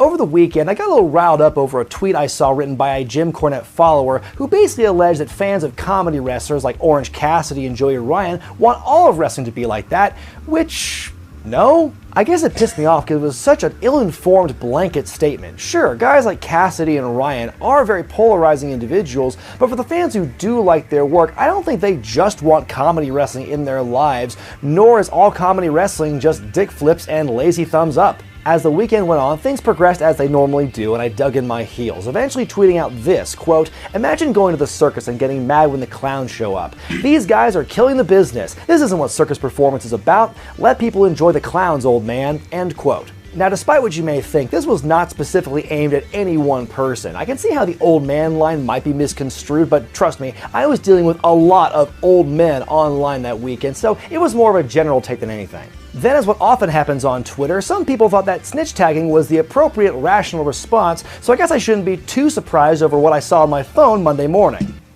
I'm so glad Brian Zane censored this motherfucker's name. Fuck you, motherfuckers. You do not help the situation. People like you are what's wrong with social media. Thank you, God, Brian, for censoring his name. Thank you, Christ. I awoke to discover that my kayfabe father, Jim Cornette, had blocked me on Twitter after one final, surprisingly vulgarity-free message. This was inevitable, as Jim is firmly against anything fun and different in pro wrestling, and I'm not. Now, before I go any further, I have to make this next part clear. I have a great respect for Jim Cornette in the world of professional wrestling. I loved his work as a manager and then in later years as a commentator. Trevor Murdoch, he's mad, bad, and dangerous to know. He's the only man I've ever known that could strap a bucket of fried chicken on his back and ride a motor scooter across Ethiopia. Well, that didn't age well, Brian. You still there, Nick? No. Jesus. He was literally editing this right before that comment happened. That's why he put it in here, by the way. Trevor Murdoch. He was one of my biggest influences when I became a manager more than a decade ago, and he'll put my channel on the map 4 years ago by plugging my Cornette Gets It Wrong skit. I owe him a lot. And furthermore, he is 100% entitled to his opinion, like when he called Sonny Kiss a transvestite, or when he inferred that AEW ring announcer Justin Roberts is a pedophile. And you see, back in the day, I thought it was hell. Holy shit! He inferred that he even linked the episode. Jim Cornette Experience, episode 308. The Sonny Kiss quote. Jim Cornette Experience, episode 285. These are legitimately things he said. Announcer Justin Roberts is a pedophile. And you see, back in the day, I thought it was hilarious to see him go on his rants about the state of wrestling and kids these days, when it was just him doing it. But now that he has thousands of listeners on his various podcasts, suddenly it feels like half the wrestling fan base is looking at the same bitter old man bingo card, looking for the right buzzwords to carefully articulate their well thought out opinions on wrestling today. And you know what? It's fucking exhausting. Let's begin with the fact that apparently Cornette and his ilk took great offense to my comparing wrestling to the circus. I'm not sure how though, because they're both very similar in nature. Both wrestling and the circus are traveling shows with different things for different tastes. Circuses have the lion tamer, the trapeze artist, the elephants, and the clowns. Wrestling has the main event guys, the cruiserweights, the hosses, and comedy wrestlers. Furthermore, and I can't believe that an historian like Cornette would forget such a thing, but wrestling as we know it got its start in the circus. It was a literal sideshow attraction before it was legitimized by the Goldust Trio in the 1920s. Where do you think the term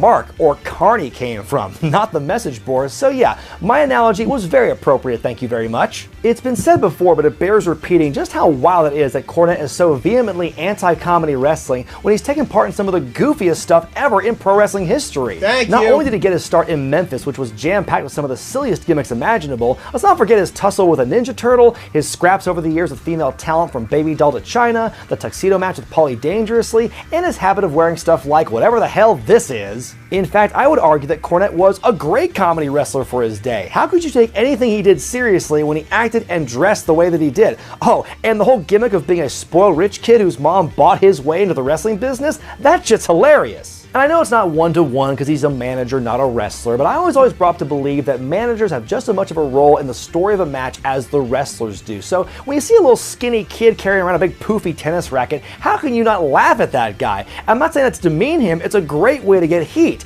Saying the N-word though, not so much. Brian Matthews, that's when Brian Matthews walks by. I says, what do you want me to do? I said, what am I? I said, get that out of here. That's what I want you to do.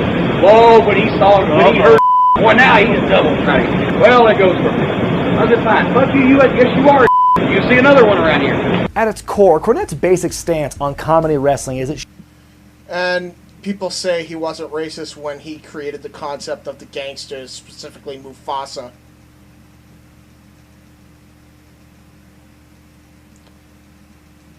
Anything to add, Mikos? Yes.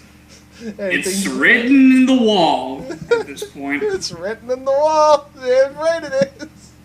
You see another one around here. At its core, Cornette's basic stance on comedy wrestling is it shouldn't be anywhere but the lower part of the card, and the comedy shouldn't come at the expense of the illusion of realism.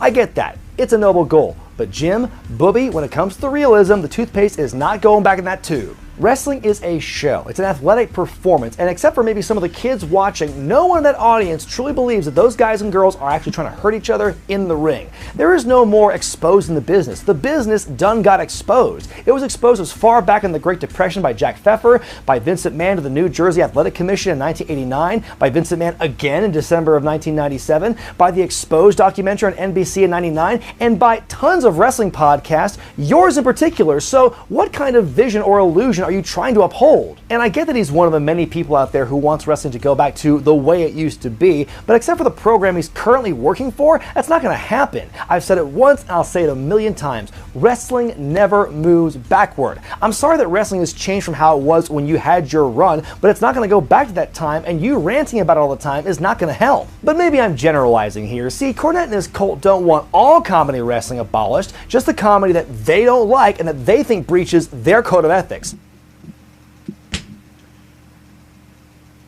Nailed right on the head. Nailed on the fucking head. Right there. Right there. Fucking unreal. This guy, that was a fucking great take by Brian here.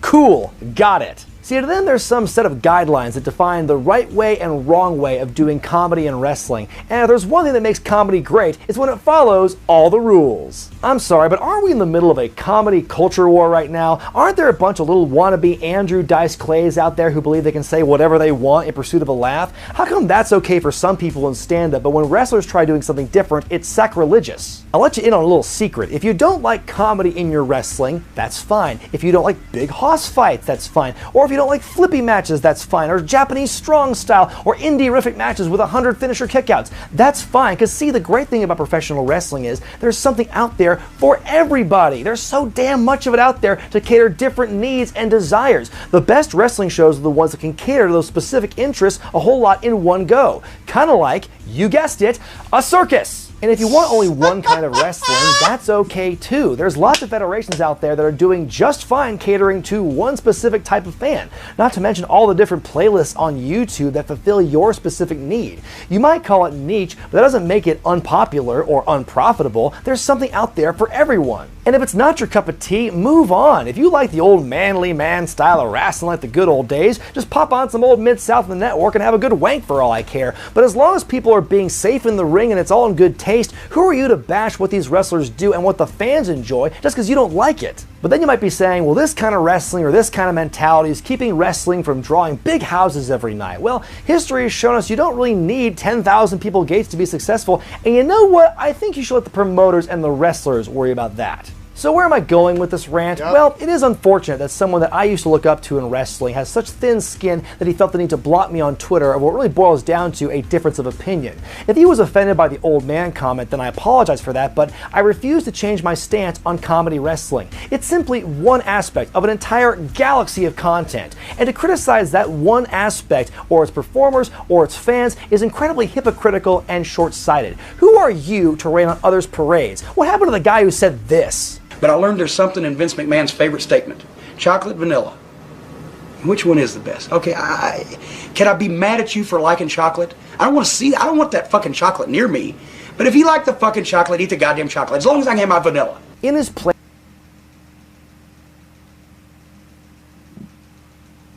Should I fucking replay this?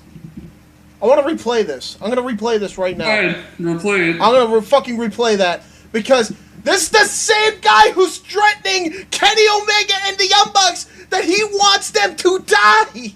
This is the same guy. And short-sighted. Who are you to rain on others' parades? What happened to the guy who said this? But I learned there's something in Vince McMahon's favorite statement. Chocolate, vanilla. Which one is the best? Okay, can I be mad at you for liking chocolate? I don't want that fucking chocolate near me. But if you like the fucking chocolate, eat the goddamn chocolate. As long as I can have my vanilla. What the fuck? What the fuck? Oh no, he's a hypocrite. The biggest hypocrite in the entire IWC. Not even just any hypocrite. The biggest one. I'm fucking taken aback by this, actually. Because I watched this. I'm not going to lie to you. Like, I've watched this, like, when it first came out. But that was fucking years ago now. Like, we're already in 2021. This is... I'm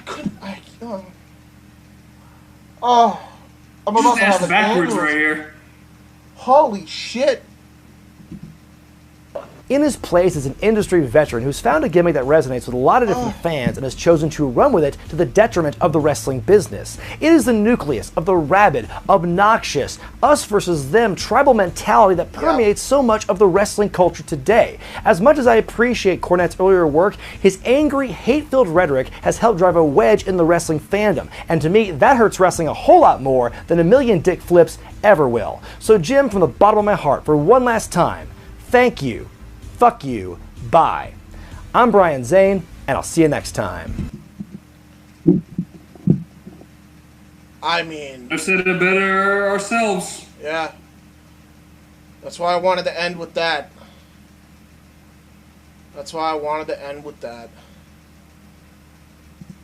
Just... wow. I mean... Like, I can't believe we made him, or you guys... made Jim Cornette your general manager of WIW from the Gold Rush tournament to Immortal without even knowing what this bastard was doing. I mean, I knew he didn't like Kenny Omega. I knew that this guy said he didn't wish death, right? Like, or that he wished death upon these guys. I knew all this. But I also thought very similarly to what, like, Omega and the Young Bucks and a lot of these guys said, like, oh, this is all a fucking gimmick. I don't think it's a gimmick anymore. It's not a gimmick. And I think I realized that after... it's not a gimmick, it's real. I realized that after his NWA appearance, I need to cut ties with this guy. No matter how bright he is, no matter how good of a character he would be for our show. Like, even if we use the likeness and, do his voice impression very well, and make him, and he's a great fucking manager as a whole.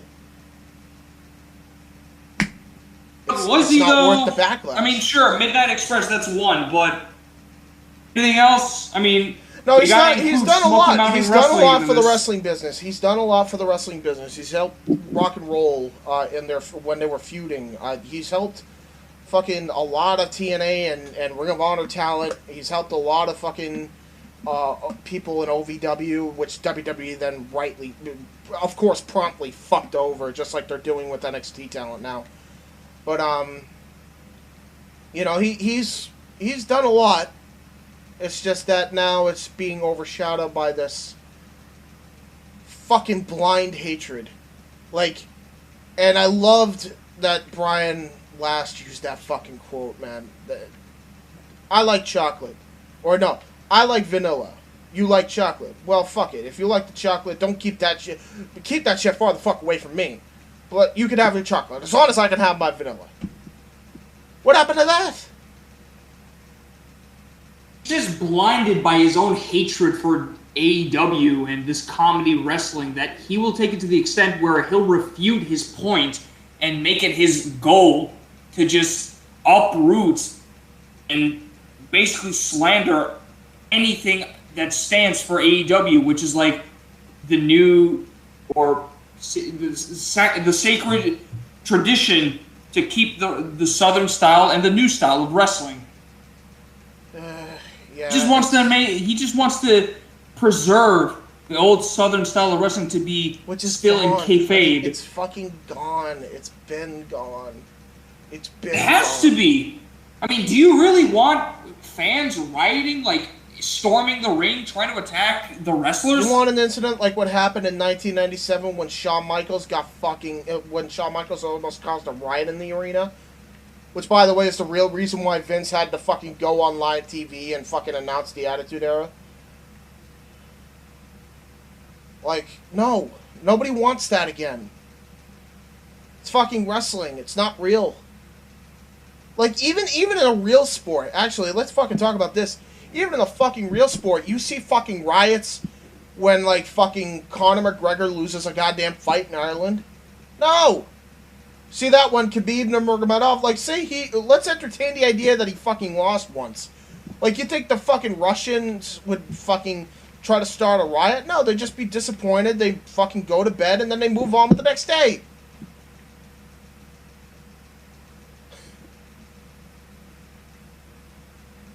Like, you know what I mean? Like, maybe that's why people viewed wrestling so badly for all these years, even when kayfabe was maintained. You ever think of that? When the curtain was actually peeled back, WWE had a lot more fucking sponsors out of nowhere. All of a sudden, they go public. 2 years later. They became the most profitable wrestling company in 2000. You know, it's unbelievable to me, man. It's just fucking unreal. He's wild. He's out of control. It's just childish at the end of the day, just reading into Cornette. And need I remind you, in specific moments of Dark Side of the Ring, you see a lot of his childish behavior. Like, it's like he wants to get the last laugh, saying that he is like, he knows more than anyone else needs to know. Yep. Or like how he constantly makes his threat known to Vince Russo towards the end. Like, if you remember, I think it was like the Brawl for All episode where the ending quote of the episode was, "I will say this, I will live long enough to go to Vince Russo's grave and piss on his grave." Yeah. Which, by the way, Like, I actually took inspiration for that for when I said I'd piss off Vince McMahon's grave if given a chance when he passes. And then I thought better of it, I think, like, fucking, what, a year later, and I'm like, why would I do that? It's fucking stupid. You know, like, who gives a shit? Like, I fucking hate the guy as a person still, don't get me wrong, but, like, I'm gonna fucking put myself at risk to piss on someone's grave. You know? Well, what the fuck?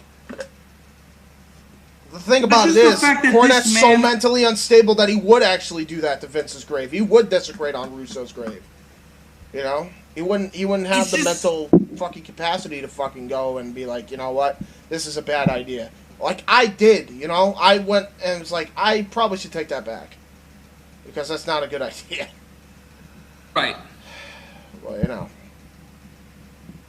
It's more of the fact that this man does not have the common decency to respect other people's opinion and try to remain friends with those people because he constantly thinks that his opinions of wrestling should be...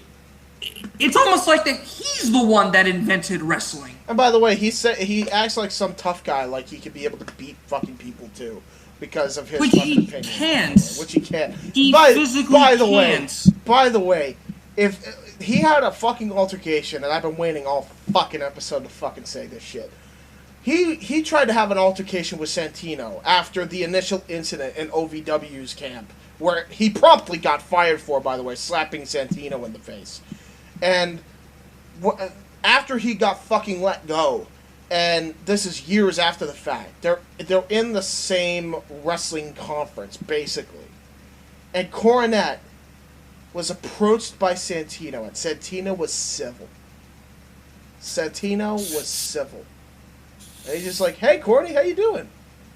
And then Corny said, "Look, I already told you how I felt about you. You go about your business, I'll go about my business. Good day." I was like, no, you fucking slapped me, and I never fucking retaliated, motherfucker. Why don't you try that again? See what happens. And Cornette got all flustered. Remember that, Jim? Remember that one? I sure do. And by the way, if you think that this is some tough guy fucking persona online, I want to make this very fucking clear to you. You think that I wouldn't say this shit to your fucking face? I'd say this shit to your face and then some. You southern fucking prick. I'd say everything, if not worse, to your fucking face. You misogynistic, racist, fucking bigot. Because that's exactly how you act, which is ironic that you have a democratic viewpoint. It's fucking hilarious. I'm glad the North won. Fucking unbelievable. Unbelievable.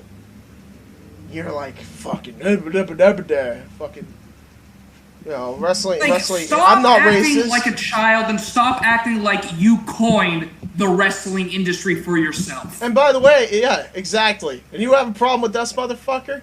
Go ahead. Fucking, if we're ever in the same fucking place and you actually recognize me, I dare you, in fact. Go ahead, Cornette. Play this fucking podcast on your fucking show and try to fucking roast me. Because everything that I said on this goddamn podcast is exactly what people are gonna fucking see if you play all this through. You have my full fucking permission. Go for it. But if you fucking think that if you're this pissed off and it gets under your skin that bad, if you get a little fucking angry, right, and you fucking try to slap me like you did Santino, if we're ever in the same place at the same time, I will drop you so fucking hard that you won't even fucking know who your own mother's name is. I will make sure you have the biggest fucking concussion you will ever have in your fucking life if you even try to take a fucking swing at me. Because unlike you, I ain't some internet fucking tough guy.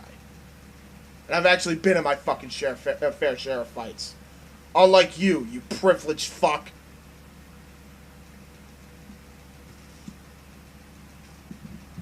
Any closing remarks, Nikos? All I'll say is this. If you have an opinion, and if anyone else has an opinion that refutes yours or disagrees with you, please respect that other's opinion, and that person will respect yours. You can still be friends with them at the end of the day, but you don't need to go out of your way to wish death upon them because they have a different opinion. That's one closing remark. My second one, don't always discourage people based on one thing that you've seen and think, oh, that's what they are in real life. That's what they are for life. Like, I'm talking about how Cornette found out about Kenny Omega when he wrestled the 9-year-old. Yeah, PWG. That one video, that's how Jim Cornette has marked Kenny Omega. Yep.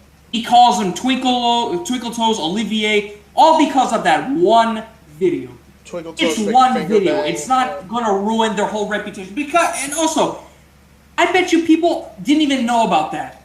Because it was meant for like a comedy They know about it. thing. Fucking, they know about it now because you won't stop shutting up about it. But otherwise, nobody would have fucking batted an eye.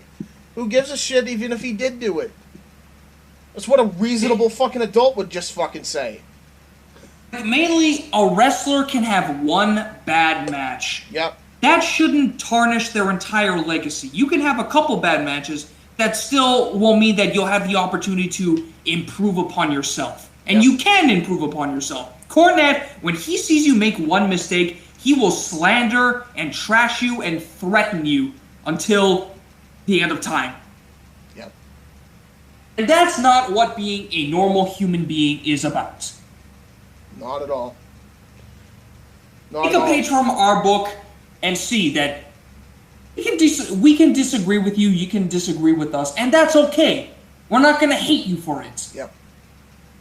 But if you're someone like Jim Cornette that will constantly slander you because we disagree with you, you have problems and you need some help. Damn right. Amen, brother. In return, we won't threaten you like how you would threaten us. We will just look at you and say, sir or ma'am, have a nice day.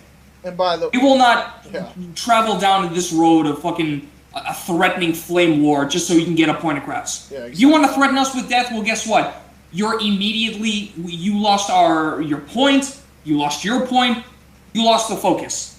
In fact, you lost in general. You're keeping on to fuel the fire that has no spark. And then people just choose to ignore you at the end of it. And that's what we do. In fact, with WYW, we're doing. We got just one ignoring criticism. We had Cornette altogether. Hell, we pretty much we're just gonna write him off the show and replace him with someone else, which we're probably doing. Yep. And not to mention, we also had like a comment too where we actually got criticism, and most of it was hate fueled, and that our thing was a terrible idea and whatnot. And we kind of filtered out that, and we actually took a bit of criticism that was actually genuine and that we could improve upon, and we know we could improve upon. So I took that. And that's the thing about criticism. We can improve upon it if it makes sense. Yep. And we have. Absolutely. That doesn't mean it gives people the right to threaten death upon us because we didn't do things their way. At that time. In life. And to add to your point, and these are going to be my closing statements here, when it comes to this Jim Cornette fucking podcast. And hopefully this really does prove that Jim Cornette's a piece of shit, and that's how he fucking views people, and you shouldn't take anything he says at face value, although know that it's genuinely how he fucking feels. If people think I'm going to be fucking afraid that Jim Cornette's going to come after us, I'm going to tell you something right now. I had a fucking Canadian fuckwad who took a video of mine when I was mentally not okay and was going through a lot at that time back in, I want to say 2017, 2018. And he took everything I said out of context, and fuck him for that, by the way, and I don't want anything to do with him, and that's a guy who's a fucking backstabbing prick, because I actually invited him on the show. That said, I give him fucking credit. He's way more fucking scathing and way more conniving than Jim Cornette ever could hope to be. So I ain't fucking scared of Cornette. Not in the fucking slightest. In fact, if Cornette actually fucking reviews this goddamn podcast by some miracle, hey, more views for us. Come on in. Come on in.